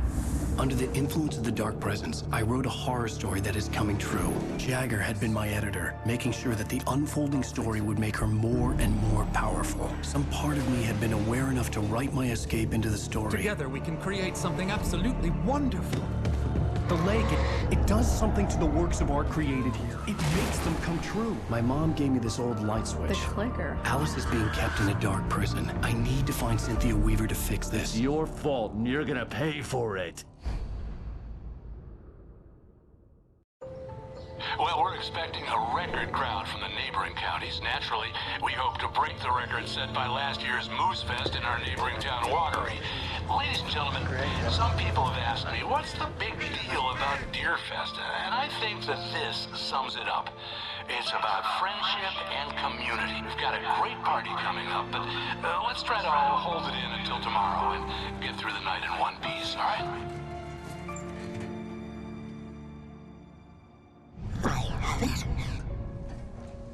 Someone will come for it when the time is right. Thomas said so. He wrote it. The key is insurance. It's my job to keep it safe. Safe in the light. Always in the light.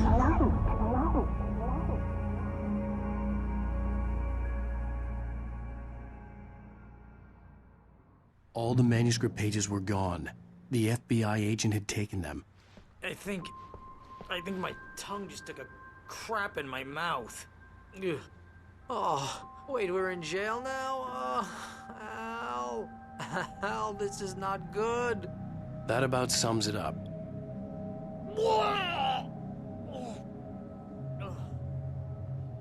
Oh, I am never drinking again. I need to talk to Weaver. She's the one in the song. The Lady of the Light. What, the crazy lady? Ugh, whatever you say, Al, but we're stuck here. I had some reading to do first, Sheriff, and let me tell you, it was an interesting read. Well, I've got you now, Raymond Chandler. It's all here. All the evidence, including conspiracy to murder a federal agent. There's no way you're walking out of here. You hear me in there, Bret Easton Ellis? Huh? Agent Nightingale, I want to talk to your superior. Well, we all want things, Sheriff. I wanted my... Look, that's not possible right now. Agent Nightingale, I insist.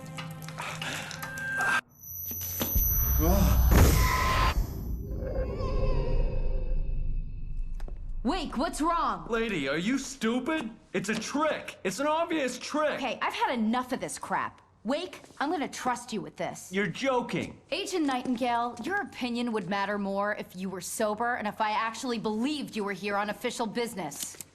Whoa! Get back in the cell, Stephen King. The only way you're leaving this place is over my dead... Wait a minute. I know this... Oh my God! Light. We need light. It's the only way to fight this thing. In my office. I've got your things there. Follow me. Oh man, we're sitting ducks with the lights out. Nightingale tried to make sense of the manuscript. It was disjointed and strange. He didn't understand half of it, but it all rang true. Impossibly true. He took out his hip flask when he reached the page that described how he reached the page that made him take out his hip flask. It wasn't the booze that made his mind reel.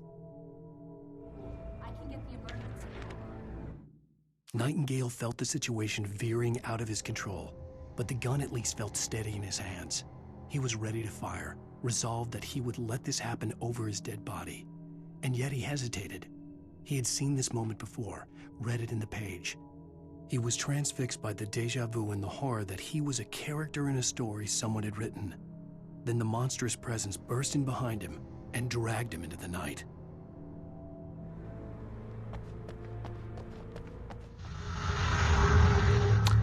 We like to keep things a little vague because once you start explaining things in great detail, you kind of lose a lot of the magic. That said, I think it's very clear to everybody by now that Bright Falls is a very weird place, and it's not just about Cauldron Lake and what dwells within. Sarah Breaker is the sheriff here, and given the nature of Bright Falls, she has a fairly difficult job. Once you're the sheriff here, you're not just writing parking tickets. You're actually responsible for the entire community. And that's why her view of this whole thing is a little different than Wake's, because you could say that Wake's goal is a little bit selfish because it's all about his wife and his marriage. And Sarah is a little bit more community-minded because she's really fighting to save Bright Falls from this threat.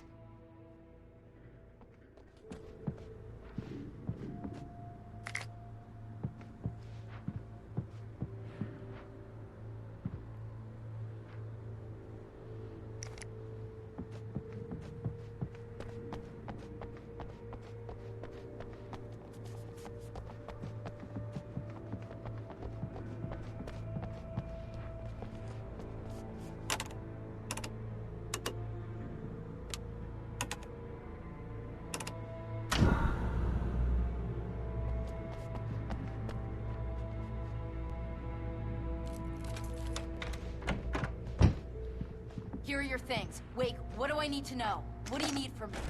They can be hurt in the light, only in the light. And I need to find Cynthia Weaver. She can help me stop this. Light. Check. Cynthia. She lives in the old decommissioned power plant. I can get you there pretty quickly in the rescue chopper. Come on, let's get back to your friend. Wheeler, I need you to stay here. What? No! We're going to fetch our ride, but I have friends who need to be warned about this, and I can't be in 2 places at once. Well, okay. Here's a list of people and phone numbers. I need you to call them and tell them you have a message from me. Night Springs, okay? They'll know what to do. Night Springs? Like the TV show? Gotcha. Oh, hey, that radio guy is on the list, Maine. Who's Frank Breaker? He related to you? My dad. Hey, is this like a secret society? Can you do this? You'll be safe here. The backup power's on. These guys need to be alerted, just in case we don't come back. You'll come back for me though, right? As soon as we get the chopper ready. Thanks, Wheeler. I owe you one. Okay, let's go, Wake. Through the back.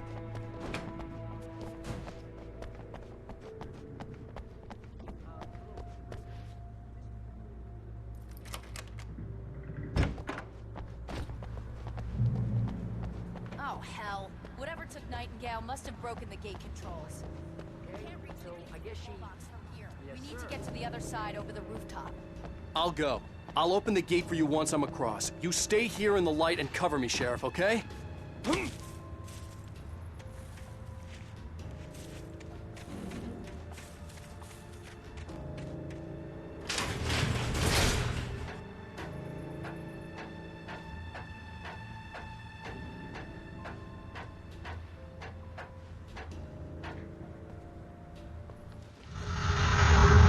The town of Bright Falls is a sleepy, idyllic small town, the type that's familiar from much of popular culture, where little happens and time almost seems to stand still. The heaviest influences for this location were the town of Snoqualmie, where they shot Twin Peaks, and also the town of Roslyn, the location for Northern Exposure. If you've seen these shows or visited similar locations, you might recognize the dreamlike, almost peaceful ambience that they often seem to have. It's as if time is reluctant to move on, sort of clinging back to the glory days when the town was born, where industries like mining and logging were booming. It is genuine Americana, and I think we have captured it quite well.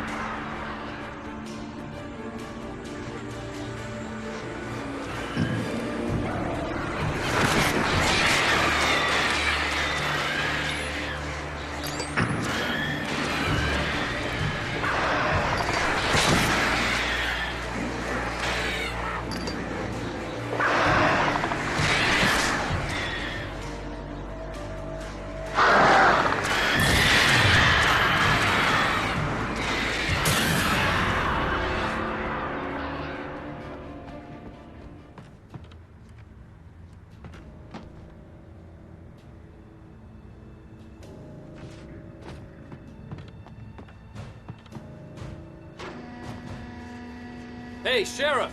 Your password. Night Springs? What's that all about? It's a stupid joke we have. That Bright Falls is the original inspiration for the TV show. This town can get weird at times. Never this weird, though. We need to bypass the damaged control box. What am I, an electrician? Hold on!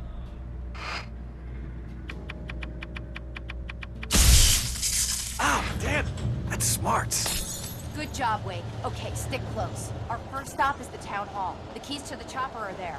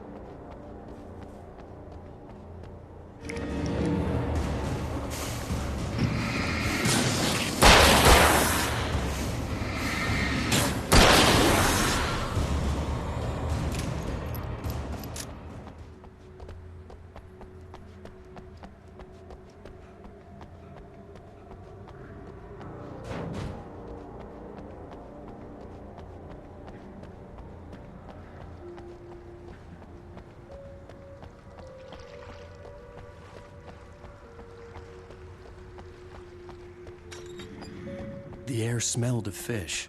This was Bright Falls industrial area. There was probably a cannery nearby. Fishing can be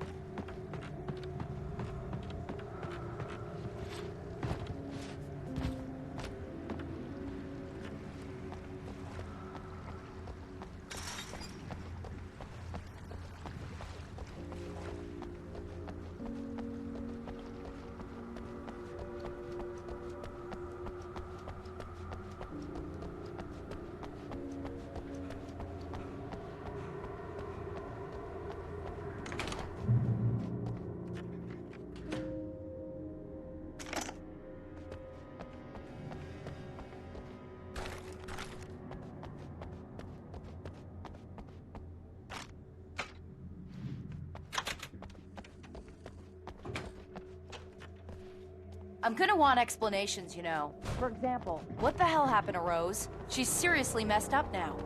The same thing I think happened to me after I arrived. During this week, you can't remember? Bright Falls was a very, very challenging location to really develop, to get all the paths and all the branches of the journey to feel natural. The town was designed and built quite a bit earlier than we actually settled upon the final storyline twists and the specifics, what actually happened there.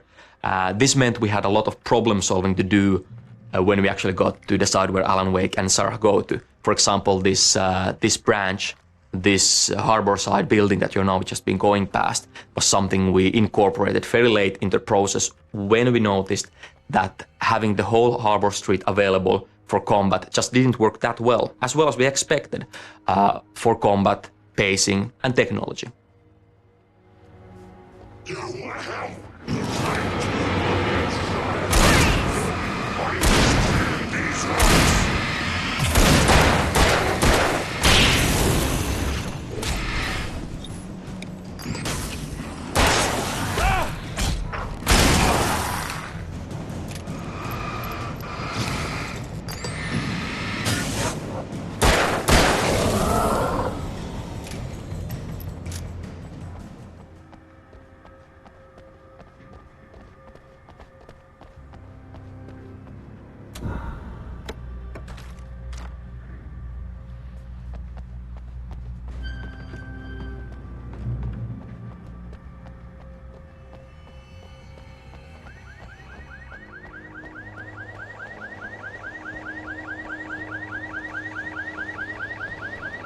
Over here! There's light!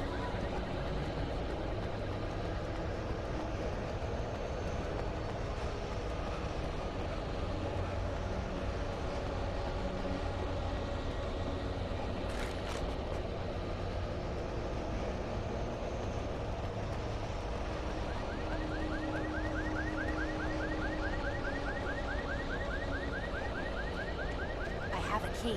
Watch my back, Wake.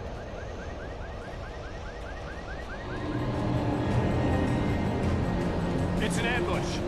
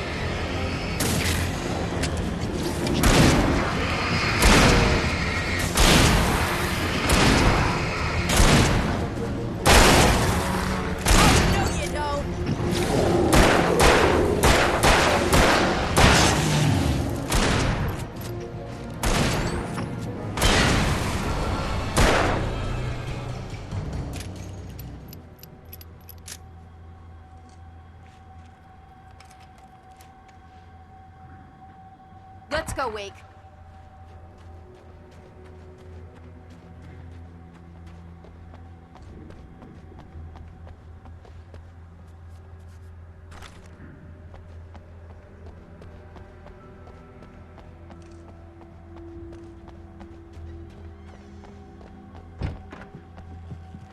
Okay, someone's messed with the fuse box here, but you should be able to jury rig it while I find the keys.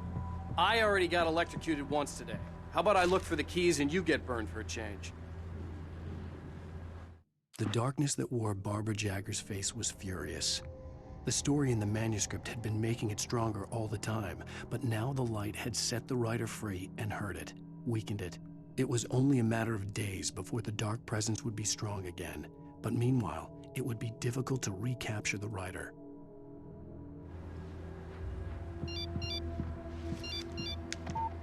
The message was from Barry. He was getting worried at the station. He wanted us to hurry.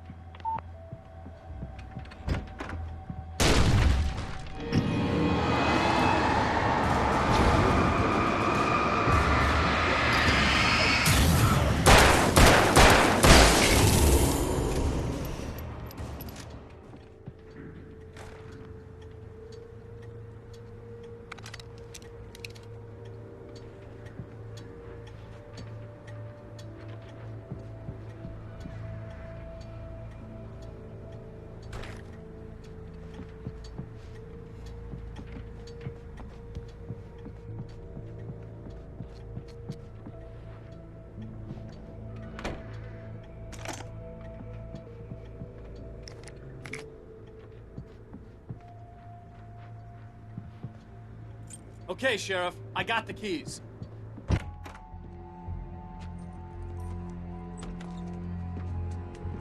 Barry? Why isn't he inside? Oh, God. Oh, God.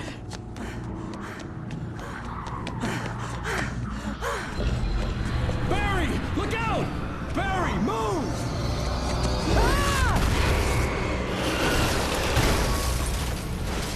Barry! He made it inside, Wake. He's okay. The storefront's blocked. Come on, Wake, let's go around. We can meet him in the back.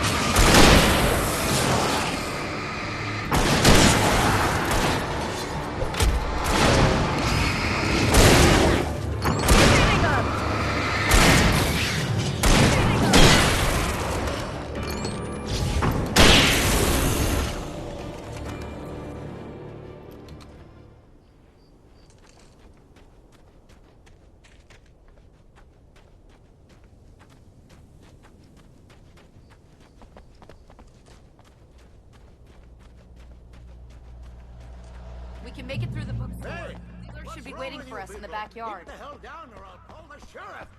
Oh, hi, Doc. I've got it. Don't worry about it. Sarah, about time somebody showed up. All this shooting in the air is idiotic. One of these days they'll kill somebody. And over Deerfest. I know. Go back to bed. He's got a point, Wade. Look, this town can't take this. It's me they want. The sooner I get out of here, the sooner you can all get back to life as usual. I hope you're right. Come on, let me get this door open. Wait, you got the keys to the bookstore? Perks of being the sheriff. A girl needs to get around.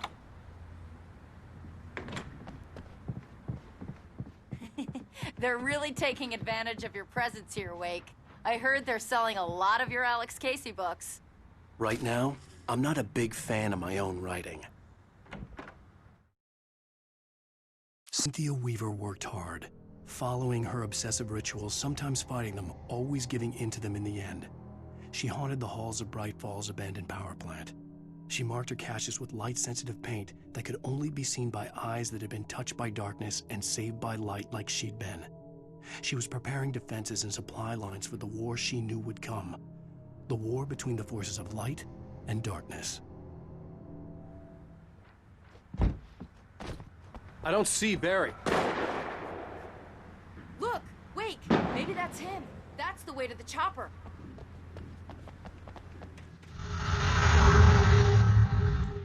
Even though for a town Bright Falls is quite small, as a gameplay location it is huge. There are many buildings and many of them have interiors or had them at some point when earlier story revisions so required.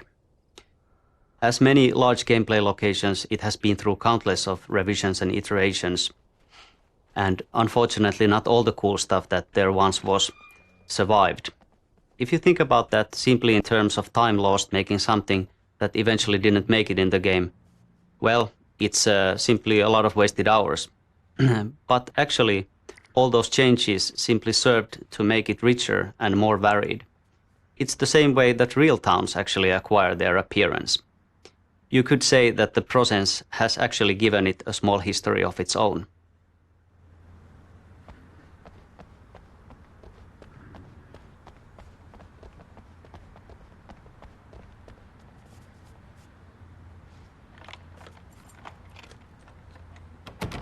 I'm gonna give Pastor Howard a piece of my mind about this lock. Ugh, I told him to get it fixed. Physical labor.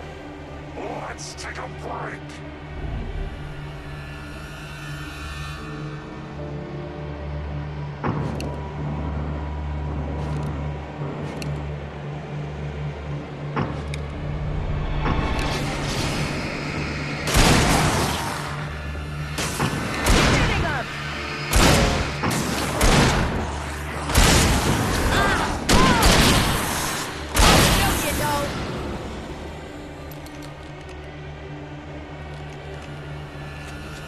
Omega-3 fatty acids are good for your heart.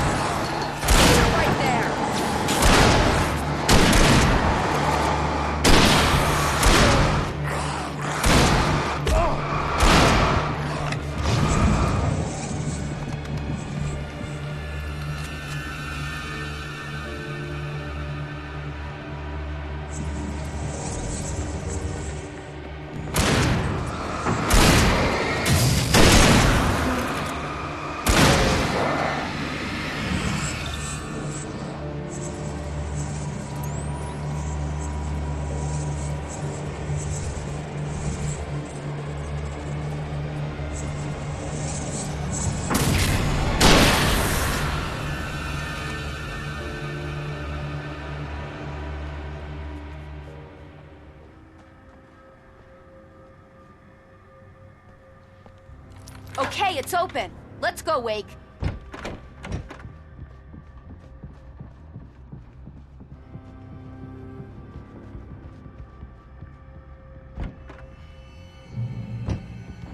We're almost there. We'll have to go through the basement to get to the park. Yeah, there's no way going through the crypt will turn out to be a bad idea.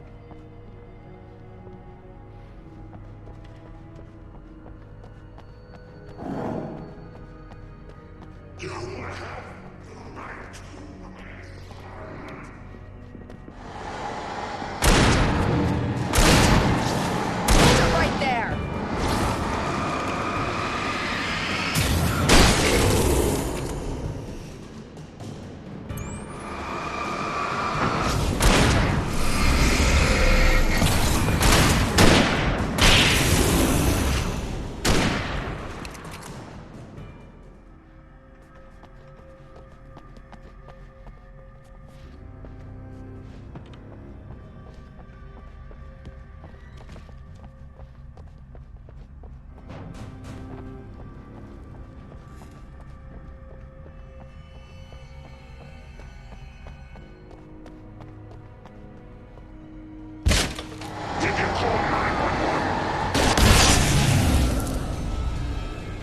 Guess that one saw the light, huh? You didn't like that one? A tough audience. Well, I got plenty more. What What are the Christmas lights for? Protection, man! Like garlic against vampires? Vampires. The helicopter's just across the parking lot and up the hill. Come on!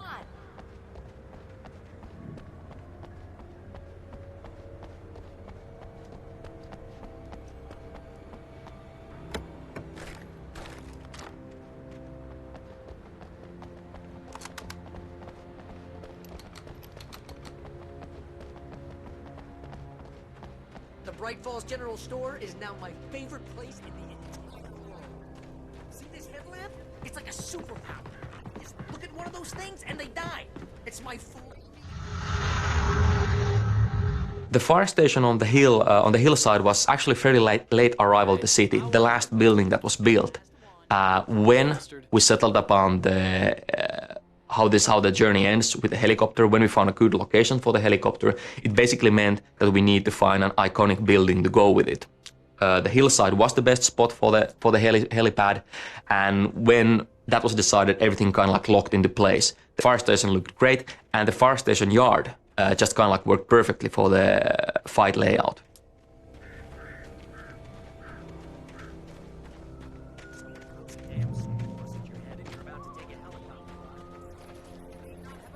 License, you're cleared for departure to Night Springs.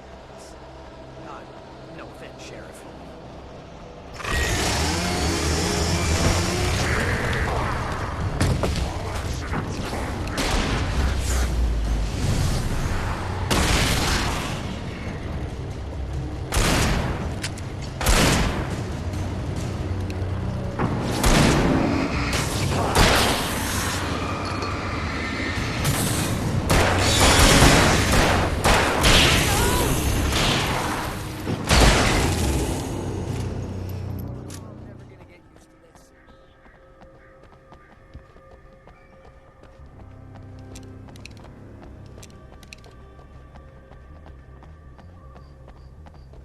The helicopter's just up ahead.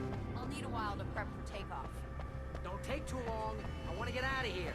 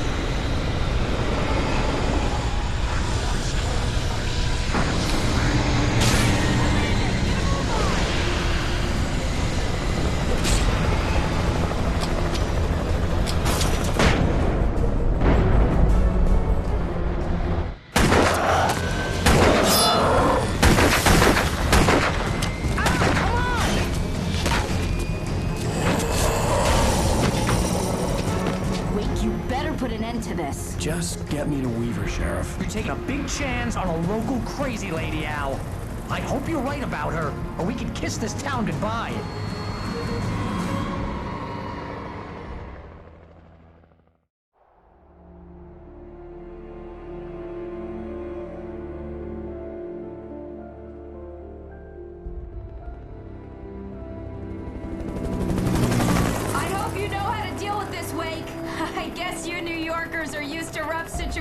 Like this. Right. The city's a war zone. King Kong, mutant alligators, and Alex Casey shoots the place up every weekend. Look, I never even carried a gun until a couple of days ago. Well, my dad used to be a cop there. Tells some pretty wild stories. Stuff like this? No, just normal bad stuff. Kinda like your books, Wake. I used to tease Dad that he was just like Alex Casey. You've read me. Oh, sure.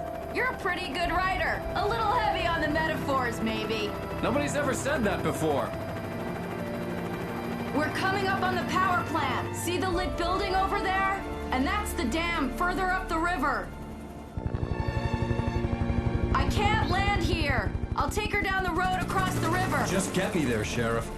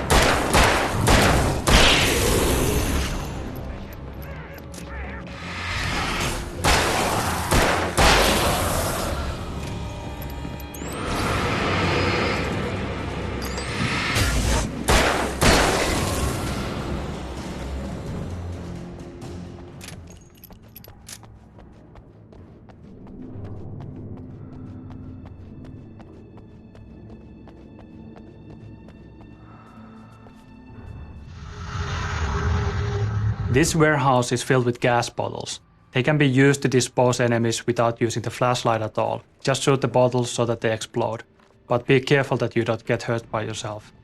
The same thing applies to the transformer yard which comes after the warehouse. They can use booster bullets to force enemies into electric cables.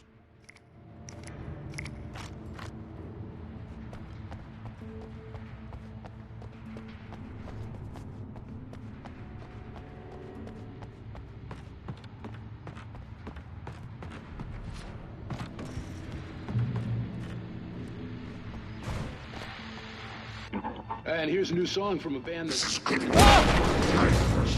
legends.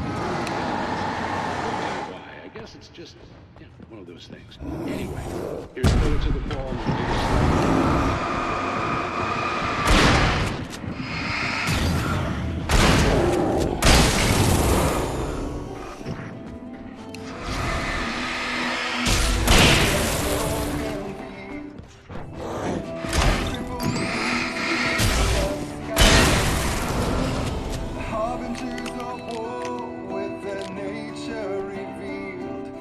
Chances going by.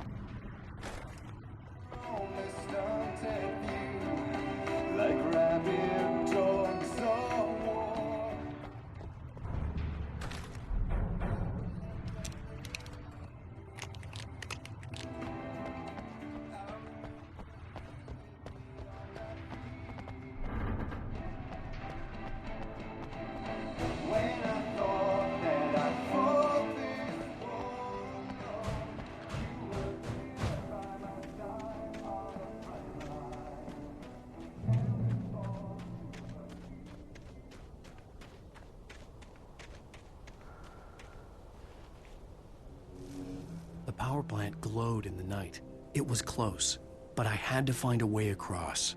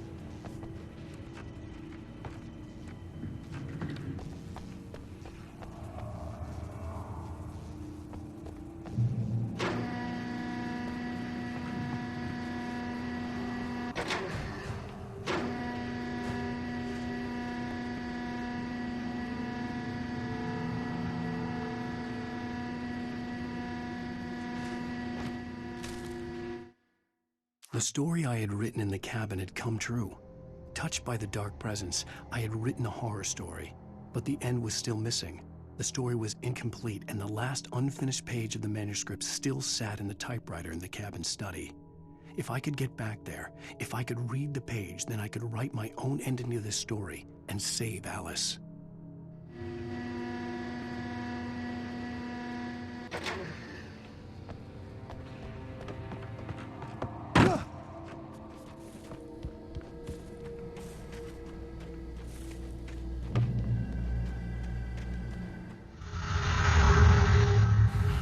This area is all about electricity. We're actually in a huge dam complex right now.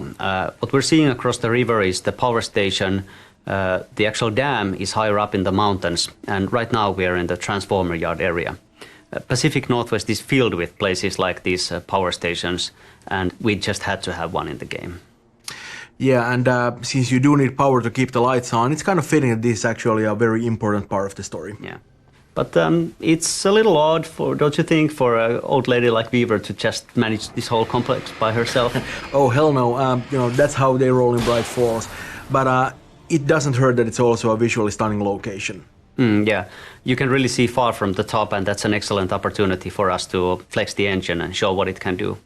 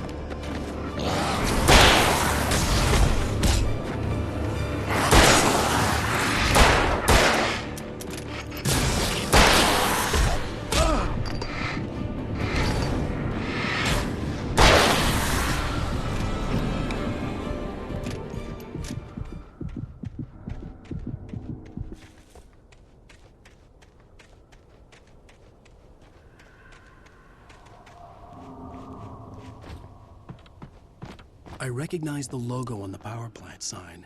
I'd seen a version of it painted all over the area, signifying hidden caches of supplies.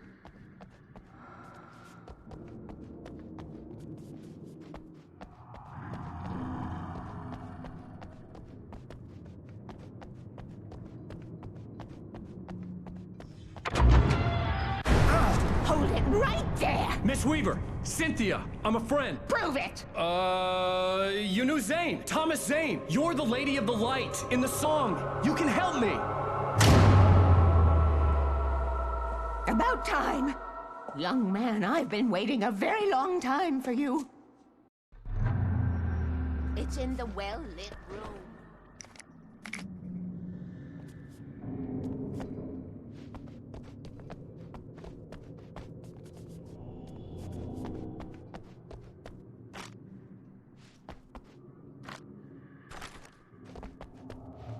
Excuse me?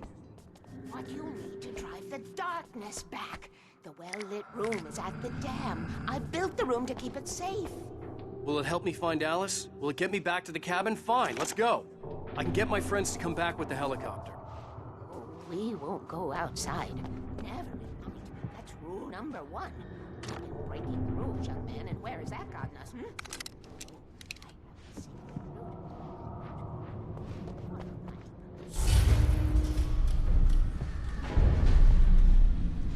Something was damaged at the transformer yard. All the reserve power. Without it, the pipe will go dark. The power to the yard must be cut. Let me guess. You want me to do it? Young man, you're the one who likes to break the rules. I can't be outside in the dark. The kill switch is outside.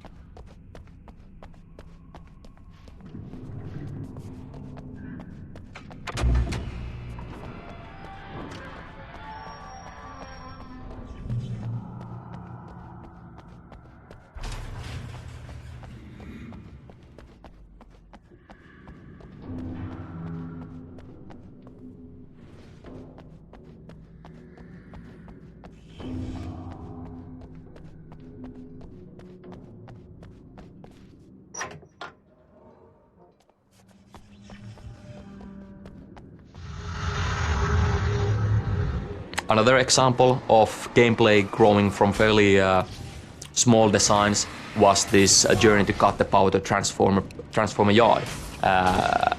We had just a bare minimum bonus version in place for a while. Way goes outside the power plant, flicks a switch, done. But obviously, after a few months of iterating, trying all the cool things, we noticed that, well, of course it works better when we have this combat, build-up, and the fairly simple, but hopefully enjoyable puzzle in the end. Sent me to cut the power to the transformer yard. I was willing to do grunt work for her to get her to help me. I hoped Weaver was dependable. I'd stumbled into this crazy world a little over a week ago. She had been living this insanity for decades.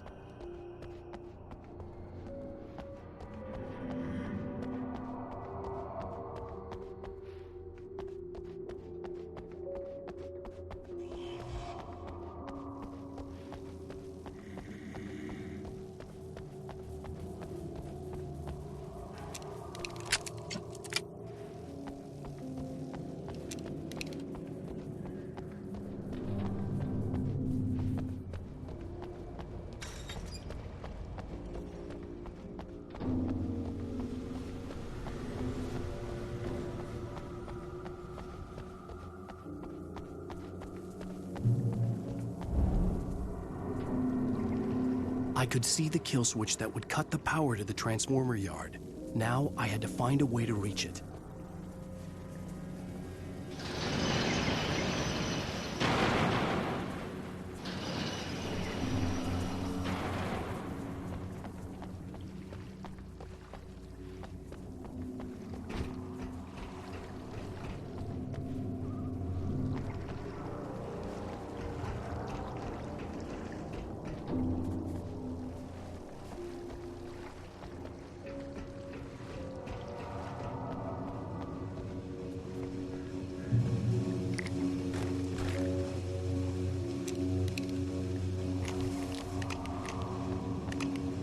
Designs these things.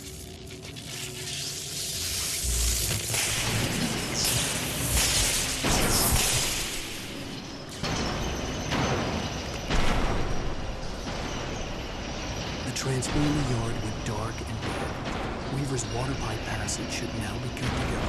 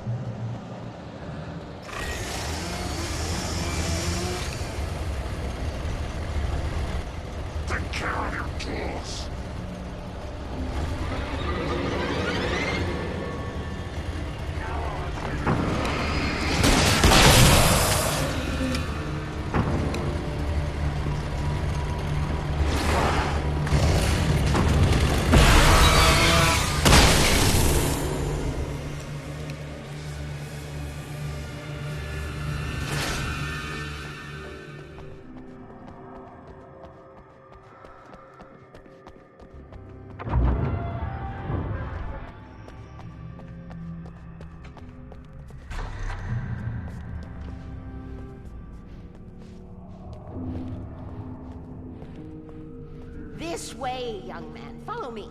Come, come. The pipe's empty now. We're ready to go. This way. We need to go. I knew them both, Tom and Barbara. I had such a crush on him. Such a beautiful man. I was jealous. There was a part of me that was maybe a little glad when she had the accident. And then Tom started writing and woke the darkness up. He tried to bring her back, but you can't do that. There are no free rides like that. I'm starting to realize that. In that case, young man, perhaps you're a smarter man than Tom was. The witch looked like her, but it wasn't. Barbara was sweet. He didn't understand until it was too late. He tried to undo it, wrote himself, her, everything he'd ever written out of the world. Oh, he was so famous. And afterward, no one knew. Oh, Tom. He left only one thing behind in my game, in case it happened again. Insurance. He trusted me. Or perhaps used me a little. Tom knew how I felt. Knew I wouldn't refuse him. I built the well-lit room and put it there. It's been waiting for you. We are characters trapped in a story you have written, and none of us will survive to see the end of it if the darkness isn't stopped. She'll twist the story to her own dark ends. How do you know all this? Tom, that's the way he wrote it. He still talks to me, you know, in television, from beyond, from below. We have both been touched by the darkness, young man. He saved us both with light, but the darkness stays with you. Leaves a stain. This pipe will take us directly to the well-lit room. Okay, I need to call my friends, tell them where we're going. Hello? Al! Barry, we're headed to the dam in one of the pipes. Meet us there. Okay, I'll tell Sarah. It's Sarah now? Whoa! No! For the sweet love of... Barry! Barry! We gotta go see if they're okay. They're probably dead. You must reach the well-lit room. This is no time to be a selfish idiot. That's my best friend.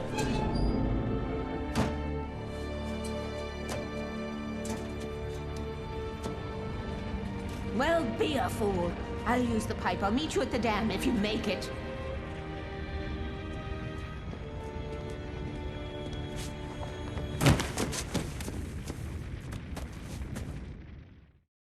At least I didn't have to worry about her. She knew how to stay safe. Cynthia Weaver, like Wake, has been touched by the dark presence, and Like Wake, she sees things that other people can't. She's the one who's been helping Wake. She's been leaving the supplies for him. She's been painting the weird messages on the walls, the ones that are revealed by light. And the thing is that nobody else can actually see them, only the people who have been touched like this. To everybody else, it seems like she's just, painting with imaginary paint on the walls, but it is actually real. It's a kind of a mystical thing. Cynthia knows a lot about fighting the Taken and the Dark Presence, but she's really not a warrior. She's too crippled for that by her encounter with the strangeness that sort of permeates the area.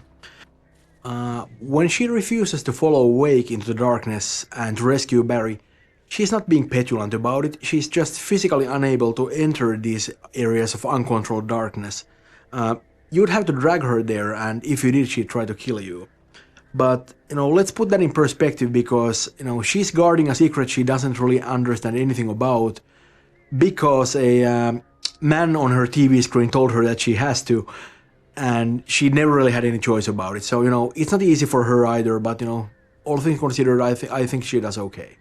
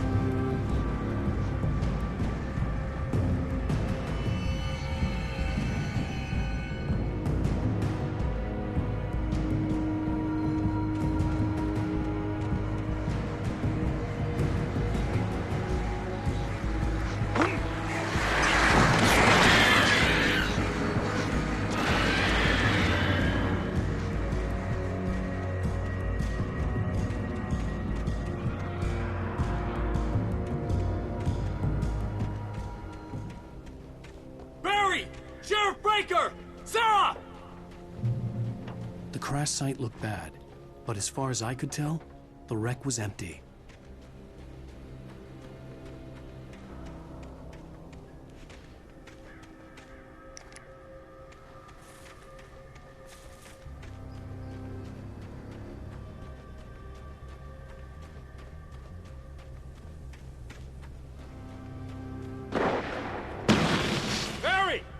Barry!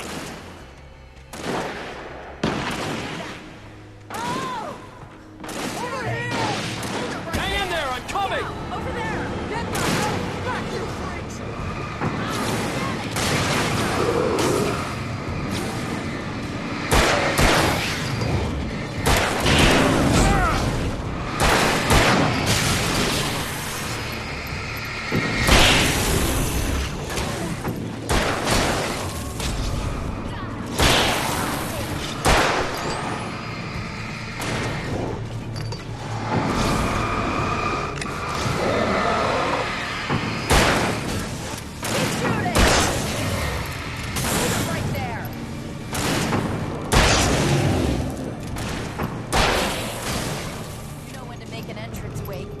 Ready to make like Butch Cassidy and the Sundance Kid.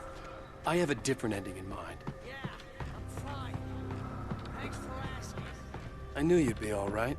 How's that? The flaming eye of Mordor? Laugh it up, funny. Didn't we have somewhere to go? Weaver will meet us at the dam.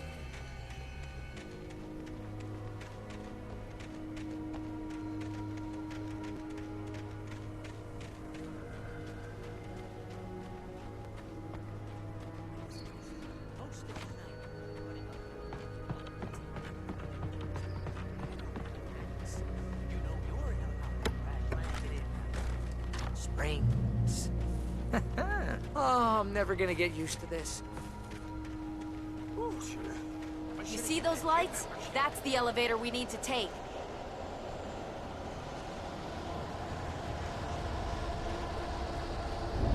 You can't beat a good fight! What the hell is that thing? It's everywhere! Oh crap, there's more than one of them! Nothing moves like that. It's impossible. Do something!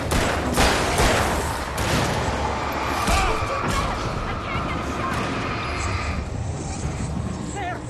No, there! Al, they're all over the place!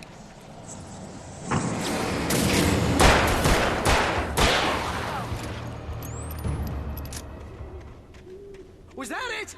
Are we safe? That was... wow. I think we're okay.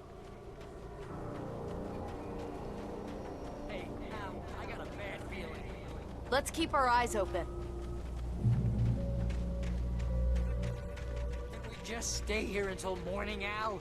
Please? Wake, call the elevator. I'm keeping watch. I think I hear something moving around.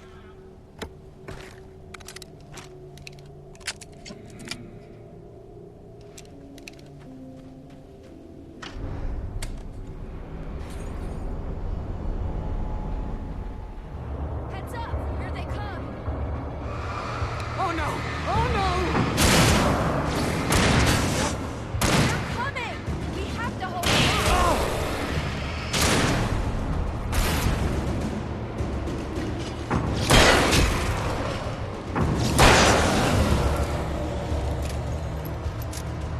Oh no! Oh no!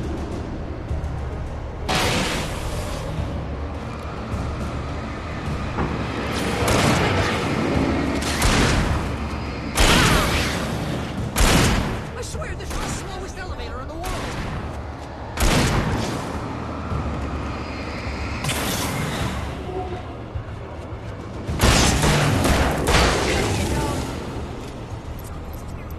Just hold on!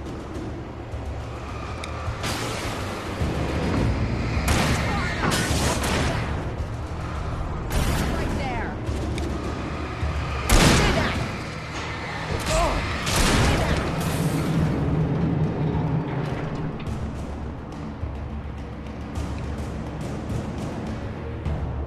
Al, hit the button!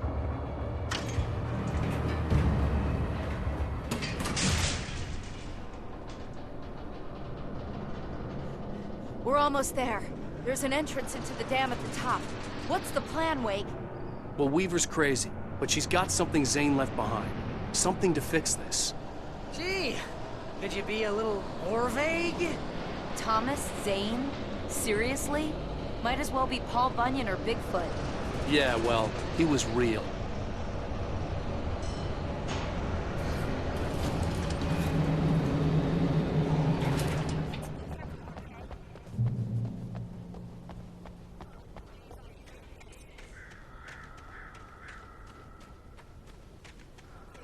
There's a button over there that'll...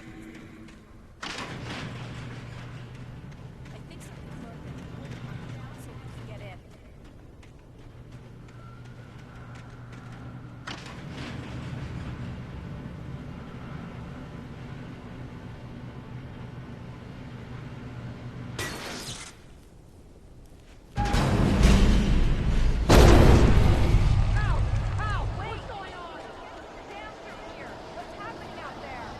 You guys go ahead and find Weaver.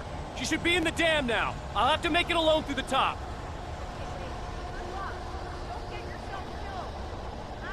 Please, be careful! I'll take good care of Barry, Wake. You just look after yourself.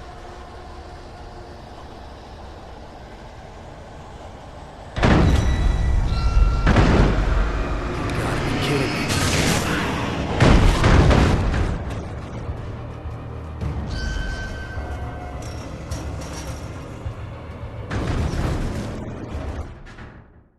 Thomas Zane knew he had to remove all that had made this horror possible, including himself. That was the only way to banish the dark presence he had unleashed and now looked at him through the eyes of his dead love. But he also knew that despite his best efforts, it might someday return. So even as he wrote himself and his work out of existence, he added a loophole as insurance, an exception to the rule. Anything of his stored in a shoebox would remain.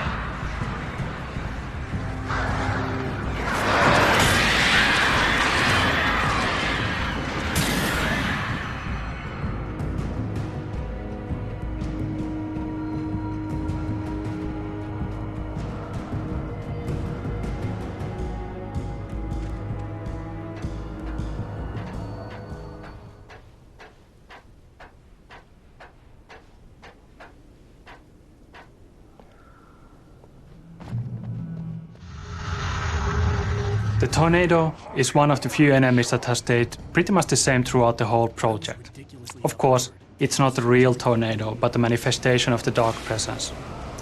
One of the challenges was to create a look for it that the player really wants to turn away and run. We spent plenty of time designing the visual looks and audio so that this is conveyed in the best possible way.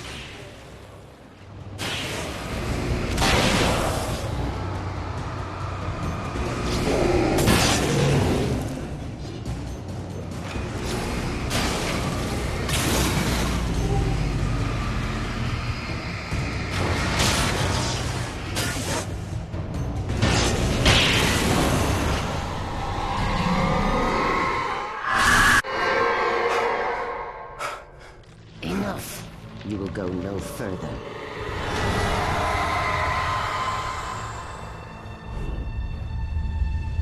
Stop now.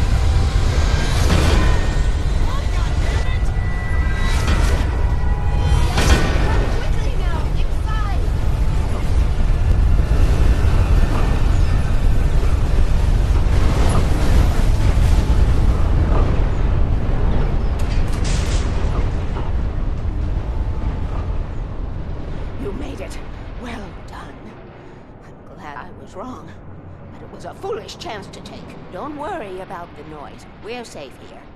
I have looked after the well-lit room for many, many years now. There is no shadow in the well-lit room. The power is fail-safe. All the bulbs are numbered and changed regularly based on their make and model. Right.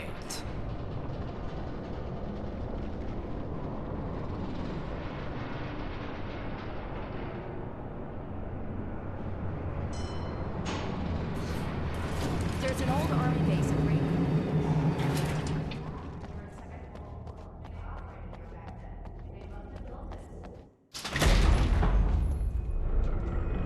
Take it, and I won't need to worry about the room anymore, because 6 and 33 and 118 need changing soon, and I don't want to climb up the ladder to change them because it's very late, and I'm tired.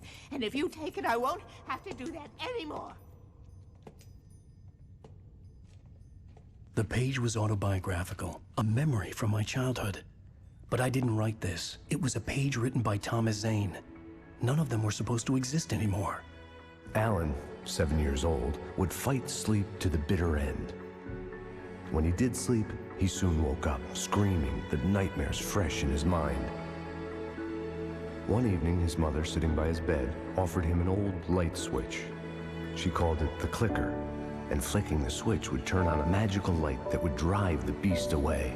To imbue the talisman with all possible power, she added that it had been given to her by Alan's father.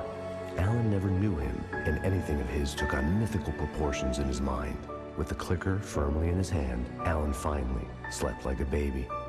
Now, almost 30 years later, Alan thought of this as he stood on the rim of Cauldron Lake, the clicker in his hand. He took a deep breath and jumped. My mind swirled. I'd given the clicker to Alice, yet it was here. Zane had written it into existence, in a story I had written.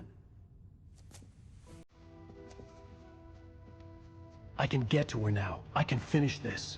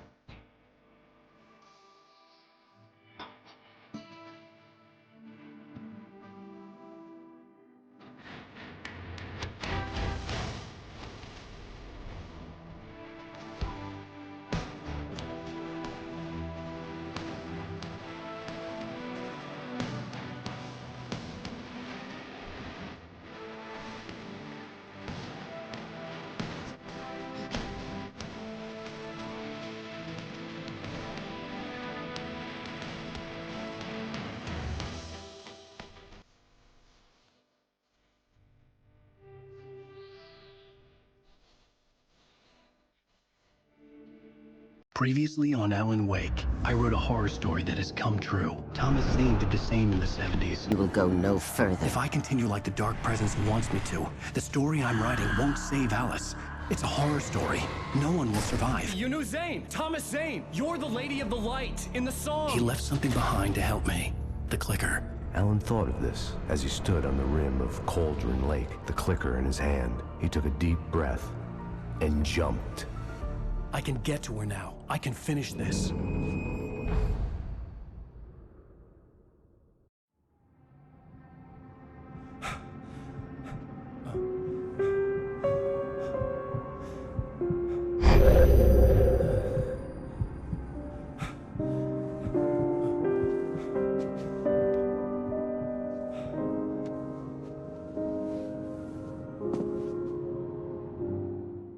I had a hangover. My head was about to explode and the light hurt my eyes. I needed my sunglasses and painkillers to dull the pain. In one of my finer moments of self-deception, I swore to... The New York apartment is one of my favorite locations in the game. From a story point of view, its role is of course to provide the background story for the relationship of Alan and Alice. But to me there is another important aspect as well. You see, it's of course also a homage to the New York setting of the Max Payne games. And my first 3 years here at Remedy were spent working on those games. Now that we're working on Alan Wake with its Pacific Northwest theme style, that's something really different. And so for me, the location of New York apartment was really a wonderful chance to sort of touch back upon those old Max Payne days and sort of go back to my roots. It's kind of like picking up an old tool and seeing if you still remember how to use it. You have one new message. Ow! Are you still asleep? Wakey, wakey! You should have your show on your TiVo. If Alice wasn't too mad to record it. As she called me earlier and really chewed me out. Yeah, we went a little overboard last...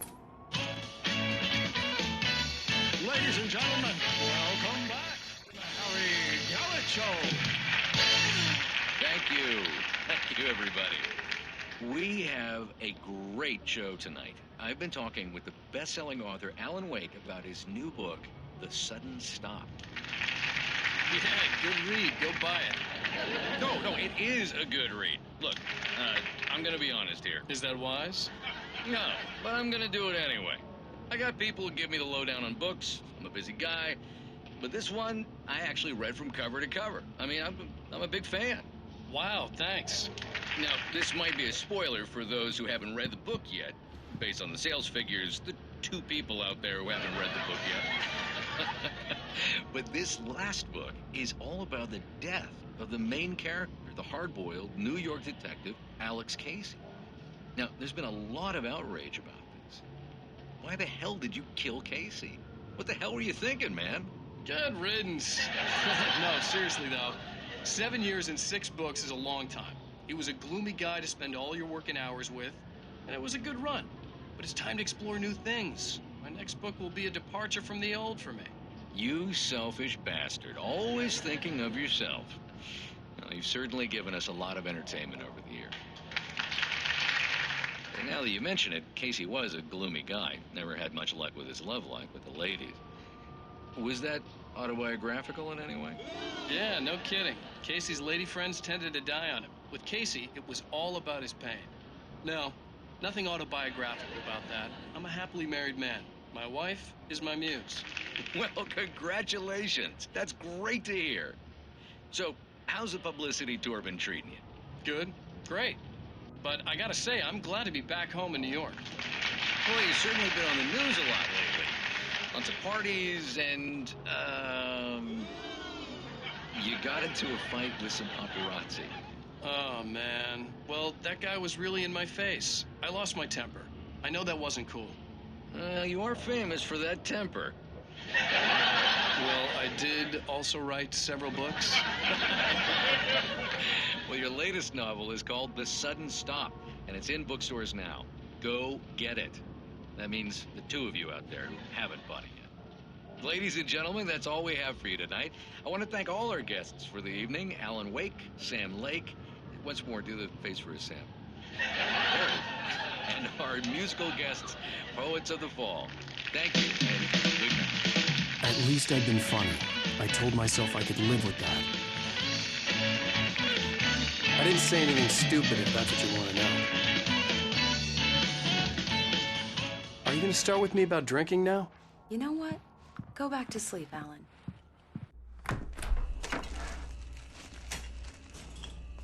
What? Now you can't even talk to me? Well, this morning I was angry because you said you'd be home at midnight and you showed up at 7 a.m. and passed out in mid-sentence. Now I'm over it. Are you angry? This goddamn tour. It's gotten out of hand. Oh, honey. It's almost over, right? We can get back to normal. Then you can start writing again. I'm sorry, honey. Alan, you're not thinking straight. Just take a shower and go back to bed, huh? Yeah, you're right, honey. I'm sorry. Once this is over, let's go away together. A vacation. Just you and me. Some peace and quiet.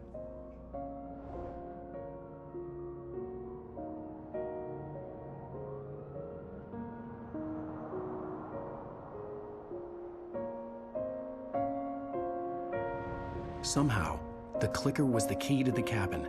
I had to return to Cauldron Lake to save Alice.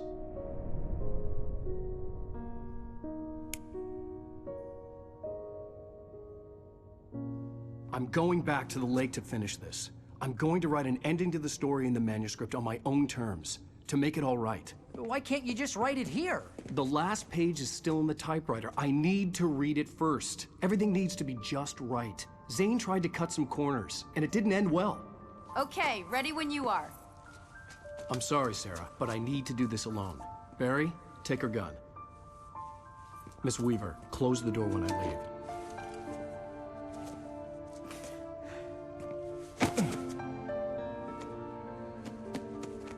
Good luck, Al. See you later.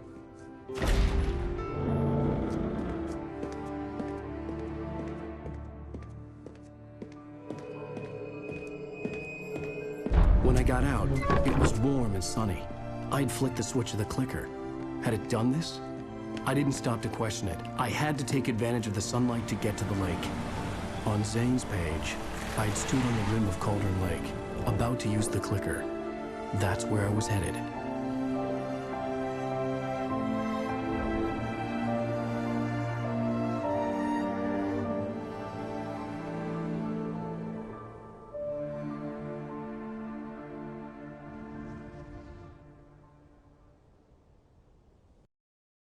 Alone, in daylight, surrounded by the beauty of the Pacific Northwest landscape.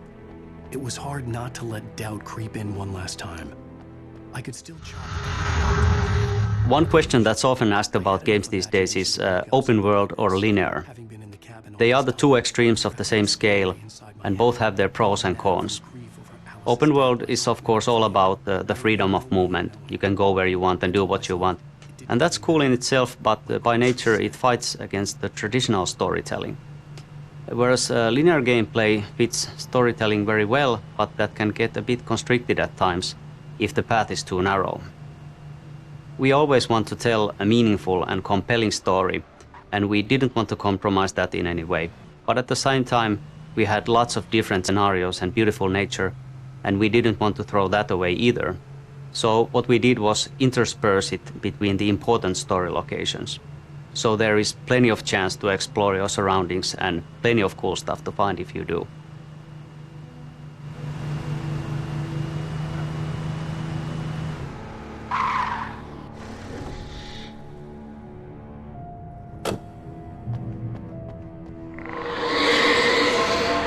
The darkness had touched me. There was a link between us, always would be. I could feel its presence again, getting closer.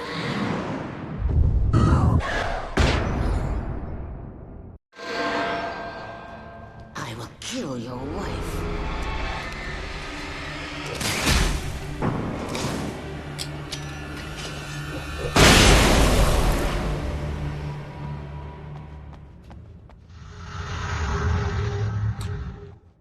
We're nearing the end of the story here.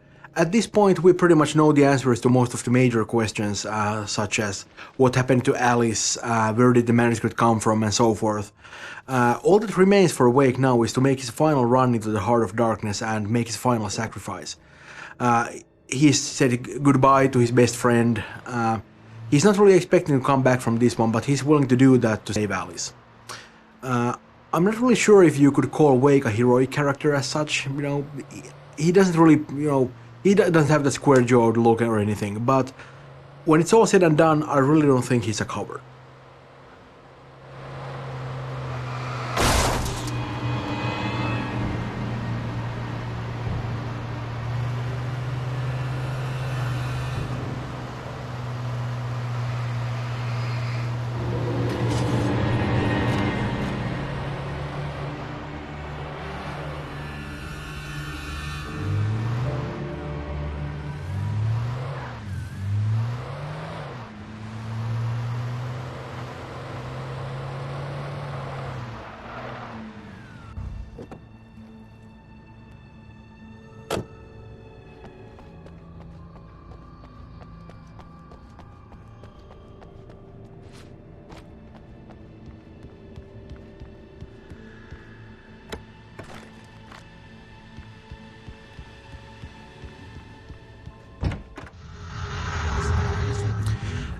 Agent Nightingale has a drinking problem and his judgment is poor, as you can tell, but he's after Wake for a reason.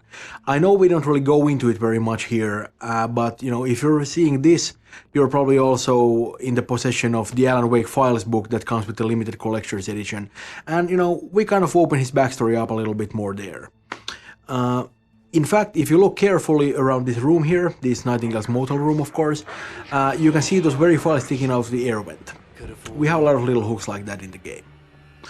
At one point, Nightingale actually flew out of Bright Falls with the rest of the gang and made his way to the power plant, but we kind of had to cut that part out for pacing reasons. It just wasn't working very well. It was a shame, but it's just one of those kill your darlings things. But at least he makes it through this game alive, as you know if you look through the ending cinematic of the game. So hopefully we'll see a little bit more of him in the future. We kind of have a soft spot for him.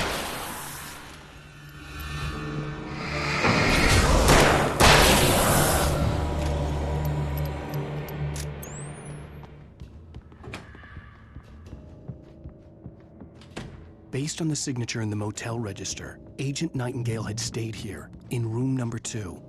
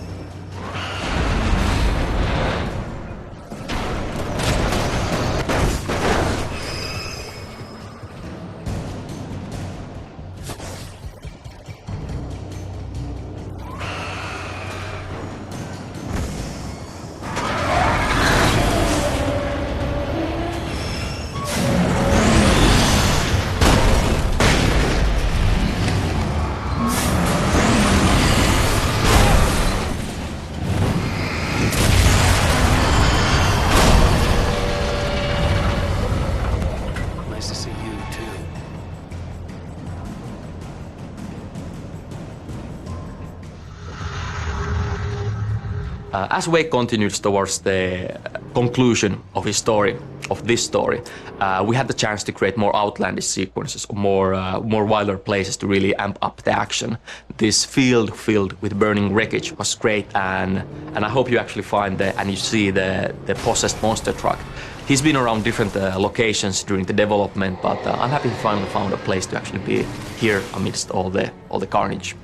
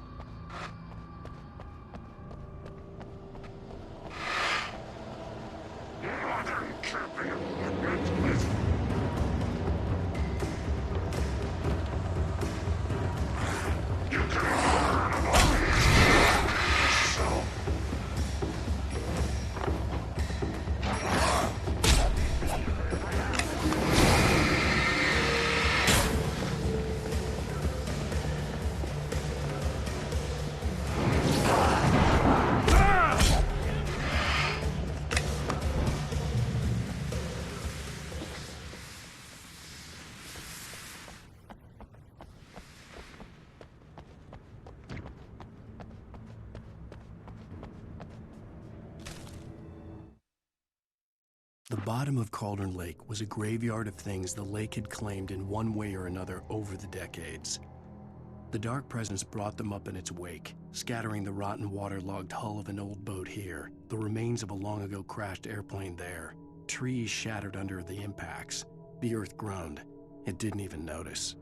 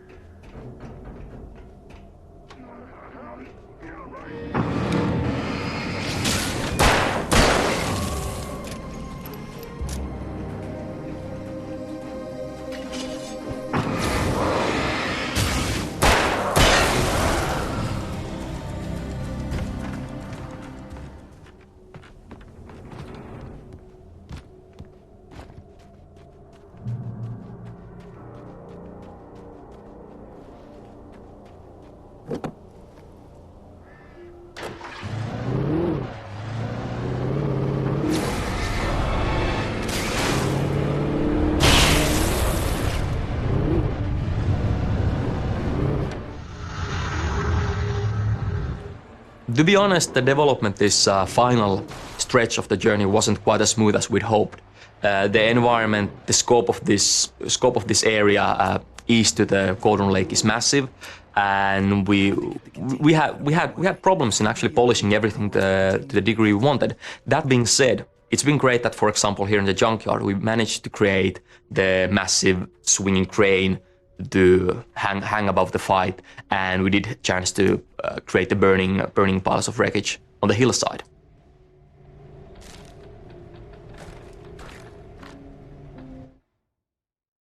Zane cut its heart out, but it didn't die. The thing that wore Barbara's face kept crooning sweet nothings sugar-laced with poison. He put on the suit, untied the monster from the chair. The thing in his arms thrashed weakly, but he held fast. He stepped outside, off the pier, and into the dark water, a sinking pinprick of light descending toward a bottom that never came.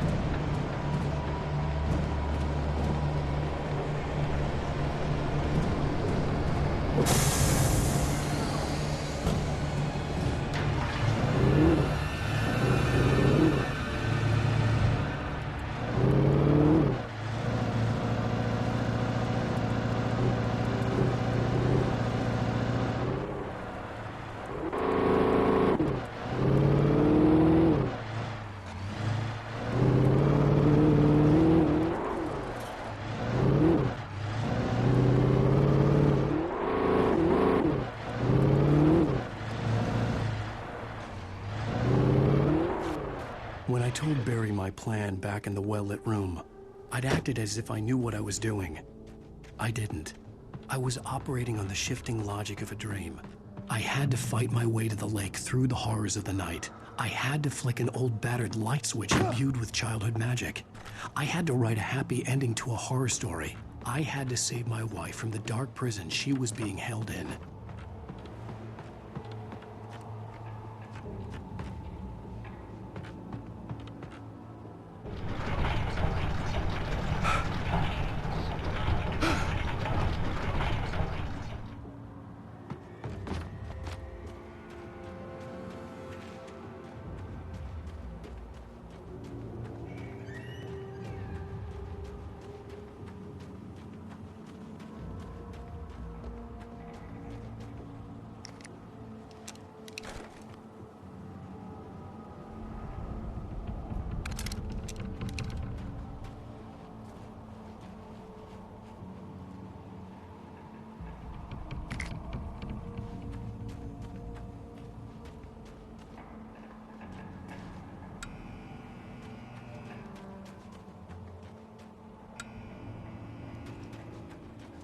I will never give her to you.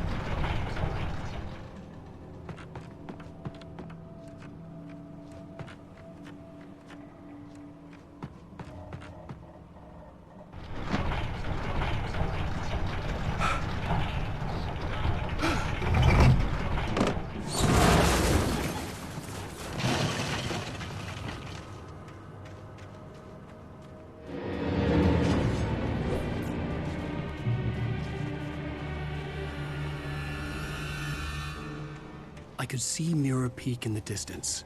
That's where Cauldron Lake was.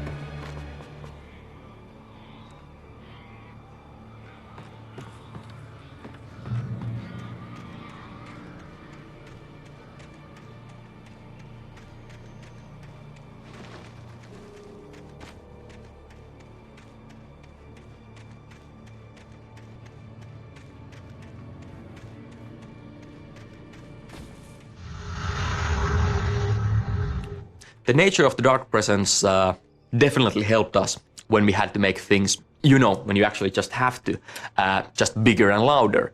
A player is fairly familiar with the idea of trekking through a haunted forest or dark forest by this point in the game, but we had a chance to, you know, just when we needed, to throw entire boats and train carriages to the player, just creating total havoc.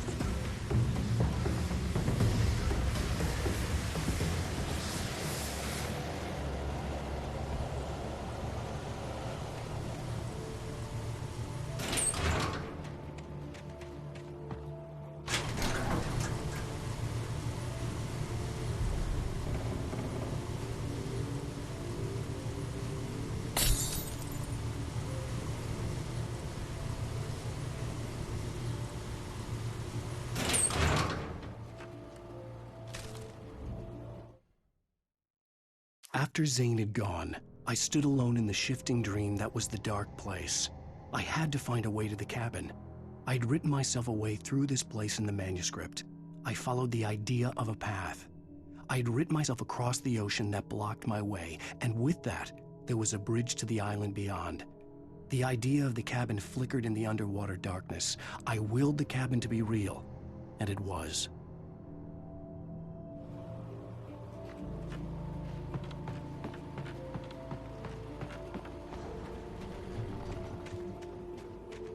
Turn back now.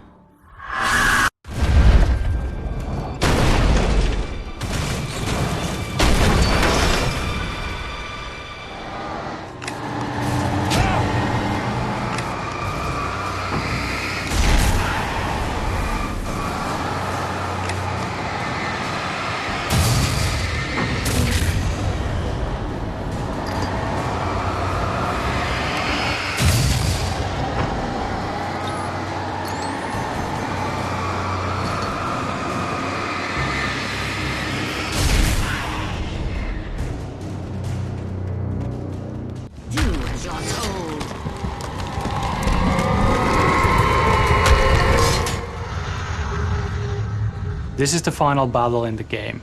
You can actually finally face the tornado and fight it. We didn't want to create a complicated puzzle, but this was more about the experience. We wanted to make this a memorable moment in the game. If you look carefully, you can actually see Barbara.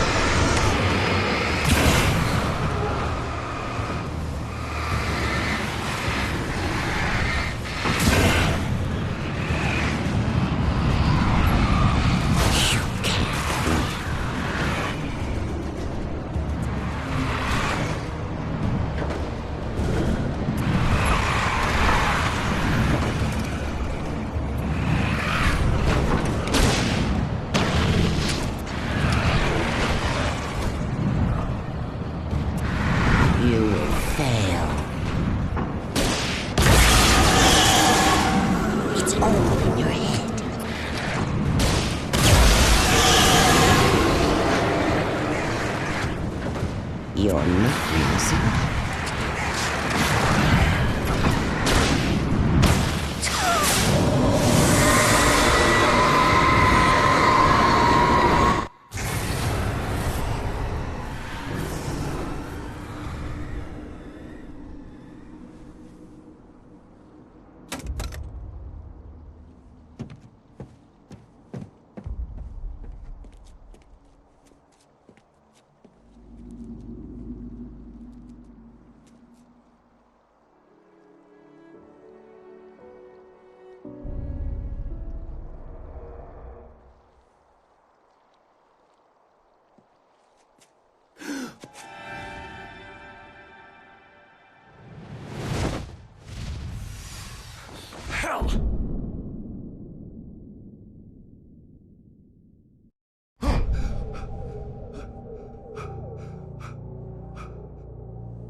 Shh, baby.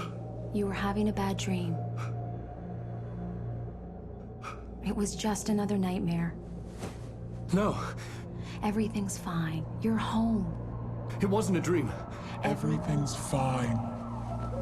Turn the lights on. Turn the lights on!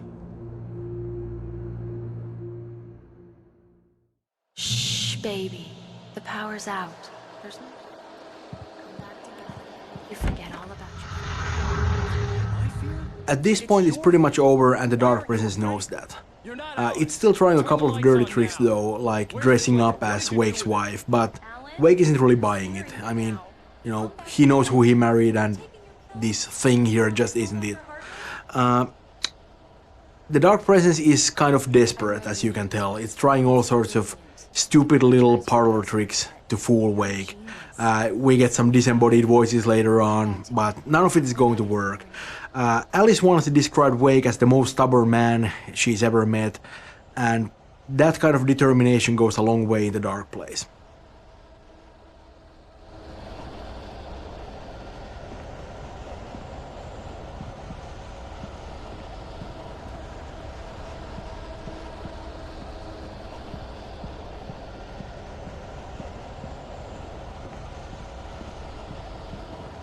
Come back to bed, Alan. Come back to bed, Tom.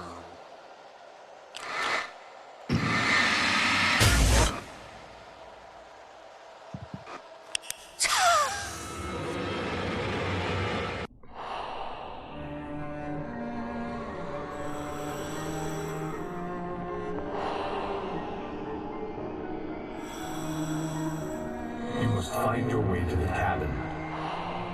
It stands in your way. It won't let you pass. It has no heart. It's filled with darkness. You must fill its heart with light.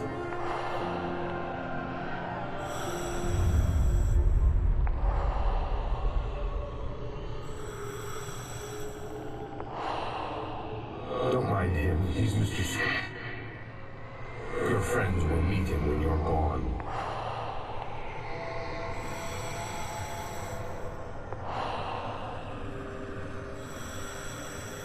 Use the clicker.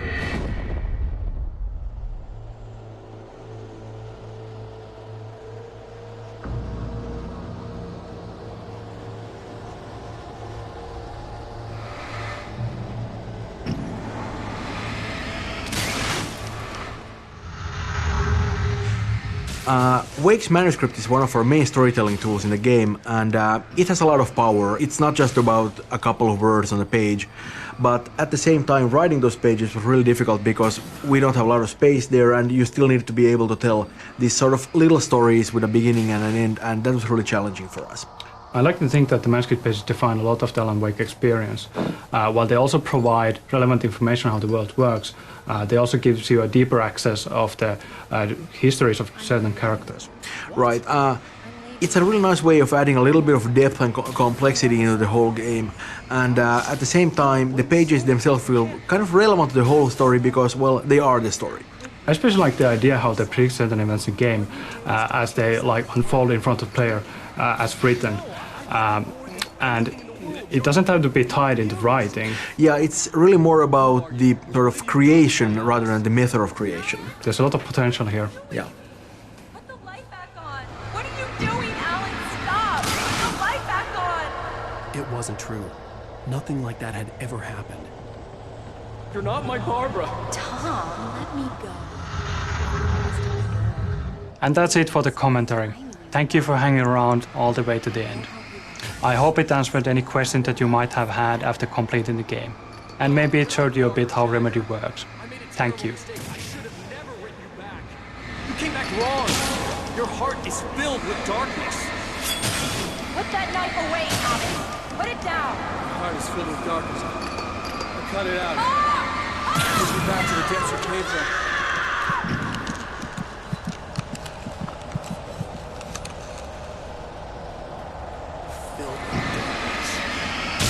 Get away from me, you hag!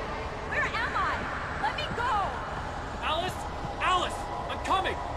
Your husband refused to do as he was.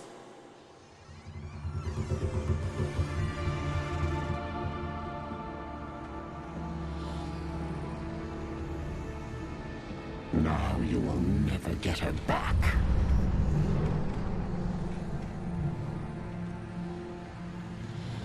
I am much older than you. Older than your first work of art. I will find a new face to wear. Someone else to dream me free.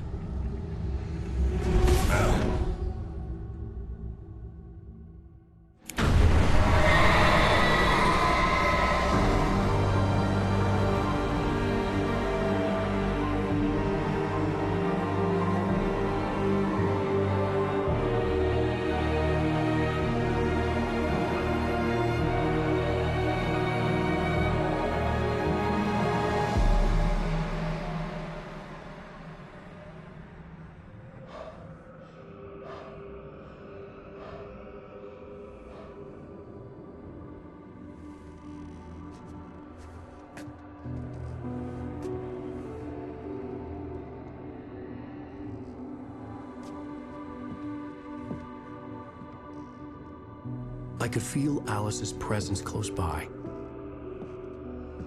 I understood what I had to do now. I knew how to write the ending to Departure. There's light and there's darkness. Cause and effect. There's guilt and there's atonement. But the scales always need to balance. Everything has a price. That's where Zane had gone wrong.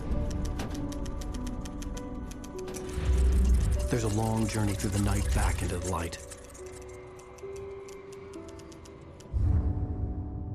Alice? Alice?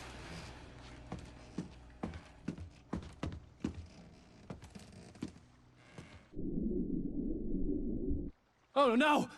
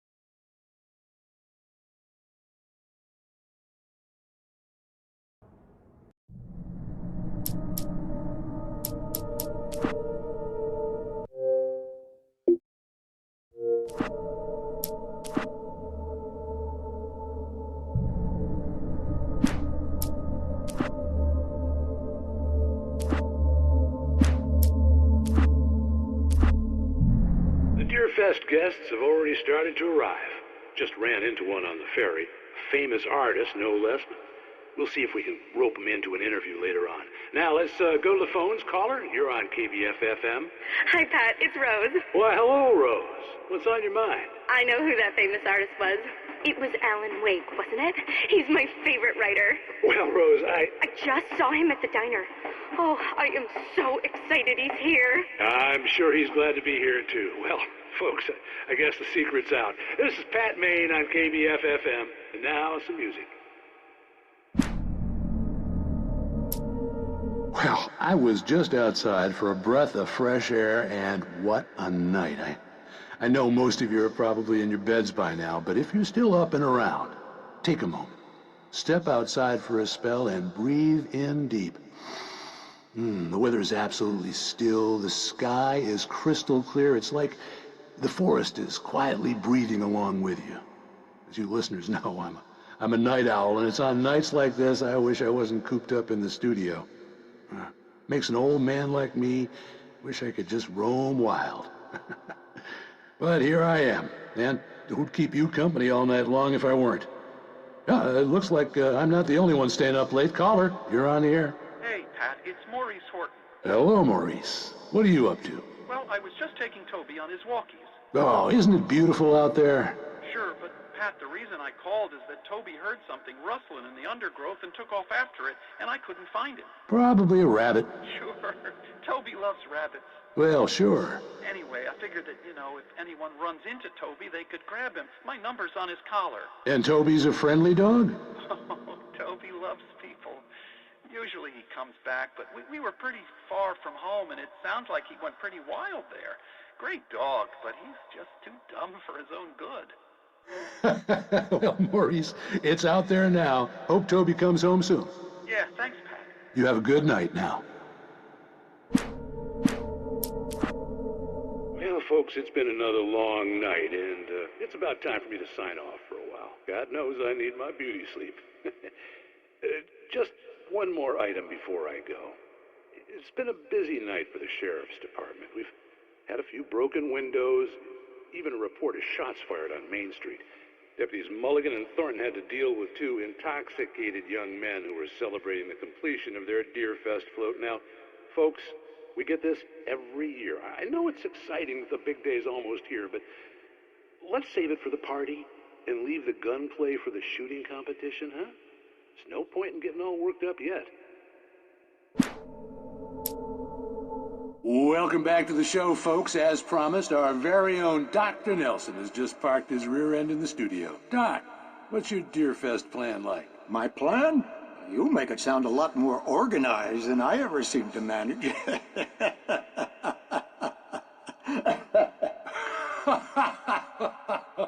Oh, yeah. Oh, you old coot. No plan, really. Just taking the atmosphere. I'm getting a little too rickety to do much more than that, you know. Oh, tell me about it. No sack race for us older gentlemen, huh? Yes, exactly, Pat. But I'm going to check out the parade, of course. And I'll be one of the pie contest judges, too. Well, that takes a different kind of constitution. Oh, yeah. It's my kind of exercise. Now, Doc, seriously, you're in pretty good shape, though. You're the outdoors type. I know for a fact you're an avid fisherman. That's right. Matter of fact, just caught a heck of a largemouth bass early this morning. But you're not taking part in the fishing contest? No, not this year. See, Pat, I'm just not that competitive anymore. Now I just like to take my time and enjoy the peace of it. It's no fun if I need to worry about what I'm catching, you know? Well, considering your track record, the participants are probably pretty happy you feel that way. Well, Pat, that's kind of you to say.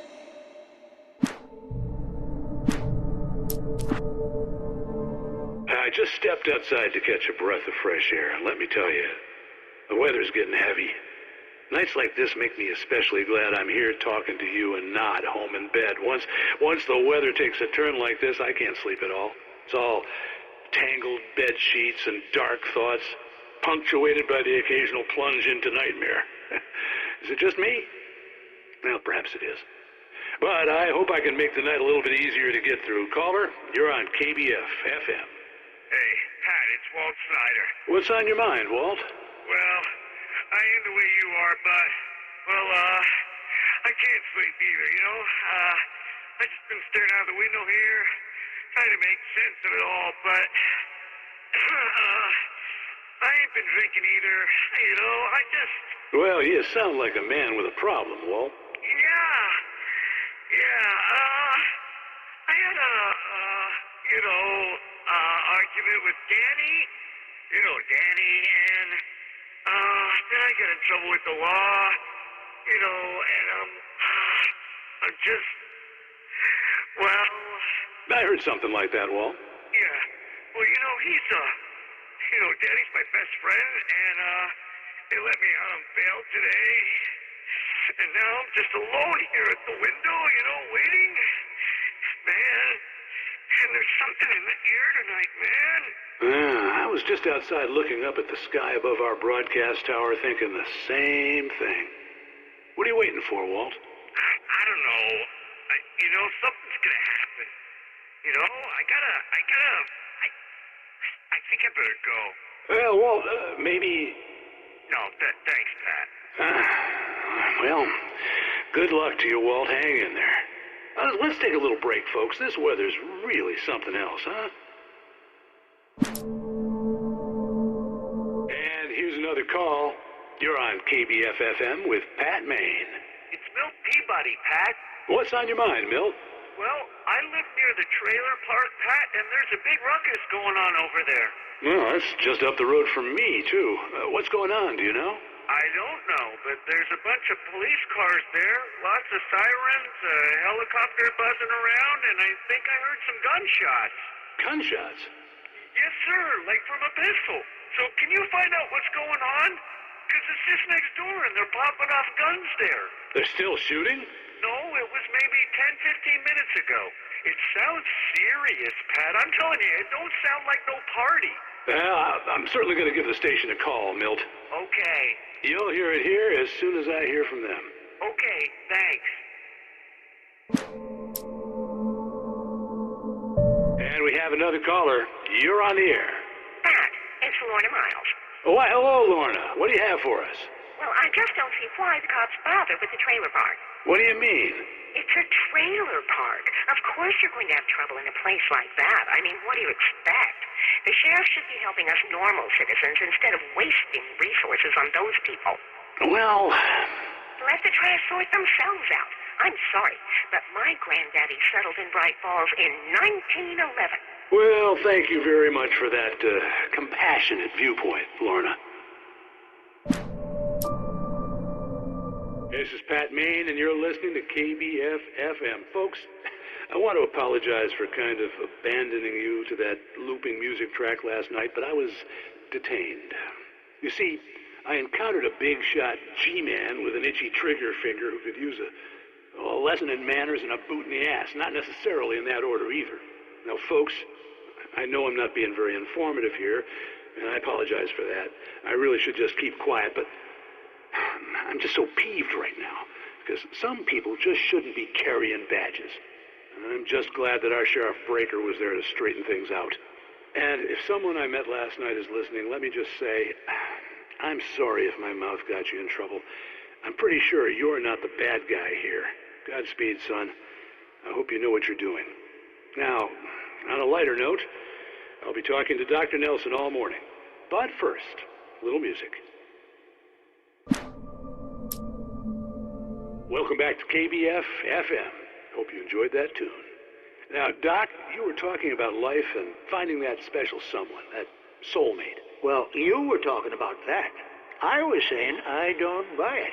Well, see, to me, that's strange, because I always pegged you as a hopeless romantic.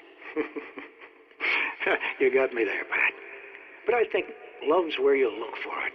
And you need to do a lot of looking, sure.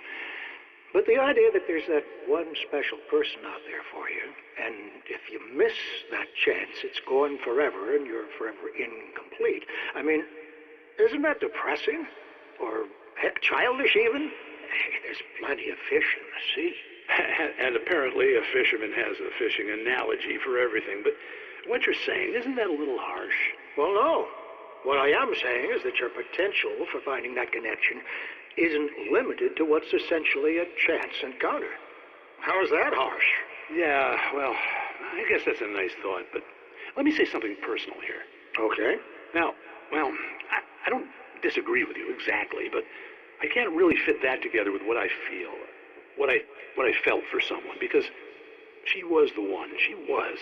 And I let her drift away from me. Maybe I didn't put in the work, I don't know, but, well, since then, and it was a long time ago, but since then there hasn't been anyone, not like her. And I'm not saying I dwell on her or haven't moved on. I like my life. I'm not living in the past, but I do miss the way she completed me. You can't argue with the heart, Pat. I'm sorry, folks. I had kind of a scary experience last night, and let's just say it's shaken a few things loose. Now, Mrs. Wake, can you tell me about Alan's problems? He's more and more out of control all the time. The parties, he's so angry all the time. He's getting violent. Do you mean with you? No, not with me. No, never.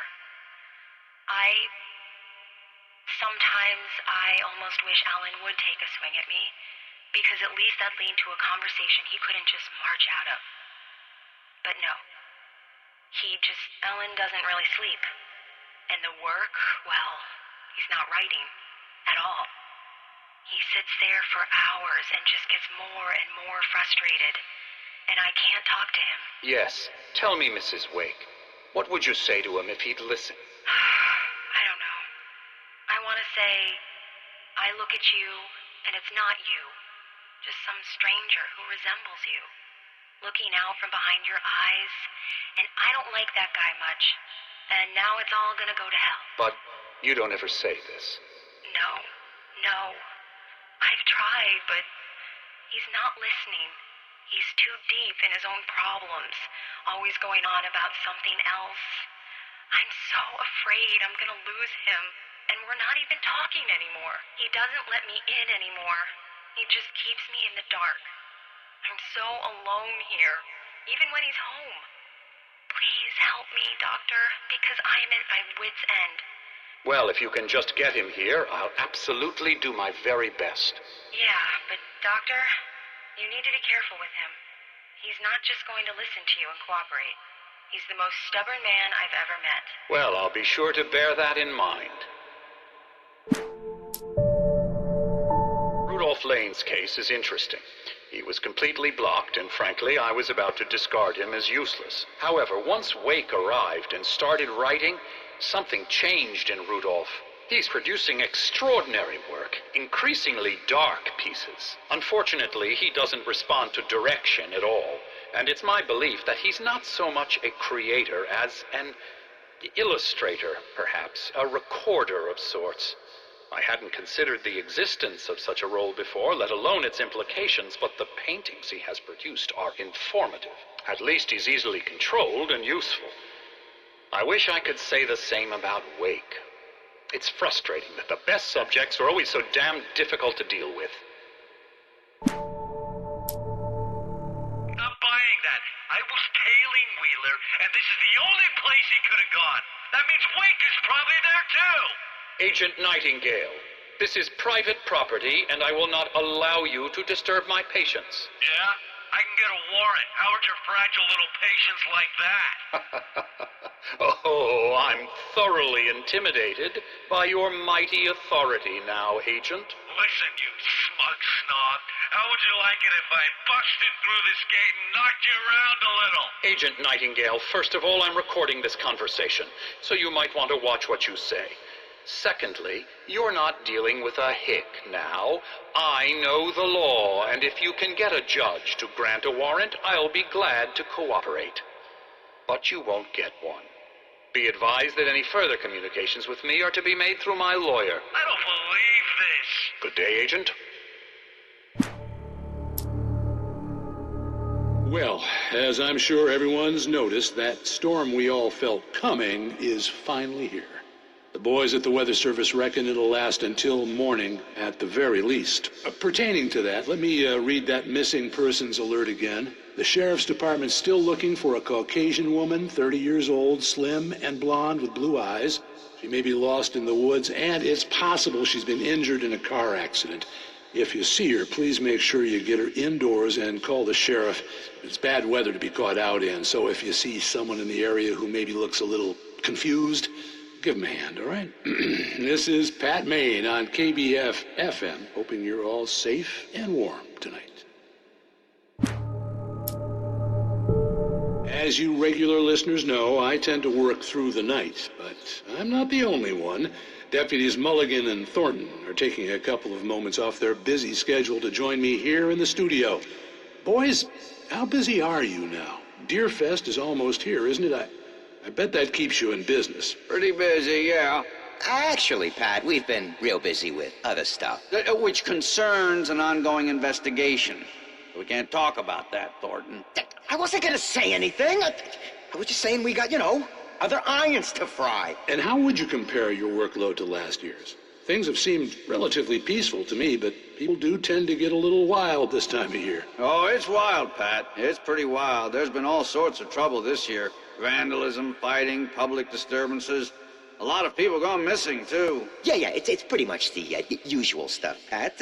Just, a lot more of it. Now, is it just me, or does Deerfest get wilder every year? People seem to be more drunk, at least, or they start earlier and younger. Oh, it's definitely not just you, Pat, but... Definitely, Pat. Hey, I'm talking here, Thornton.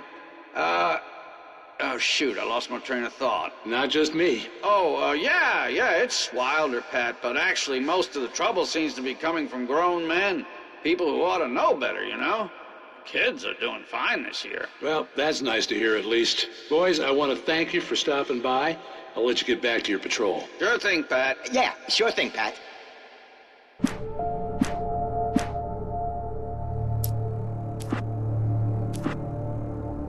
Departure by Alan Wake.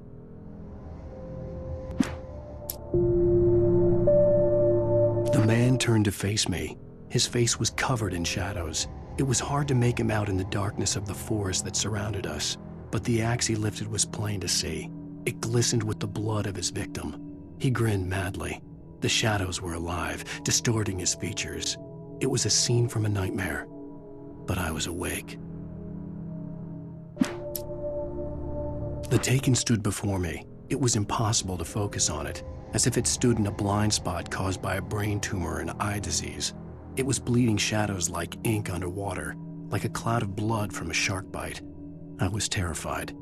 I squeezed the flashlight like my life depended on it, willing it to stop coming any closer.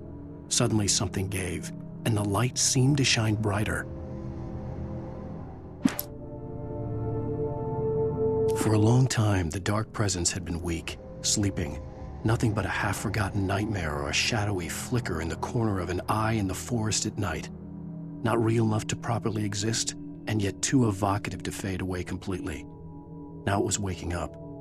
The rider like a fly caught in a spider's web, each jerk and kick vibrating the strands that led deep into its lair. It was aware of him now, and it could use him. All he'd need was a little incentive. I heard them before I saw them, swooping down from the sky and screeching as they came. I spun around just as the cloud was upon me. For an instant, I stared into 100 dead eyes, black pearls glittering in the darkness. I raised the flashlight and the swarm exploded like fireworks. Feathers burned, turned into ash. I couldn't hear my scream above theirs.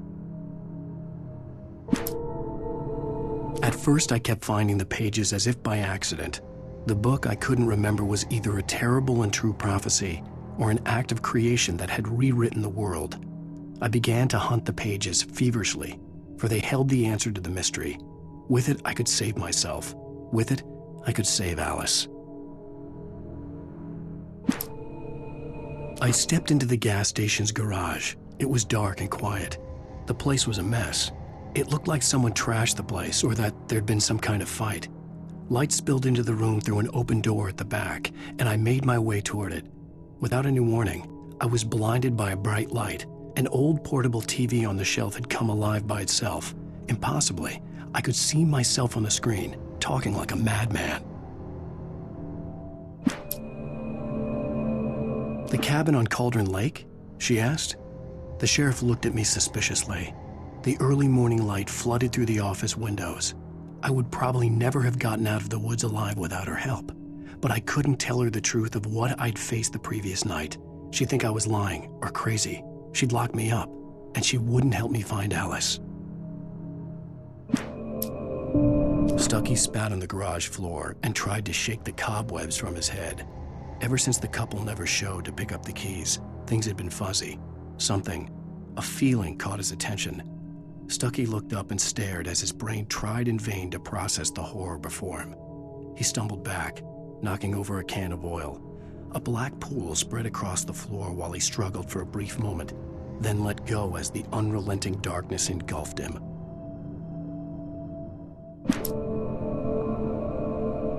Rose knew she had been gushing, but right now she didn't care. As far as she was concerned, her brief meeting with Alan Wake was literally the high point of her life. She watched as he got in the car with his wife. She was pretty, confident, at ease with Wake. Not like Rose. They were perfect for each other. She'd have given anything to be called their friend. Barry Wheeler was bouncing off the walls. He jumped on a plane after his calls were ignored by both Al and Alice for several days. It could mean that they were both on a second honeymoon, but Barry didn't buy it. Al had been way too unstable for that, not sleeping, messed up. Barry had years of experience dealing with Alan Wake, and he couldn't ignore it. Something was wrong. Toby knew the smell. It was the man, the nice man who always gave him treats and never got tired of playing with him. Toby wagged his tail in excited anticipation and gave a joyous bark. Then there was another smell, a wrong smell, and it was alien enough to stop Toby in his tracks. Confused, he growled deep in his throat. The wrong smell came from the nice man. Blind animal terror pierced the dog's brain an instant before the axe followed suit. Barry took another sip of the heavenly coffee. He grinned at Rose. Surely this was love. Rose gushed on breathlessly. The new one will be a masterpiece, I know it.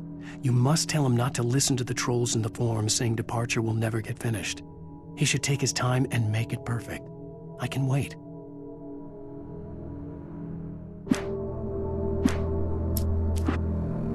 It's true what they say about the fall and the sudden stop at the end. I'd lain here in the snow while the lurid chain of scenes that had led me here kept playing in my head. A rerun of my own private snuff movie. A memory of my corpse. Alone at my own wake. Thinking in metaphors again. The femme fatale was gone. Only a sour taste remained of the kiss that killed me. This was a late goodbye. 13 years after I'd gotten my revenge, it had finally caught up with me. It had been a long time to bear the pain. My blood painted the snow red. A gruesome slushy dissolved all the scattered painkillers and leisurely dripped down to the sewer, mingling with the bile of the city, becoming one with it. I can see them now, my wife and my baby. Honey, I'm home. In spite of its human mask, to describe the dark presence as intelligent would have implied human qualities on something decidedly inhuman. Nonetheless, it found the one spot in the diner that was dark enough. Some light spilled into the corridor, ravaging it. But it took the pain. Horrible as it was, the writer would soon fix that. He would be coming to the one place where it still had power. The kidnapper fired his gun one last time, and the shadow vanished into the darkness it had come from. See? Nothing to it, Wake. The thought of Alice in his hands was revolting. We stood on the wooden platform of Lover's Peak, the waterfall in the mountain behind us, the lights of the radio mast blinking red in the heights above. I fought with the urge to take a swing, force myself to speak. Let's cut the act now. Where's my wife? Alice looked through the viewfinder, lining up the shot. Cauldron Lake was breathtaking. Something caught her eye. a figure standing in the shadows behind the cabin, like a thin woman in a black dress.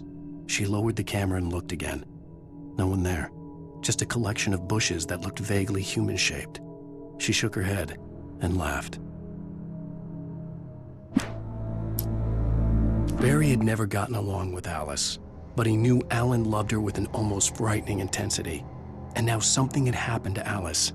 And here was Al armed with a gun and saying things people got put in padded cells for. It was as if his friend had experienced a massive psychotic episode and was now totally disconnected from reality. It scared the shit out of Barry.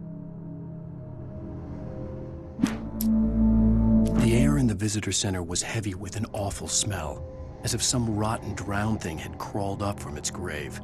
Rusty kept coughing blood. My eyes were drawn to the twisted shape of his broken leg. The attack had been vicious. Max whined in his cage. Rusty's eyes were wild with fear and terror. He gasped, "Mr. Wake, it happened just the way it was on that page." The visitor center was sturdy, but the impact turned the front of the building into splinters. Rusty was thrown across the lobby like a rag doll and hit the far wall hard. It didn't hurt until he tried to move and saw his leg bend the wrong way, felt the broken ribs stabbing him on the inside. Rusty howled in pain and fear, suddenly afraid to die alone. At the last instant, I changed direction and threw myself down. The axe splintered the trunk of a tree. I stumbled into the pool of bright light. My lungs burned. I was too exhausted to move. I tensed as I waited for the killing blow, but it never came. I raised my head. Nothing moved in the darkness beyond. For the moment, bathed in the cold light, I was safe.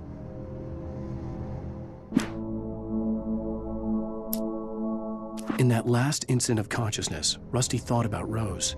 He was older than she was. Rose was barely out of her teens, but she made him feel young and forget what a train wreck his long-dead marriage had been. He still wore the ring. He'd been waiting for her to tell him to take it off. Now she never would.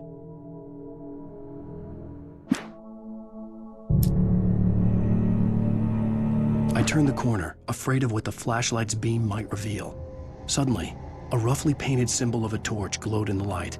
Behind it, hidden by a rock, sat a battered metal trunk. It was here for a reason, packed with supplies, batteries, flares, ammo, things you need to make it through the darkness of the night. Something left behind by someone who knew what I knew, and more. Agent Nightingale didn't want to be in Bright Falls. These little communities revolted him, and he didn't like the trees or the coffee. He now knew that impossible horrors lurked behind the storefronts and smiles. He desperately wanted to turn the car around and just drive until he passed out or ran out of road and booze. But he had a job to do. He had a rider to catch, at any cost.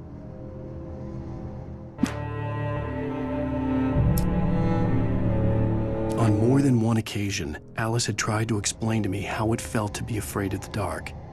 To her, darkness wasn't simply the absence of light, but something more tangible than that.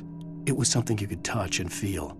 Worse than that, it was something with a mind of its own, something malicious and malign. For her, things changed when they were wrapped in darkness. They turned into something else, something foreign, and nothing was safe or innocent anymore. I'd never really understood what she meant, until now.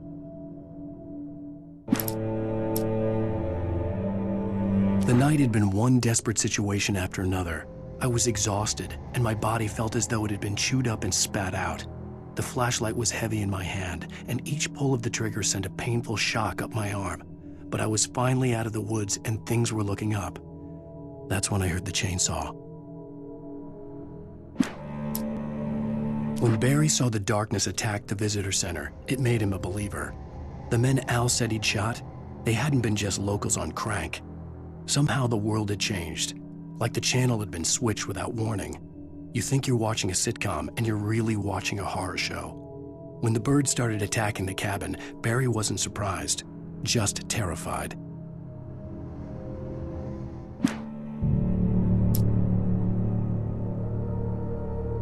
The FBI agent's command froze me in place. I considered surrender. It was all falling apart anyway. I could give in, let someone else deal with it, but it felt all wrong. Call it instinct, his posture.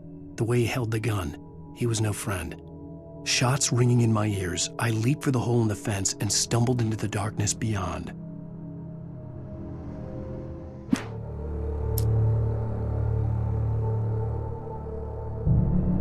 The dark presence had touched the girl to lure the rider into a trap.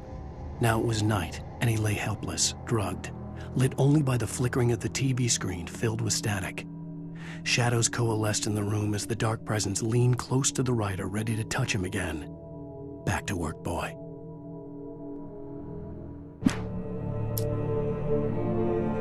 Rose knew that Rusty was in love with her, and she liked him too. She liked him a lot. He taught her to dance, and life had certainly taught her the value of a man who was gentle. He treated her well, made her smile, made her feel good. But Rusty wasn't the prince of her dreams, and that tended to underline the unbearable truth. She was no closer to that Hollywood magic than he was.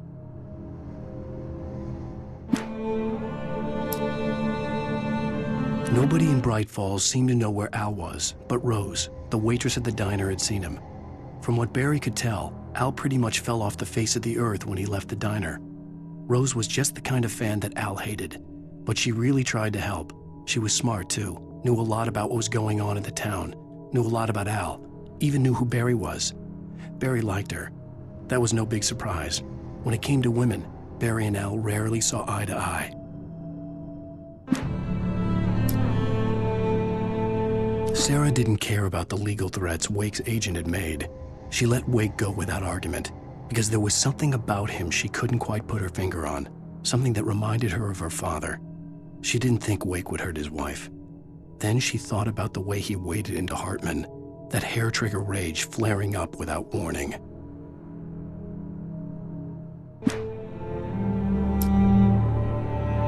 The logging site was a mess. The modular office had been pushed off the cliff. Deputy Thornton climbed up from the wreckage excited, breathing hard from the exertion. Nobody there. It's weird. Don't you think that's weird? Bored, Mulligan let out a mighty snort. Hell, it's always weird, Thornton. Just a question of sorting out what kind of weird it is this time around. Shadows stirred and the wind picked up as I ran through the forest. I felt the dark presence turning its gaze toward me. Then the moonlight was blotted out by dark shadows that raced violently across the ground, moving too swiftly to be natural. Darkness gathered between the trees and melted again to reveal the Taken. No natural path had brought them here. There was no misunderstanding. Cauldron Lake was where Alice and I had stayed, but there was no cabin and no island. I was missing a week. What had happened to me? What had happened to Alice? I had to get her back. I couldn't face life without her.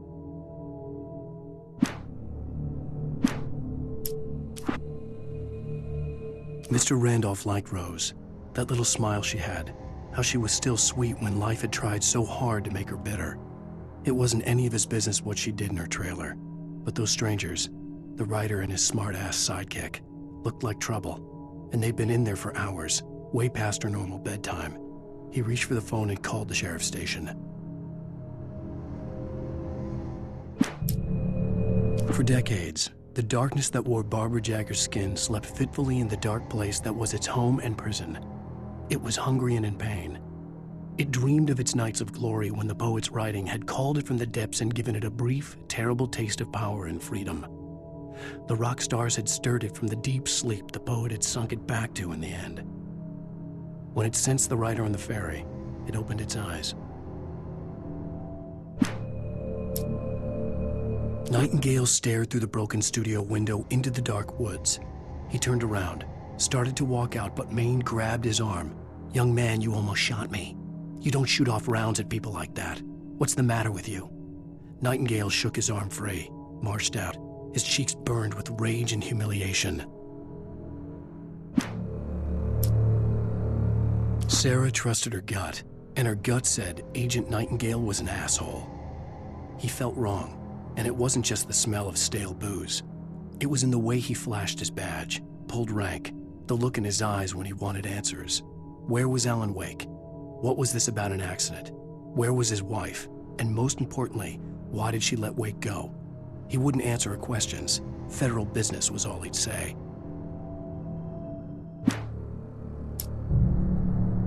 pipe wrenched itself loose from the bridge's steel framework. Wrapped in darkness, it floated in midair, twitching. For a moment, I didn't understand what I was looking at. The heavy object lurched at me with impossible force. I threw myself out of the way, but just barely. When I turned my flashlight on it, it shook in a dark rage before it flew at me again. I slammed the door shut right in his smug face. He pleaded for me to open the door. True to form, the asshole actually thought I would obey. I had no sympathy left, no guilt either, not for him. I took a moment to savor the scream. I bet I had a smile on my face. It was all that I had time for. The dark presence was inside the lodge with me.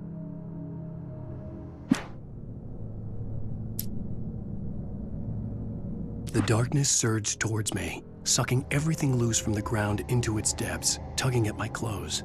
I saw the flare the kidnapper had dropped and threw myself towards it just as I felt my feet leave the ground. The darkness embraced me with the force of a tornado. Somehow I managed to light the flare. The darkness roared and cast me away. I fell toward the dark waters of the lake far below.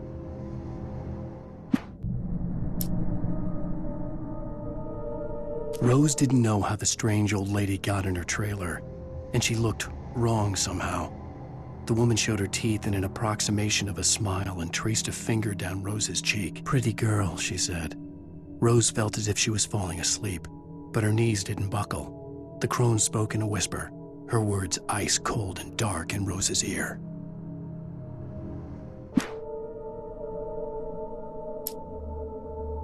Touched by the dark presence, Rose was lost in a dreamland where everything was drawn in black and gray crayons. The old lady had promised her that all her wishes would come true. She would be Alan Wake's muse. She was smiling so hard it hurt her face. She crushed a bottle full of sleeping pills into the coffee. Deep down inside, she was screaming in terror.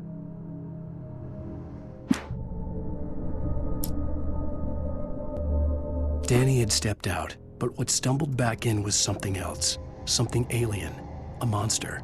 Walter tried to kill it, first with his fists, then a chair. It wouldn't die. Instead, it kept coming, unaffected by the beating it had taken. After Walter managed to kick it down the cellar stairs, fear took over. He ran, got behind the wheel, gunned the engine. The booze wouldn't make him forget, but he knew he had to try.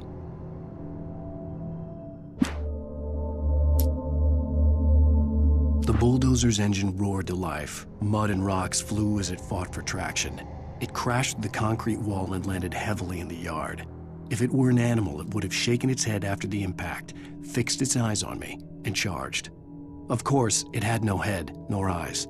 Shadows crawled on its form, twisting it into a monster. Then, it came for me.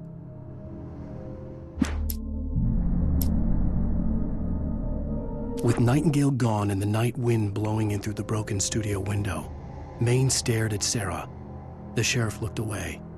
Maine's voice shook with barely controlled anger. "That boy's doing more drinking than thinking. I hope you know what you're doing, Sarah. He's got a sickness in his eyes. You take my word for it. He wants Wake for a reason, and it's not for anything good."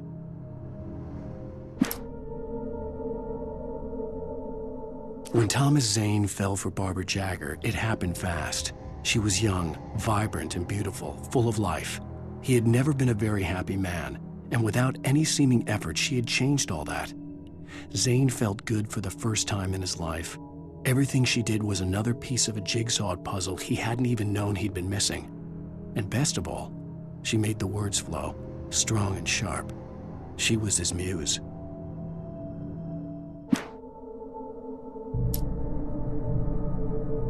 Some of the taken retained echoes of their former selves, but these were just the nerve twitches of a dead thing.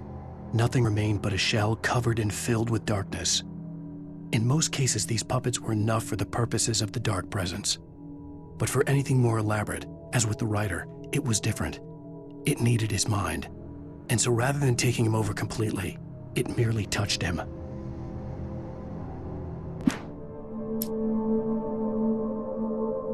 I stared through the bars of the jail cell.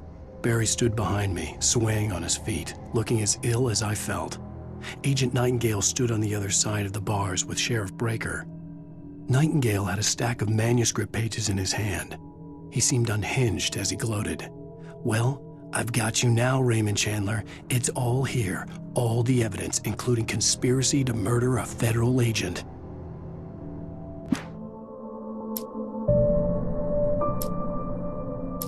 Things were never as simple in real life as in fiction. I had lost count of the times I had wished there'd be a clear reason for my writer's block. Something to fight, something to lash out on. There wasn't. I was filled with doubt. I was nothing like the hero in my books. Alex Casey had gone through his life with single-minded determination, never wavering from his goal. Even now, I was angry at myself, angry at Alice, angry at Barry. I was fumbling and I had no plan. Even behind the closed doors and curtains of his grimy room at the Majestic, the local motel, Nightingale could feel the locals' eyes on him, the unrelenting pressure of their judgment. He forced it out of his mind. For all he knew, they could all be under Wake's spell already. You do what you have to do to get the job done. He took comfort from the bottle in his hand. Please, he thought, just let me get through this.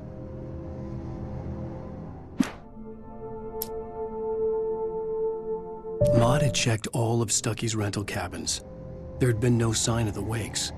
It was dark when he'd found their car parked at the end of the road by Cauldron Lake. It made no sense. They must have taken a wrong turn, but there was no sign of them, and the car had been there for hours already.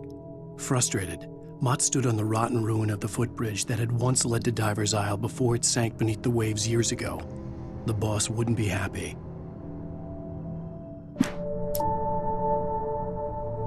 I tried to hold on to Alice, but her form melted away. I was losing control. Dr. Hartman stood in her place. I wanted to hit him, but my arms were jelly. He smiled. It was a reassuring smile, and I hated him for it. I had to give you a sedative. Don't fight it. You went through another rough period. Right now, it's very important that you stay calm. We don't want you to have another episode.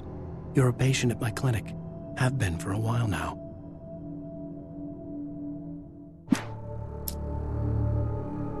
For Mott, spying on the writer on the ferry had been a disappointment. His boss had made Wake out to be something special, but Mott hadn't been impressed. He'd gotten a good long look at the wife, though, and he liked what he saw. Mott had fantasized about goading Wake into a fight, but it hadn't happened. Still, he'd get his chance to see if the writer had anything in him. He'd been promised as much.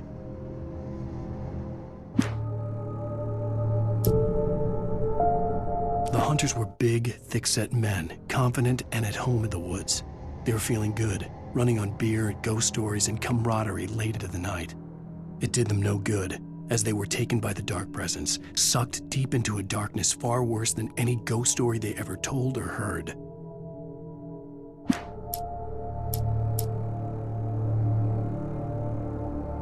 Lightning flashed behind the windows of Cauldron Lake Lodge. Tor Anderson laughed and held the steel hammer above his head. Nurse Sinclair was trying to calm him down without success. Tor grinned madly and shouted, "My hammer's up. Here's a friendly poke from Molnir, wench." He brought the hammer down with all his might on Sinclair's head. "We're on a comeback tour, baby."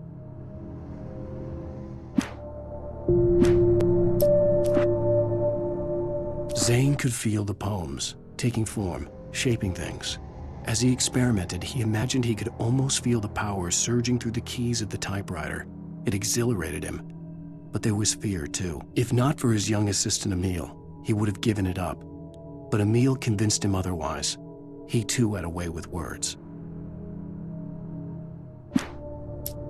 Hartman kept talking, giving Barry the grand tour, clearly proud of the place. He went on and on about his hunting trophies, and Barry was impressed. But he was here on business. He raised his voice, cut through the monologue. "Hey, Hartman, where's Al?" Hartman stopped in mid-sentence, annoyed at the interruption. He nodded at the hulking orderly standing nearby. The man smiled and clapped a practiced hand on Barry's shoulder. Hartman followed the fall of Alan Wake with his binoculars. When the rider hit the water, he ordered Jack to take the boat to him. The spot was easy to see in the dark, even with all the extra lights in the boat. The flare floated and kept burning even in the water. Jack turned the radio louder as the engine sputtered. The music was rough and clanking, something the Anderson brothers would no doubt have enjoyed.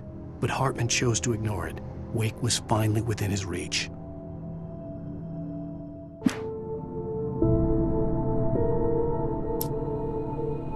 Hartman knew he was no creator. He had no ambitions on that front, and he certainly didn't want to end up like every artist he had worked with here, damaged in ways that were hard to describe, or worse. It was enough for Hartman to maintain creative control and provide direction, to be a producer. That was what most of these people were in need of anyway. Of course, suitable subjects were few and far in between.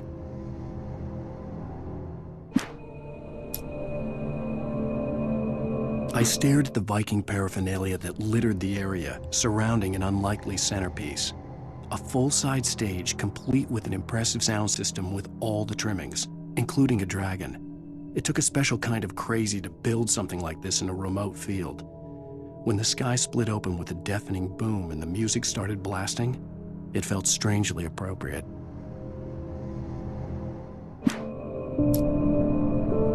For the moment, Barry was just glad he had survived the fall.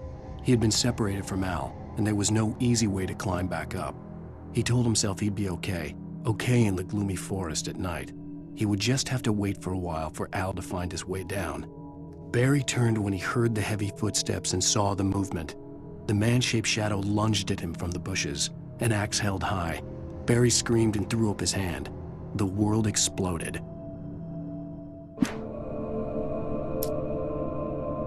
Mott knew that Wake was smarter than him. Wake had more money, a beautiful wife, everything. And Hartman said Wake was important. That made him better than Mott. But Mott was calling the shots now. He'd expected Wake to whimper and grovel, but instead, he seemed willing to fight. Mott knew he'd gotten under Wake's skin. If only Mott actually had his wife. The thought made him shiver.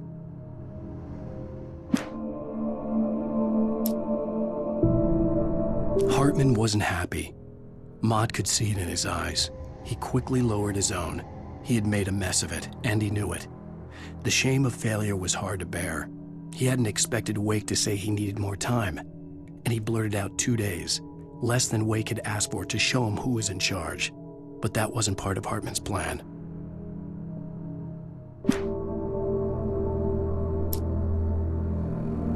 Hartman hurried down the corridor. He had disliked leaving Wake when he was surely at his most susceptible to therapy. But this was not an ordinary storm.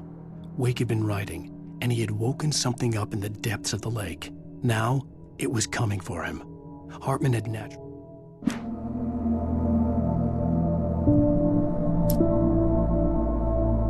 Hartman watched as Wake's features slackened. The man was bullheaded, no doubt. Even lying on the bed, he'd almost broken Hartman's nose the second time. But with a little time, he could break Wake down, give him proper direction. Wake was easily the most promising subject he had had. Well, since Tom, really. "Sleep well, Alan," Hartman whispered with a smile. "Let me take care of you." He sniffed hard to clear his throbbing nose, swallowed blood, and barely tasted it.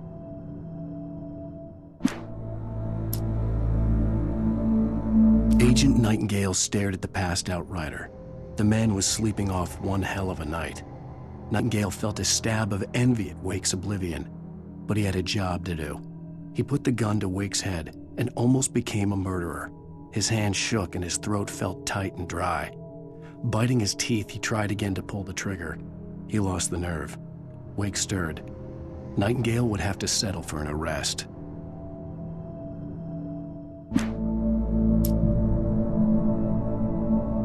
The storm raged on as the Anderson brothers walked unsteadily away from the clinic with the other patients in tow, knowing that this time they wouldn't return. The darkness around them seethed with horrors, but Tor and Odin were unafraid. Their eyes glinted with guile. They knew every secret path, and there was blood on their hands. They had fought these shades before.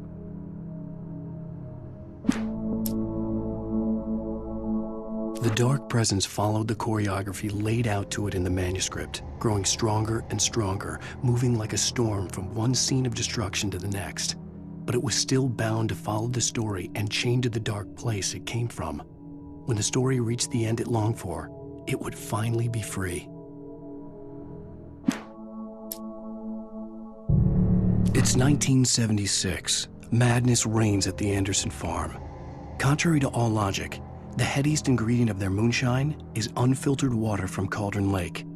The Andersons feel like gods. Odin can't stop laughing. He contemplates cutting his eye out. Tor runs across the field, naked, shrieking, hammer in his hand, trying to catch lightning. Their songs have power. Something ancient is stirring in the depths, coming back.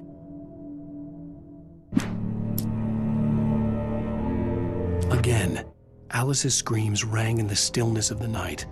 I saw myself run toward the cabin, flashlight in my hand. I followed my past self. I was an out-of-body observer, a time traveler in a crazy drunken dream. This was the beginning. The night Alice had disappeared. The mystery of what had happened during the missing week was about to reveal itself.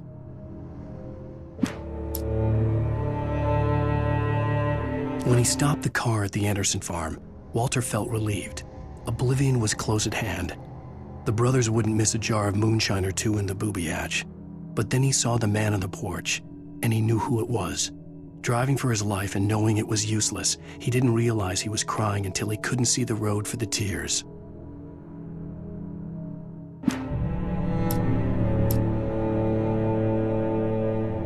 For a moment, Hartman considered strangling the idiot. Mott was mean-spirited, but easily manipulated, an emotional infant who lived for his approval.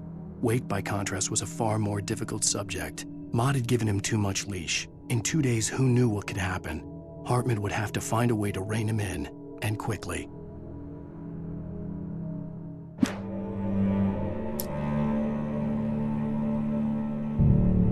Deputy Mulligan tuned Thornton's chatter out. He didn't think writers were particularly useful people, and a huge manhunt for one struck him as idiotic. Certainly not worth the missed opportunity for coffee and pie. It wasn't even clear what the man had done, except run from them at the trailer park. Mulligan knew he wasn't alone. The sheriff's patience with the Fed was running out.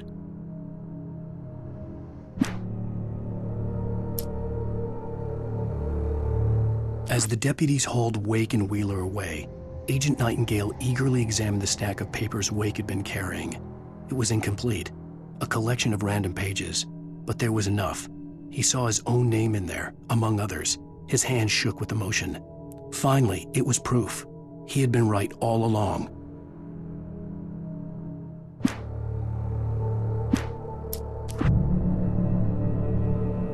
Nightingale tried to make sense of the manuscript. It was disjointed and strange. He didn't understand half of it, but it all rang true. Impossibly true. He took out his hip flask when he reached the page that described how he reached the page that made him take out his hip flask. It wasn't the booze that made his mind reel.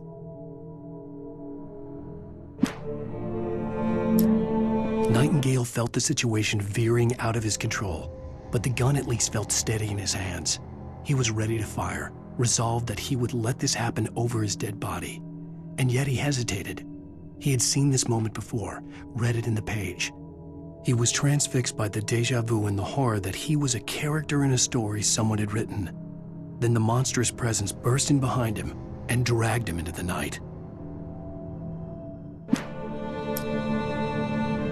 The darkness that wore Barbara Jagger's face was furious. The story in the manuscript had been making it stronger all the time, but now the light had set the writer free and hurt it, weakened it. It was only a matter of days before the dark presence would be strong again, but meanwhile, it would be difficult to recapture the writer.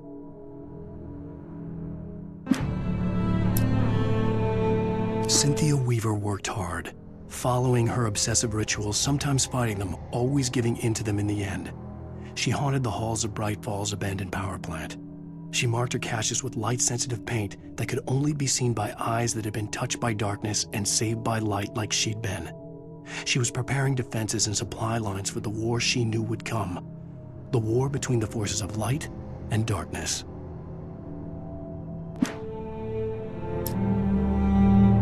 For it to be free, the dark presence needed the writer to finish the story. Again and again, the story let it get frustratingly close to the writer without letting it capture him.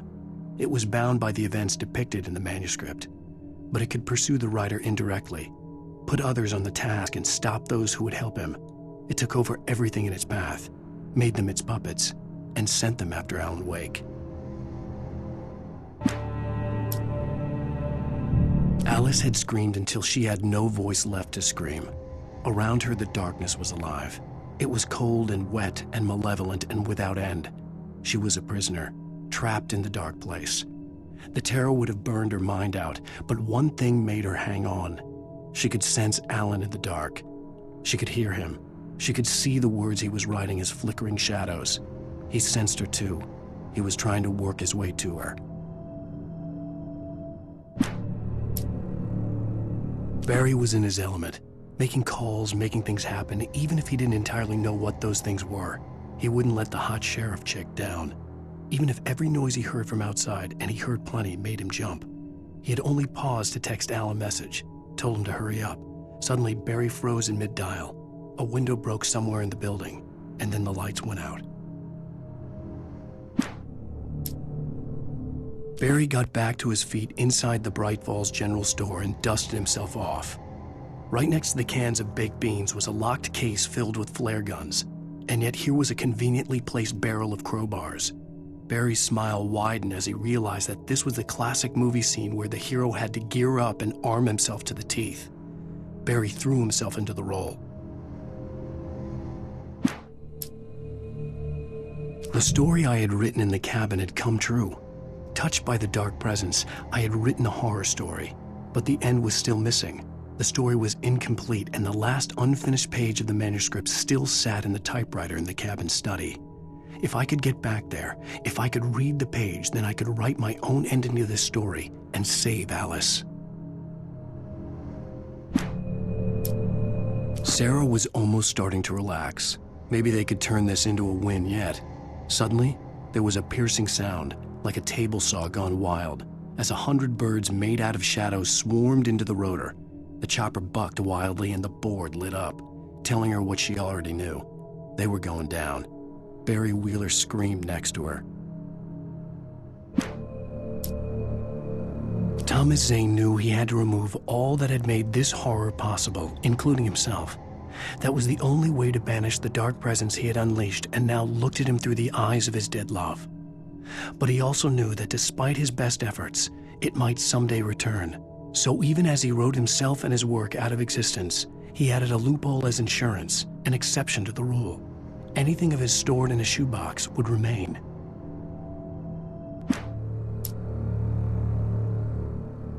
Making her way through the water pipe alone, Cynthia was angry at the writer. Foolish young man, taking unnecessary risks. And the way he broke the rules. Didn't he understand what was at stake? Since the terrible days in the 70s, she hadn't wavered once, as hard as it had been. She was tired of protecting the town all these long years, and now only wanted to rest.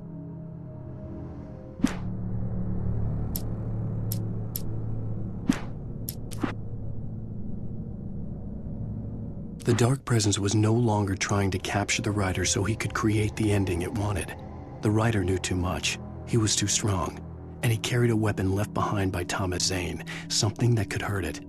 Now, the darkness was doing everything in its power to simply stop the writer from ever reaching Cauldron Lake and the dark place it came from. The bottom of Cauldron Lake was a graveyard of things the lake had claimed in one way or another over the decades. The dark presence brought them up in its wake, scattering the rotten waterlogged hull of an old boat here, the remains of a long-ago crashed airplane there, trees shattered under the impacts. The earth groaned. It didn't even notice. Zane cut its heart out, but it didn't die. The thing that wore Barbara's face kept crooning sweet nothings sugar-laced with poison. He put on the suit, untied the monster from the chair. The thing in his arms thrashed weakly, but he held fast. He stepped outside, off the pier, and into the dark water, a sinking pinprick of light descending toward a bottom that never came. The dark place I found myself in was unlike anything I could ever have imagined. It wasn't solid. It flowed. It was conceptual and subjective. For someone else, an artist in another field, it would have been very different. I could sense the story of the manuscript all around me, the words and ideas floating in the air, poised to become real.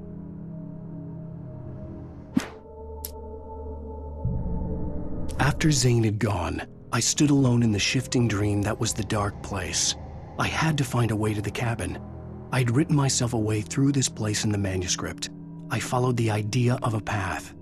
I'd written myself across the ocean that blocked my way, and with that, there was a bridge to the island beyond. The idea of the cabin flickered in the underwater darkness. I willed the cabin to be real, and it was. In the end, Barry wasn't going to shoot Sarah. They both knew that. Once she had no chance of catching up to Wake, Barry gave up the gun and sat down on the floor, shielding his face from the merciless glare of the well-lit room. "I don't think I'm ever going to see him again," he said in a weak voice. Sarah didn't have it in her to be mad at him. Besides, he was probably right.